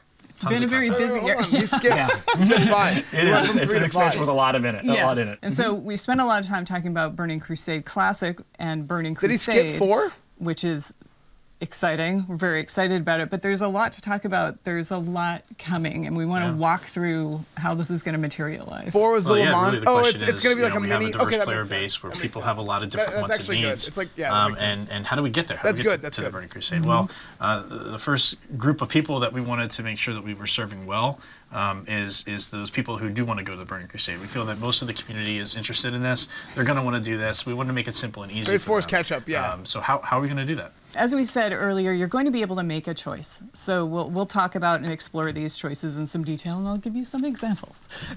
So to start with the current servers you're on now, Classic Live servers, are going to become what we're calling progression servers. And what that means is the servers that are live now will always unlock any expansion we release. So when we get to our patch day, you're going to be presented with a choice. Do you want to continue Come on on, into give me the this. Burning Crusade? Give me this. I or drew it do out you want earlier to today. move to Give me this. Classic? So in that space, you're going to do that for every single character. So for my example, I'm on Worm Rest Accord. So I've got a level 60. I am definitely taking that on through to Burning Crusade. But I've got a couple of mid-levels that I know I want to move with my friends. Those are characters I level with my friends in Classic, and I want to continue that journey with them. We want to make it as easy and seamless as possible to just get right into Burning Crusade. But there are options. That's awesome. I'm excited to hear that. I know there's a lot of my friends, for example, who maybe didn't really play Classic when it first came out, right? And so now they're behind, and they're interested in playing the Burning Crusade. This was, for a lot of people, their favorite expansion that we've done. I make sure that have to those think people about are this served boost too. thing. And one of the ways we could do that is provide a boost to people who are interested in coming back that maybe aren't interested in doing the classic. I WoW think if experience, they but do really more wanna than hop one right into boost is Outland not as quickly good. as possible. Yeah, so the team, we spent quite a bit of time discussing it. It is only one because per we account? want to make sure we respect the time of the people that, have been confirmed? playing Classic for 2 years. But also, we want people to be able to enjoy Burning Crusade if they loved it the first time and maybe missed Classic. So we are going to offer a level 58 boost for purchase, but it does come with some restrictions. So it's going to be 1 per account. Okay. It's not going to be usable on Blood Elf or Draenei. Good. It'll have some dungeon blues. It'll have level 40 mount skill, no professions. It's the basics. Basically, your Outland starting kit. That's cool. That's a really great way to jump into the game for sure. Yeah, I like that. I'll be looking forward to that. Look, I know a lot of people came back to play WoW Classic, and that's all they want. That's all they ever wanted. They're like, you know what, Burning Crusade, that's awesome. I'm sure some people are going to love that, but for me, I came back for WoW Classic. What do they get to do? What's their options? I want that was this. really important This is for what I us, want to too. happen. So, I hope this is it. We had all sat down and discussed like how we should frame this. So when we get to our patch day, which is prior to the Dark Portal opening, when I said before, like, I'll go back to my example for Worm Rest, we will be launching Classic Era Realms at the same time as we do our patch, and you will have that choice. So when you make the choice to go to Burning Crusade Classic, or you make the choice, like on my example, my level 40 druid, I want to move that character to Classic Era. Multi-boxing's and what illegal Classic now. Era means is that those particular servers are going to stay in that era forever. So that is going to remain Classic till the end of time. It's never going to unlock expansions. You'll be able to make that choice for every single character. Do you go on to Burning Crusade, or do you choose to go to Classic Era? Let's say, you know, you're behind the times a little bit. You'll still be able to have that choice. We haven't locked it to a time window. You're not going to miss the boat to Era. The choice sounds awesome. And choice in WoW is something that's meaningful. It's always been meaningful. Yeah. And I think it's something that's important when we look at the community, that you're going to choose to go to the Burning Crusade or you're going to choose to go to Classic. You know, some people may not be comfortable with that choice. And while we think that that choice is important, She did say we also recognize expansions, that there by are the way. folks that are going to want to play both, right? Like, yeah, see, right here. maybe you have some stuff left to do in Classic that you wanted, and you want to keep that character in Classic, but you also are interested, that same character wants to raid with your friends. That's exactly TPC. So what does that look like? How do we make that happen? So we're going to actually offer a paid service to let you make a copy of your character. And I Okay. know, like, copy's a big deal. So like you said, like, Copy this is a something we big don't wanna deal. make, Copy them to just an vanilla automatic forever. choice for everybody. But I know that for me, it really is going to be like that pull to go to both places. So I want to be able to say, like, you know what, I'm willing to pay some money for this. I want a copy of my character that lives in Classic Era forever. Okay, I would while do that. also go to Burning Crusade with that with that character. Okay, perfect. And that way I can stay with my friends who are really excited to go to Karazhan. I'm really excited to go to Karazhan. I want to see my hunter go through Karazhan. But if I'm missing like a couple pieces of my tier 3 set from Naxxramas, I still have an opportunity to go find a new guild there and go through Naxxramas again until I finish that set. We're going to be spending a lot of time communicating these details. So Yeah. even as much detail as we're giving now, it's very high level. There's going to be a I feel lot like more that's detail something to that should come, not be so, paid. keep an ear out. But with that said, Like, that's something they should just so, offer. Pat, when's all this happening? Oh. Soon. Yay! So yeah, this is something that, you know, is important to get. People are still playing through Naxxramas. We want to make sure that they have enough time to do that. But what we are looking at, this will be happening in 2021. For sure, we are committed to doing that. And what we're looking at is starting the beta rather soon. So hopefully that beta will go up and we'll get that running. The community can come and participate, help us out.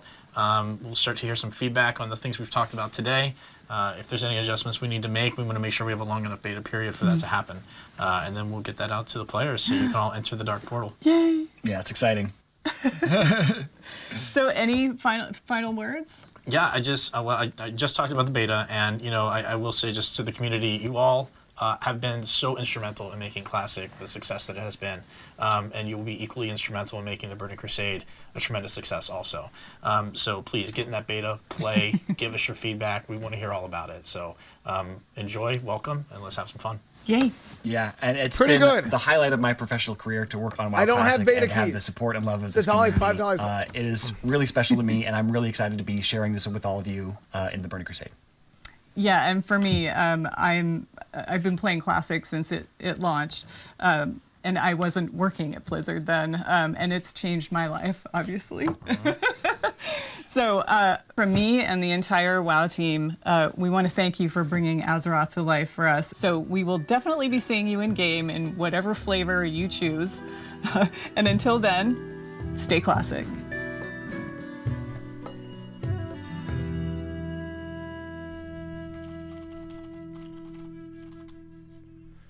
Okay, so here's where I'm at with this. New store mount, Pogu. Okay, whatever. Who cares? So let me explain what I was hoping they were gonna explain. I think they're gonna do this, and I think they should do this. Is I think they should go through Classic, Burning Crusade, Wrath, whatever. Right? Each time it switches. What the hell?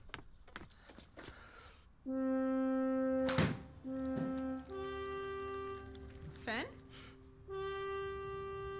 Wait, what? Wait, what the? The clarion call of adventure. Oh man, World of Warcraft. I'm in. Oh, I'm so in.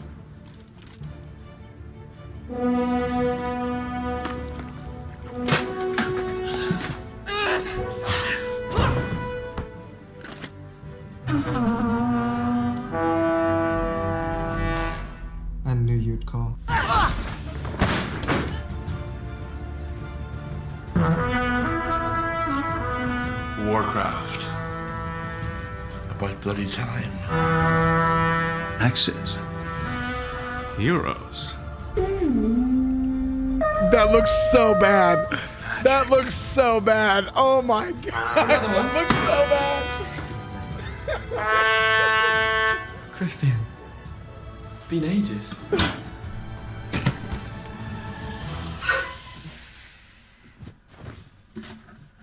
Scuffed OTK. Wait, Tim?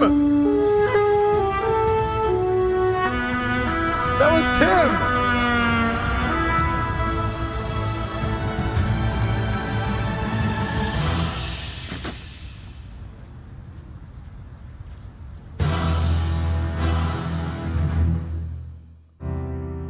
Tim plays WoW? Yeah, he does.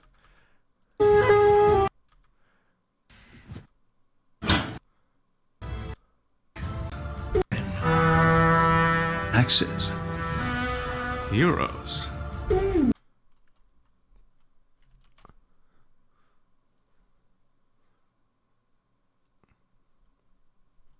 This is important to me, chat.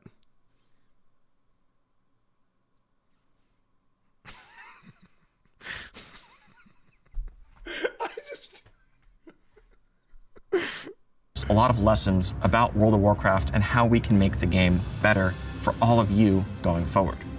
Because Shadowlands wasn't just the product of our development team's efforts last year, it was a product of your efforts as well. It was the product of a conversation between us, the development team, and all of you, the players, the community who inhabit this world that we're the custodians of. The beta for Shadowlands started earlier than any beta for a past expansion that I can recall. And over the course of last year, we had tons of folks in our beta giving us feedback, reporting bugs. But we also had even more people just in the community in general, following developments, following updates, watching YouTube videos, chiming in on Reddit threads, on our forums, on social media, everywhere else, letting us know what was exciting, what was concerning, what you didn't understand, what you were worried about, what you were happy about, and more. And all of that helped shape Shadowlands, and I could not be more proud of where we ended up.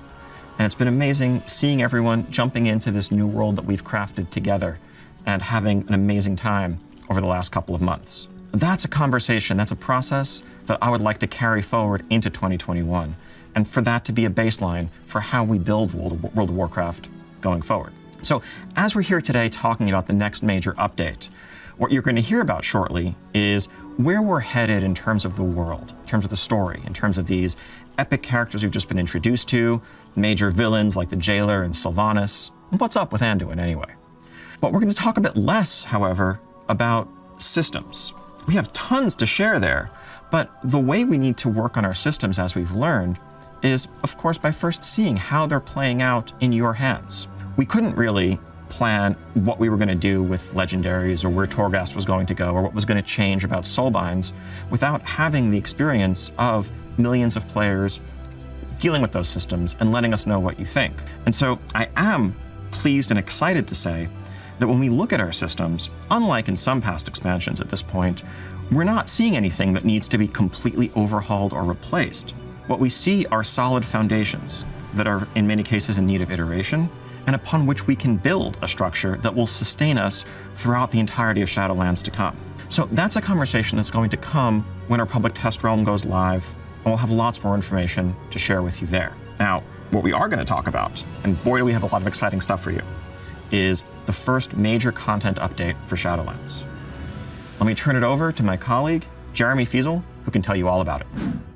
Hi everybody, I'm Jeremy Fiesel. I am a designer on WoW, and it is my pleasure to get to introduce to you today a first look at what's next for World of Warcraft Shadowlands.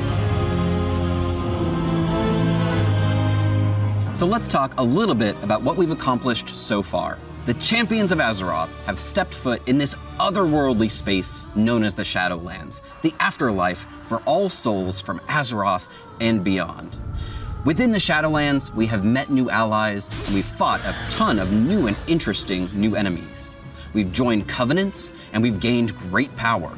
And in this time, we have been able to deal with some of the immediate threats. Hey, I'm going to listen. I'm gonna run to the allies. bathroom, okay? But We have taken down the Gorm and the Drust in Ardenweald, and the Forsworn in Bastion, and ultimately, we've been able to add some stability back to each of our new allies' home zones. Within the Shadowlands, we have also been able to help out many of the denizens that are undergoing this major lack of anima by sending anima back out into the world, reinvigorating both our allies as well as the military forces of each of our covenants so they can take the fight back to their enemies.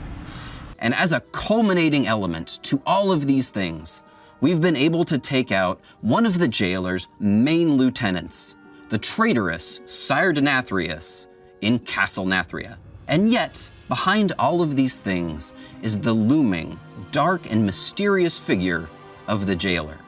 So what do we really know about the jailer's dark designs up until this point? Well, we know that the jailer is in charge of the Maw, a dark and forbidden place that we can't spend even a moment too long in before getting unceremoniously swept out by the jailer's forces.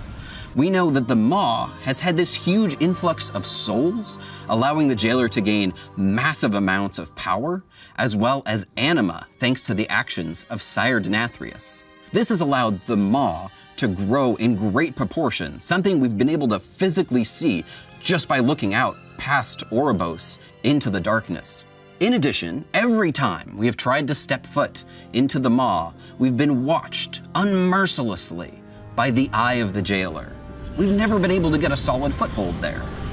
We have spent some time in Torghast, the Tower of the Damned, and we've rescued some very prominent souls.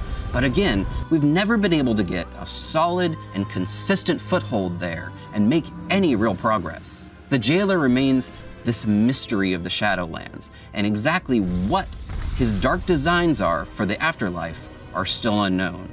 This is the story we will be investigating in our first major content update for World of Warcraft Shadowlands, entitled Chains of Domination. Now you can imagine with a name like that, we're going to be very centered around the jailer's forces and his plans. What do him and his champion Sylvanas have in store for the rest of us? And how does this influence our allies in Ardenweald, in Bastion, and elsewhere? The jailer will make his first attacks, showing his hand, and we'll be forced to defend our brand new allies as we see what the jailer's designs for the Shadowlands truly are. Let's take another look at that cinematic showing what fate has in store for Anduin in Chains of Domination.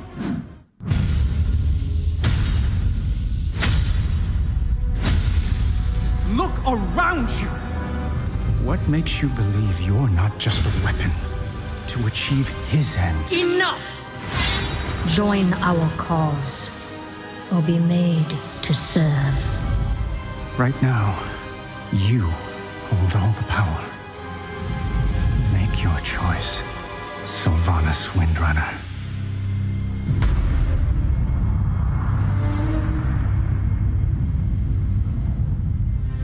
Despite all our efforts, the Maw continues to grow.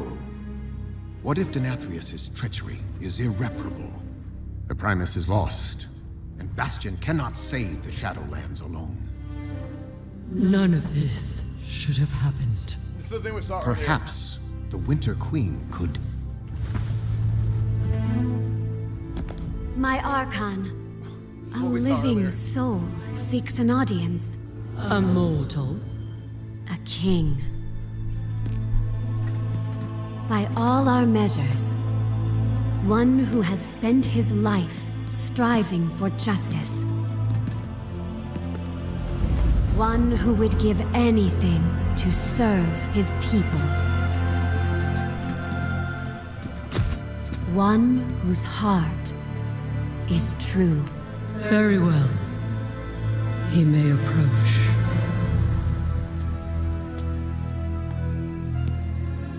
Step forward. My Ascended have spoken of you. The King held captive in the maw. That prison could not hold me forever. Why have you come to Bastion? You have a key that I need. You will release this soul from your grasp. No. He is bound to me. Just as you once sought to bind your own brother.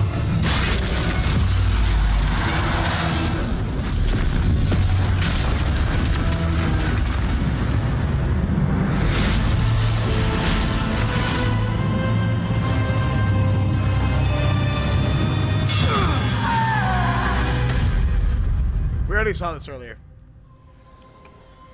Gasp of surprise.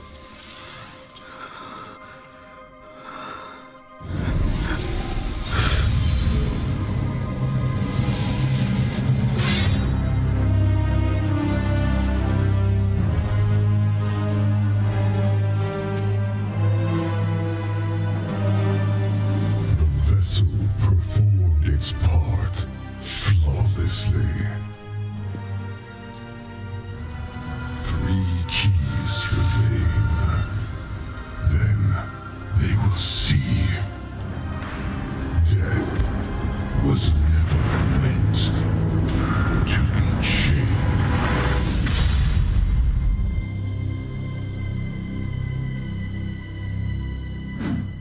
There's a lot to unpack there, but as you can imagine, we're not going to take a strike like that sitting down.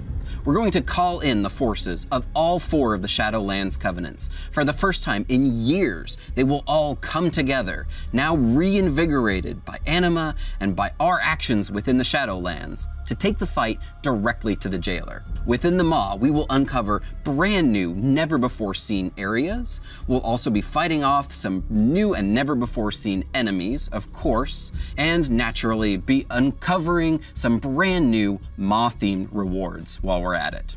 Our return to the Maw includes not only a chance for us to push back against the dark designs of the jailer in areas that previously were very forbidding for us, where we really weren't able to spend very much time there. Having a secure, solid foothold with all 4 covenants allows us to push back against that oppressive force.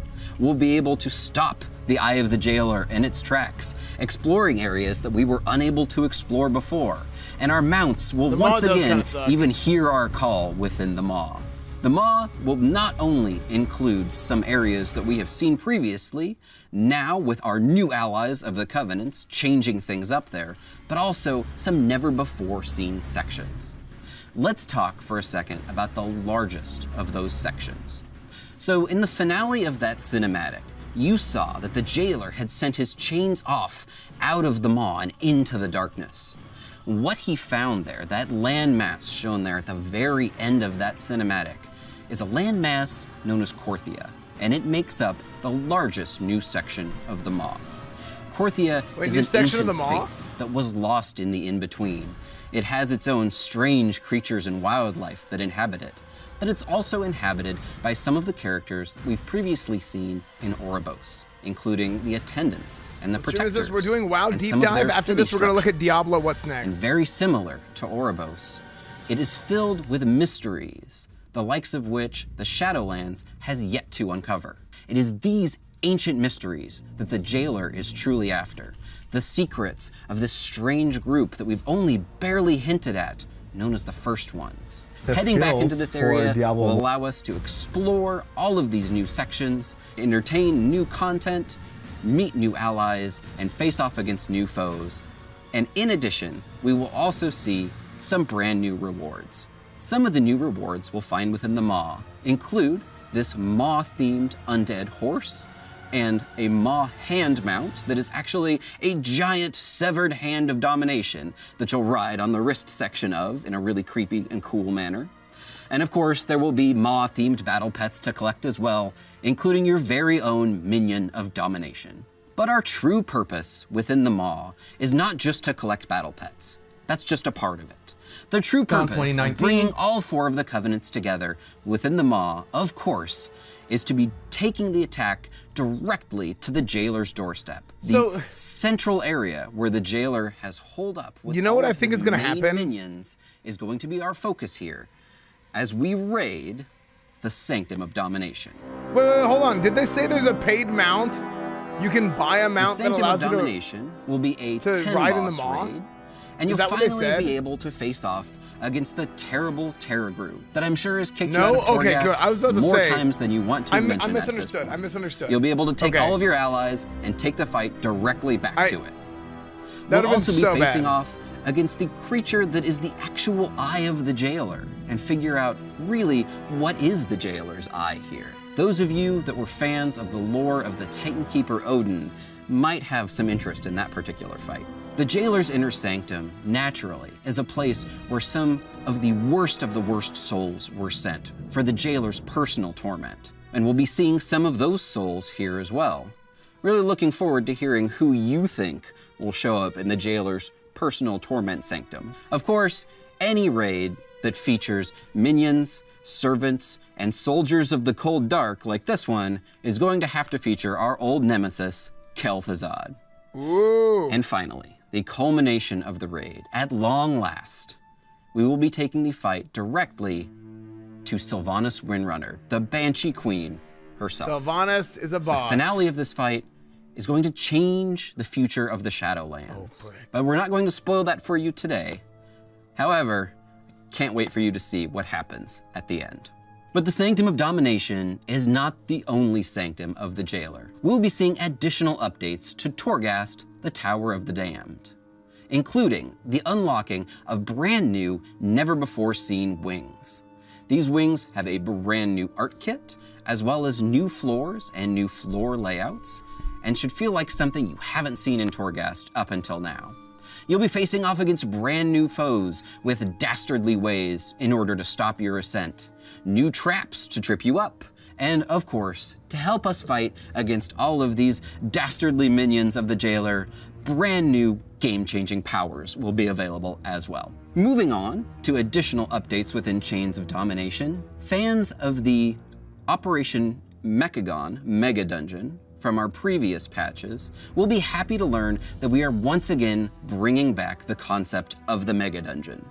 A Mega Dungeon is an 8-boss dungeon, epic in scale, and always has some unique and interesting loot that you can't find anywhere else. The Mega Dungeon for Chains of Domination is going to be focused around the enigmatic traders that we first met in Oribos, the Brokers.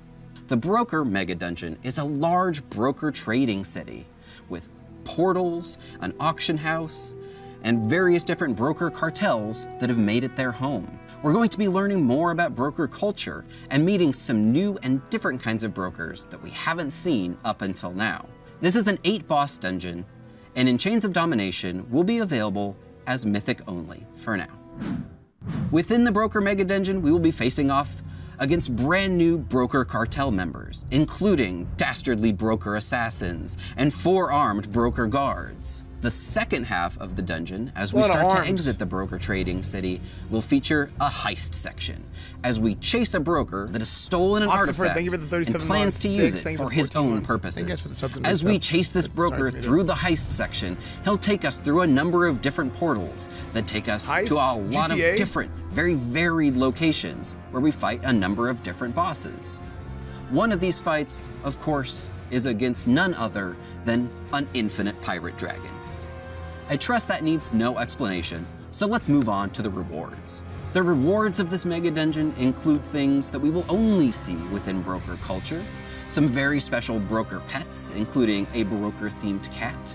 We can capture some of the rats that scurry around within the broker trading city, and we'll get to see one of the pets that the brokers actually use as a currency, these strange worms that are found on another world and have scintillating eyes that are gem-like. It's sort of like a living sign of your wealth for the high ends of the broker cartels. You might be able to purchase one of those within the dungeon or fight an enemy in order to obtain one of them. And we'll be able to obtain the broker's special and interesting disc mount, which they fly around their trading city with. In addition, there's going to be a dazzling array of different weaponry for you to collect as well. Now let's move on to That's the updates thing to that some of should our matter. covenant Oh yeah, by the way, you can also We've get been weapons. fighting hard to Moving gain on. renown with our covenants, Hello? gain soulbinds and additional conduits. We'll be expanding upon a lot of these systems. Some of the ideas that we're thinking about include adding additional conduits, different conduit types, and expanding the soulbind system. Our general goal here is to give you more options in terms of how you specialize your character What's up, within your Asmund? covenant and how you gain additional power levels. We're very early on in the ideation phase here, and we'd love to hear from you if you want to take to the forums and tell us how you would like to see your power grow within your covenant. Patch 9.1 also brings with it flying, something that we mentioned a while back, and we're sticking to it. There's no rep grind associated with flying. You simply just need to continue completing activities for your covenant, and your covenant story chapters will unlock flying for you automatically. But we're not simply going to be unlocking flying in Chains of Domination. No, we want to do everything heavily covenant themed because it's all about working for your covenants. So completing the flying will also unlock a new specialized flying mount specific to your covenant. For the Kyrians, Wait, didn't we already have that? Or activating are they adding anima additional? to the Eternal Forge has allowed your stewards to once again produce this powerful flying centurion that hasn't been seen in ages. For the Night Fae, activating wild seeds with anima that were thought lost to the drought will reawaken our powerful ally in the Wolf Serpent. From the Maldraxians, the Necrolords naturally go to their natural environment, throw a saddle on one of the giant corpse flies buzzing around their backyard, and send that on into combat. There's one thing that you do know, they're Dance not game, going to be Necrolord. afraid of the stench of death. And for the Venthyr, activating anima within Revendreth has allowed us to empower these Stoneborn brutes, giving us anima-infused Stoneborn allies as our brand new flying mounts. That's a But pretty that's good not one. all. That is Continuing to advance your covenant and your renown will also unlock a Those set are of sick cosmetic mounts, armor. Chad. Those are actually Cosmetic sick. armor sets can be worn by any armor type, from Wicked. cloth to plate, and they can be mixed and matched with any of your transmog outfits if you want to take just pieces of them, producing a variety of different unique outfit possibilities. The cosmetic armor set for the Kyrian is stylized after a Kyrian courier who might be rushing hell? across the fields of Bastion with a missive. I look- It's very lightweight, it's very airy. For the Night Fae, your Seriously, cosmetic dude, you're gonna outfit do will me be like that, themed dude? around I'm the curious. Forest Defenders and includes many natural never mind, this is wildlife way worse. elements, including the horns of the great stag and the leaves of the various flora around Ardenweald. Dude, it's the train As you wrecks can see, covenant. the colors here are actually themed after the seasons as well. For the Necrolords, we went all the way back to the Warcraft 3 initial idea of the Necromancer in this classically inspired Necromancer set, updated with Necrolord colors. Everybody who's Not a Necrolord will finally get to also bad. have a little bit of Necromancer Pretty good. in them as well. And finally, for the Venthyr, no Venthyr transmog set would truly be complete without a set of finery, just waiting for the next Venthyr fancy party to break out. Venthyr players will be able to obtain these fancy outfits That's the best for whenever one. you need to head That's off the to that a looks ball. badass, dude. Chains of Domination will also herald the beginning of Shadowlands I like that Season one. 2. That one is good. Where we will be Trash? seeing the addition of a No, brand that new one is good. Domination-themed Venthyr affix was for good. Mythic Plus, an item level increase across the board in terms of available item levels that you can pick up by doing just about anything in the Shadowlands. We'll Boobs also be equals seeing best. the beginning That's of not PvP why. Season 2. And something special in this PvP season that we're looking for is an honor talent refresh. The idea here is to take a look at some of our unused or underutilized honor talents and freshen them up a bit, change things around in terms of the PvP wait, hold on. metagame. Listen, We'll listen. also be Pause. seeing the introduction of seasonal rewards. These include both brand new colors of the Gladiator and Mythic Plus achievement I still need to get my mounts, Gladiator wins. I'm as just sitting at well as our 2400 new rating Vicious forever. mounts. In this case, the Vicious mount is the Gorm. The Gorm was already pretty vicious, so slapping a couple of pieces of armor on that. Guys, thank and you for the sending them subs, out thank you into for the combat resubs, thank you was for a everything. natural thing for the forces of the Alliance and Horde to do. All right, let's take a second to recap everything coming at you in Chains of Domination. First, we've got some major story quests, including a lot of the main characters of the Shadowlands that are centered most specifically around the designs and plans of the Jailer and his attacks Who wants on to our ride a allies bug? in our Dude, covenants. are you guys making fun of my classic We will map? be taking revenge by taking the fight directly to the Jailer in the Maw and forming a permanent presence there with all 4 covenants. We'll be exploring some never-before-seen sections of the Maw, including this new area known as Korthia and its various mysteries. We will be taking the fight directly to the Jailer himself in the Sanctum of Domination raid, which has the final boss as Nasty Sylvanas raid, yeah. Windrunner. Raid, Sanctum of Domination. And we'll be making updates to Torghast, including Van. some never-before-seen wings, floors, creatures, and powers. We'll be introducing a new mega dungeon themed around the brokers as a floating broker trading city with new bosses to fight there and some very unique loot to obtain. We're going to be expanding upon the conduits and soulbind systems. I and do think the adding mega dungeons are additional cool, choice but- and power to your presence within your covenant.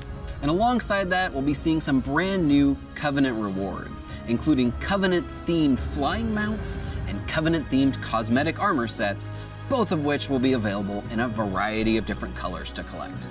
And finally, we'll be seeing the launch of Shadowlands Season 2 and everything that entails. Thanks everybody for checking out our Shadowlands update. We've got a lot of really cool stories to tell still here in the Shadowlands, and we can't wait to get this content into your hands. From everybody on the World of Warcraft team, we hope you enjoy Chains of Domination, and we'll see you in the Shadowlands.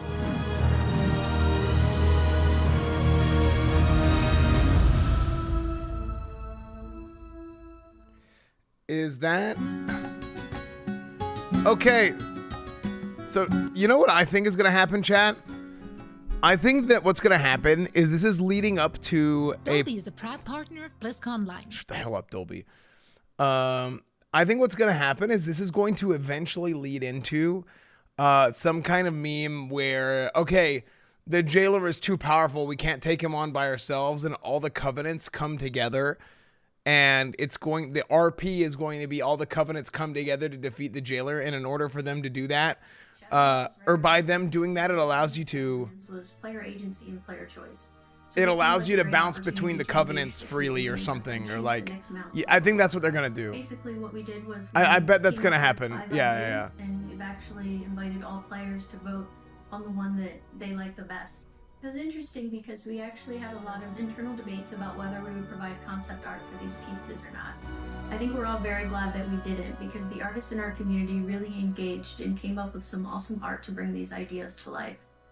As the lead art... Okay, so here's what we're gonna do, chat. We're gonna move on from this, from the WoW art stuff, and what I want to do is I want to move into Diablo. Okay, yeah, we're gonna watch the Diablo. What's next? We're actually gonna leave WoW. Okay, no, she's not crying. I think that'll be cool to mix it up. Like I said, here's my BlizzCon schedule specific things that I want to watch.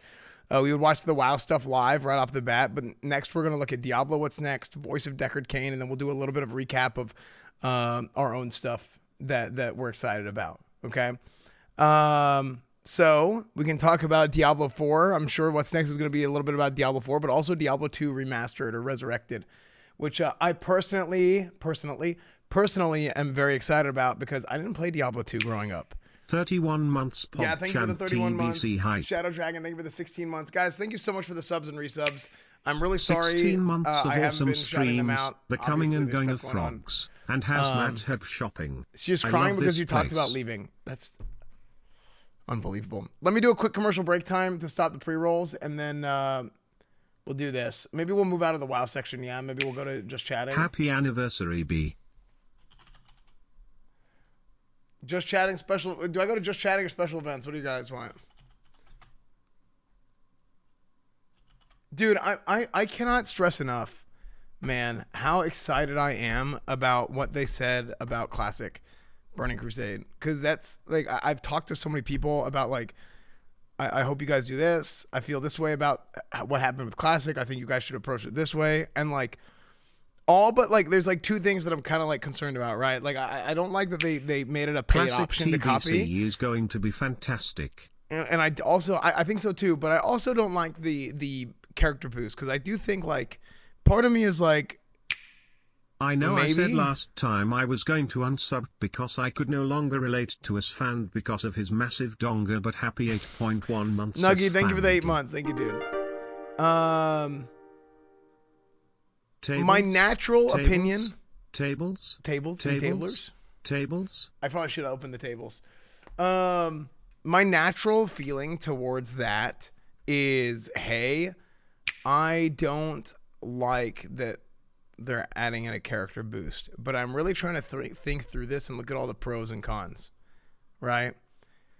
Pros, people who did not play Burning Crusade Classic are able to come in, or sorry, people not play Classic can come in and then play Burning Crusade Classic and they're not too far behind. I do think a boost kind of kills the old world a little bit, but it's only one per account. Now, here's the thing. Nowadays, dude, some of these guys, they don't care. They will go buy another account Still and they will play go buy Diablo a boost. 2, excited for Resurrected. Yeah, that's what I we're going to think watch you'll right now. like it. I think I will too. I'm very excited. Hype train. People I'm get going to dungeon start boosted playing anyways. Classic to level for BC. Maybe, Is I don't know. Crusade or Whittle Crusade still recruiting? If so, who do I whisper? Sorry if it's an odd question. I started playing in TBC but I was only 8, so all I did was explore the world. Great memories. Less than 3. Yeah, Crusade, Widow Crusade is still around. People can invite in there. But I don't know who's online that can invite Classic Cat.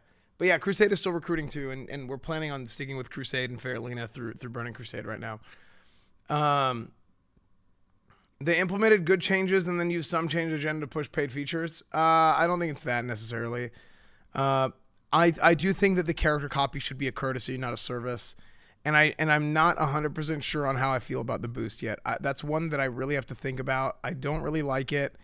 My natural feeling is that I don't like it, but I'm thinking it through. I think what's bad is that people will buy multiple accounts and get multiple boosts and then have characters to use for like primal transmutes and stuff like that. That's what I'm worried about. You know? But then again, like people were saying, people just boost anyway. They do dungeon boosts and stuff anyways now. And there's bots and there's like a whole nother problem. So how do you fix it?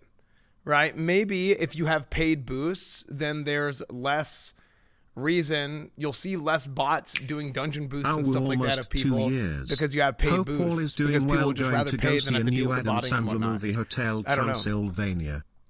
I'm on. I can invite on Hellraiser. Yeah, Bad Wolf Bunch is on Hellraiser, and he can invite to Widow Crusade if you're looking for a leveling guild on Fairlina. It's basically a bot paradise. They buy massive 3 accounts and all month instant Puggaroo. boost anyway. So this is kind of like the prospect of the WoW token, right? And this is where the WoW token discussion comes in. So for example, people buy and sell gold right now that's botted, right? Botted gold. Like you have bots farm gold, this and that. They go put it on the website and people buy the gold, and gold selling and stuff is an issue in Classic WoW. And the reason why they put in the WoW token in the first place is to not have to deal with that. So like the most effective thing to counter bots and buying and selling gold is to just put the WoW token in, because somebody still has to, because I think a lot of people don't understand how the WoW token works, myself included initially. Because people have to go and they have to farm the gold themselves, and then they purchase the gold off the auction house, or they purchase the token off the auction house with a thing. So, require level 60 on the count to buy the 58 boost and it's fixed? No, because that defeats the whole purpose. Because the purpose is that you can do the 58 boost. The purpose of the 58 boost is for players that are new to Burning Crusade to be able to come in and play. What is this slasher tweet? The current state of DMCA. Twitch official gaming channel cut off the live mechanic to play 8-bit folk music to avoid DMCA. Oh, I played Gillette. Yeah. Let me do a commercial break time. Real quick, and then we're going to do Diablo Deep Dive. Is it one per account or one per BNet account? And that's another thing. That's something else that I want to talk about, and I'll talk about it a little bit more, is maybe they should make it one per Battle.net account instead of one per WoW account. I want to play TVC. That's how I started and didn't have any time for Classic. GTRP today? Maybe. We'll see.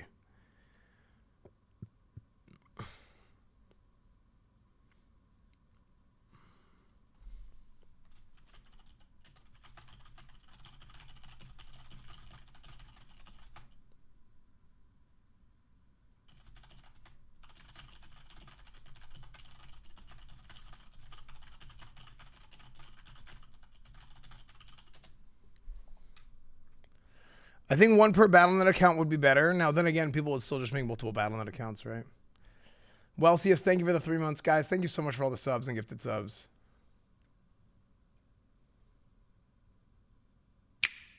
S-Fandl. Why name color change? I think I'm going to make my name yellow to make it more apparent and then get more attention from people.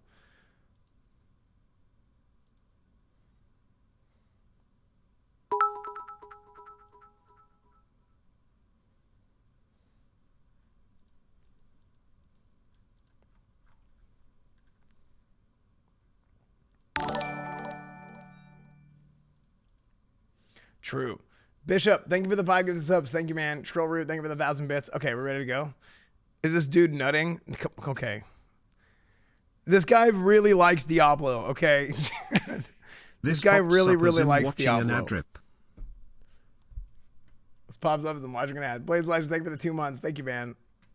Okay, ads should be done, right? I think ads are done. Let's go. Welcome to the Diablo channel here at Blizzcon Online. I'm Rod Ferguson, the new executive producer of the Diablo franchise, and I feel very lucky to be here with you today. For the first time, Blizzard has brought all the different Diablo games, old and new, under one umbrella. And as head of the franchise, my goal is to make sure that no matter what you play on, no matter where you play, you can look forward to many years of unforgettable Diablo experiences. Speaking of which, we'd like to take the next couple of hours to have a little fun and bring you up to date on 3 Diablo games we have in development. Yes, 3. Diablo 4, Diablo Immortal, and announced today, Diablo 2 Resurrected. First up is our Diablo 4 I'm very deep excited dive, about this one because I followed really by want a to play. visit from a very dear old friend. Trust me when I say you'll want to stay a while and listen. Oh yeah, we're also going to see the Deckard Cain thing. Everybody always says my old man voice sounds like Deckard Cain. What's up, Knives? Ever since we announced Diablo 4 at last BlizzCon 2019, we've been sharing updates with you guys through our blog, whether it's items, skills, zones, even user interface updates, and you guys seem to have really enjoyed that. Today, to mark the special occasion of BlizzCon Online on Blizzard's 30th anniversary, rather than doing a blog, we're actually going to share lots of video, introduce a new class like we saw in opening ceremonies, and also cover some open world topics, including mounts, camps, and PvP. Yeah, this is like the ultimate blog post, right? We get to actually hand deliver it. This is the dream. It's all finally out there, and we can talk about all of it. Just in case some of you guys missed it during opening ceremony, let's take another look at the Rogue Announce video.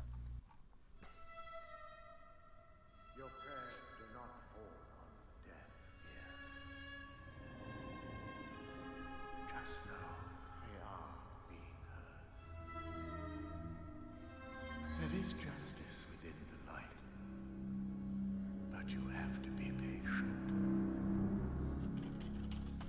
Now, pray with me.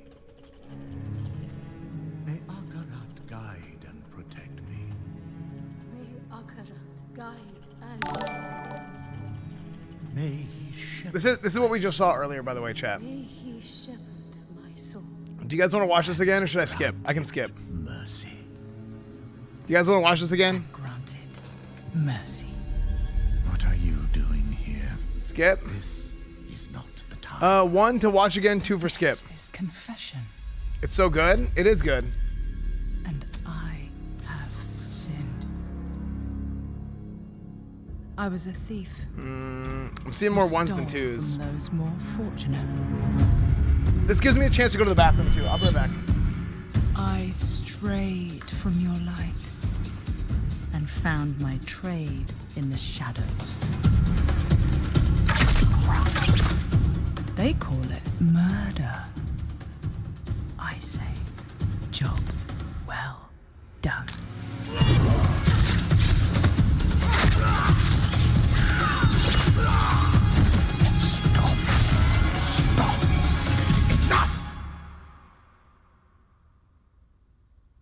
I am a thief, a heretic, a murderer, Father.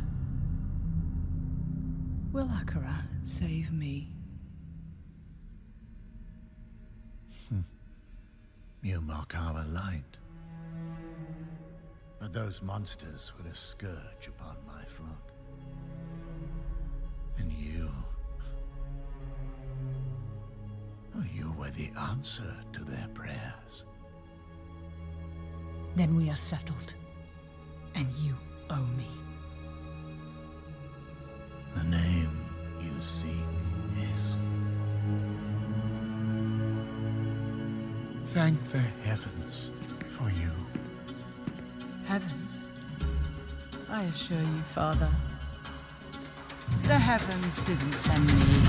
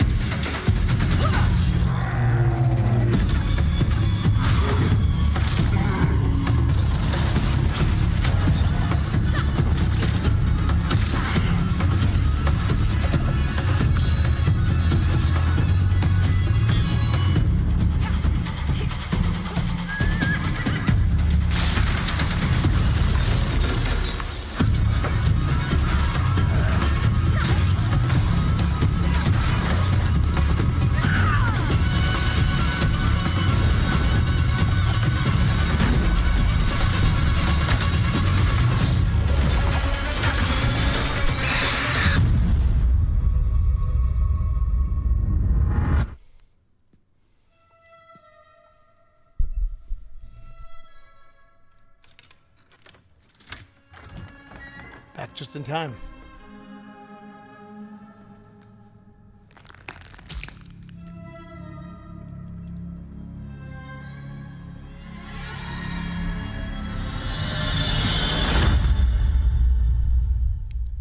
Wow, I love that ending.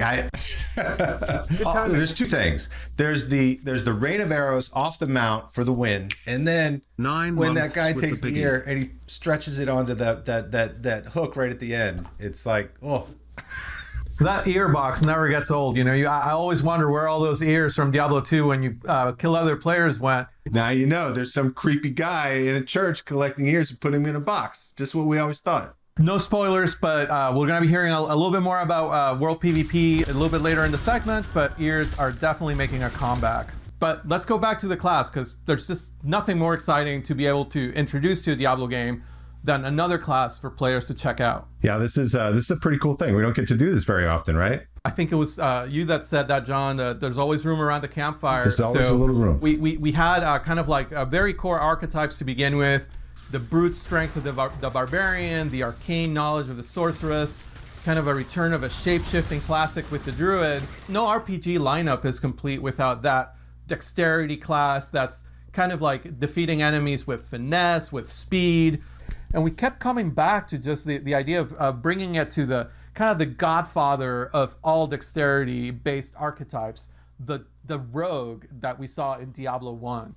I mean, you got to be excited to have the rogue back. You know what's annoying? I know that, like, when we were exploring different classes, I think in a lot of games, like talked about look at League of Legends, like assassins are just like way too strong. Sure. So one of the because things it's like the movement and they're like too fast, and it's like, oh, I'm cool guy. Able to, you know what I mean? Adapt their play styles. So fans of Diablo 1, Diablo 2 rogues will be able to create. I don't want to expand on that thought right now because I don't want to interrupt. But on the melee, you guys know what I'm side, talking about? Rogues can use swords and daggers. I'll expand more on it later. As well as bows and crossbows on the ranged side.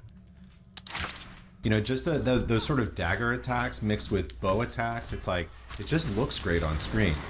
With all the classes having this real strong identity as far as the animations and what they do, you think about the druid and shapeshifting, or the barbarian with sort of, you know, his leap attacks.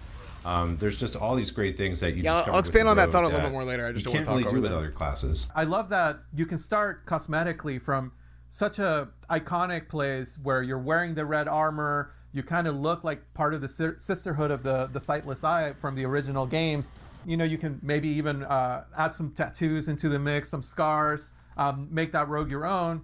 Or if your fantasy of the rogue is a more traditional RPG outlaw, you're definitely able to create that and put on your kind of hood and half mask and be more of a shadowy character. Yeah, and the character customization, you kind of mentioned it, being able to craft that, you know, that the class of your dreams or your nightmares. It was a feature that I was honestly super nervous about when we started, because we've never had this in a Diablo game, but seeing where it is now, it's one of those things that like I'm She's super jacked. excited about with where we're at. There's just a lot of creativity and fun looks, and you can be that you know, tattooed criminal outlaw, or you can be a more noble looking kind of, you know, sort of like thief with good morals. Why do people happy thief? Well, one of the things that we kind of kept running with beyond just the cosmetics was customization. We had this this niche to fill in the class lineup that spoke to the finesse player, to the dexterity player, and just that everyone's idea of what that could be was a little bit different. Whether A thief with good it morals? leaned Well, more it's kinda on like Robin range or Hood, right? melee. But we took that a little bit of a step further. We really wanted to have each class in our game have that one thing that makes you go like, that's bullshit when you see a player use it, and then makes you want to re-roll that class because no other class gets it. For the rogue, it's the class specialization. The 3 specializations are combo points, Shadow Realm, and exploit weakness. I like Shadow Realm because I take the problem and I make it smaller. I mean, it's just I just pull 3 guys into the Shadow Realm and duke it out, and then I come back in. I'm like, all right, smaller problem. I love the idea of exploit weakness. The way it works is during some of the enemy attacks, players will see an icon flash over the enemy's head, during which time they will get to retaliate with much more damage than an ordinary attack. If you're quick on the draw, this is the specialization for you. I'm just like a little bit skill capped there, and you know, like every time I try to make it work, I'm just a little bit shy of the skill level that's required for that. It's almost like you're a surgeon, and it requires a really strong ability to assess what's happening. What are your impressions of Diablo 4 all so around far? you. My favorite, I mean, it's my intriguing. personal favorite is the combo point specialization. I didn't play Diablo Lets you build growing up, but I did play which PoE a enhances little bit, and standard I think it's cool. I like these It ARPGs. basically I think they're just, fun like, to get play. into this rhythm of combat of, like, And three I builders probably will with play Diablo standard, 4 a lets little you bit whenever it build comes up out, but what I'm big very excited moments. about actually It is almost Diablo makes 2 like a rhythm Remastered. game out of combat, which I really enjoy. And the way the class specializations work, I'm very excited you about will the Diablo work 2 with one of the Remastered. world groups of rogues Because I around feel the like I world in missed out. Sanctuary that you will find and do class-specific quests that no other class can do. Whether it's the Sisterhood of the Sightless Eye, the remnants of that order that you choose to work with, or the mercenaries of Kyrgyzstan, or the outlaw smugglers of the swamps of Hawazar, depending maybe on what speaks to your class fantasy, or depending on which specialization speaks to you or you find more powerful, you'll be able to complete that quest line and then activate that specialization, which then you can mix and match with any of the playstyles. So you could be a combo points, ranged, or melee player, but you could also be an exploit weakness, range, or melee, or hybrid player. It just gives the class such huge variety in builds and playstyles. I love how that ties into the open world aspect. The ability to go to Kyrgyzstan or Hawazar and get these special quests that only the rogue can get. That touches on one of the things that I love that we've done, which is like connecting the weapons and equipment to regions. When you're exploring the world and you pick up a sword in Kyrgyzstan, it's a scimitar, right? If you're up in Skazglen, which is up in the north, it's more of like a broadsword. Oh, that's cool. It's this sort of like this. It's a subtle thing, but I think it really, it's different RP, armors it's cool. that you get in different regions. Yeah, it's look like that's a they're good from the RP. place.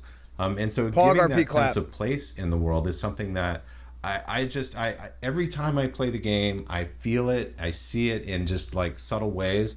And just really enhances the overall sense of immersion and experience. And I just want to see what's around the corner. The weapons are also, like, going back all the way to Diablo 2, just such an integral part of the class, and the ability to augment your weapon through magic, through enhancements, it's just something that really spoke to us when we try to tap into the core of the class. Going back to those mercenaries that you could hire, it was always kind of cool to see what kind of special arrow shot they would come with. And it's something we paid homage to with the imbue system, all the way from directly elemental imbues like the frost imbue, which feels a lot like the ice arrows that the D2 mercenaries used to shoot, all the way to we expanded it to feel a little grittier, a little darker, into things like poison imbue and shadow imbue. Just the ability to take any sort of attack and kind of mix and match with those imbues. Once that kind of clicked for me that I could take any ability and imbue it with either of those elements. Rain of Arrows with frost and Rain of Arrows with acid is completely different, right? Like you're essentially freezing the battlefield, and then I just love poison imbue because of the the gruesome deaths that all the monsters experience. And we've had a ton of fun making that art, so it's always fun to kind of see the, just a field of goatmen melt into nothing. You just kill everything on the screen in a gory mess, which I never really gets old. It's a really flexible way to take a build that you're already comfortable with, that you already like. Say you're really comfortable with Flurry and Shadow Step as kind of your melee skills, and you find yourself needing more crowd control.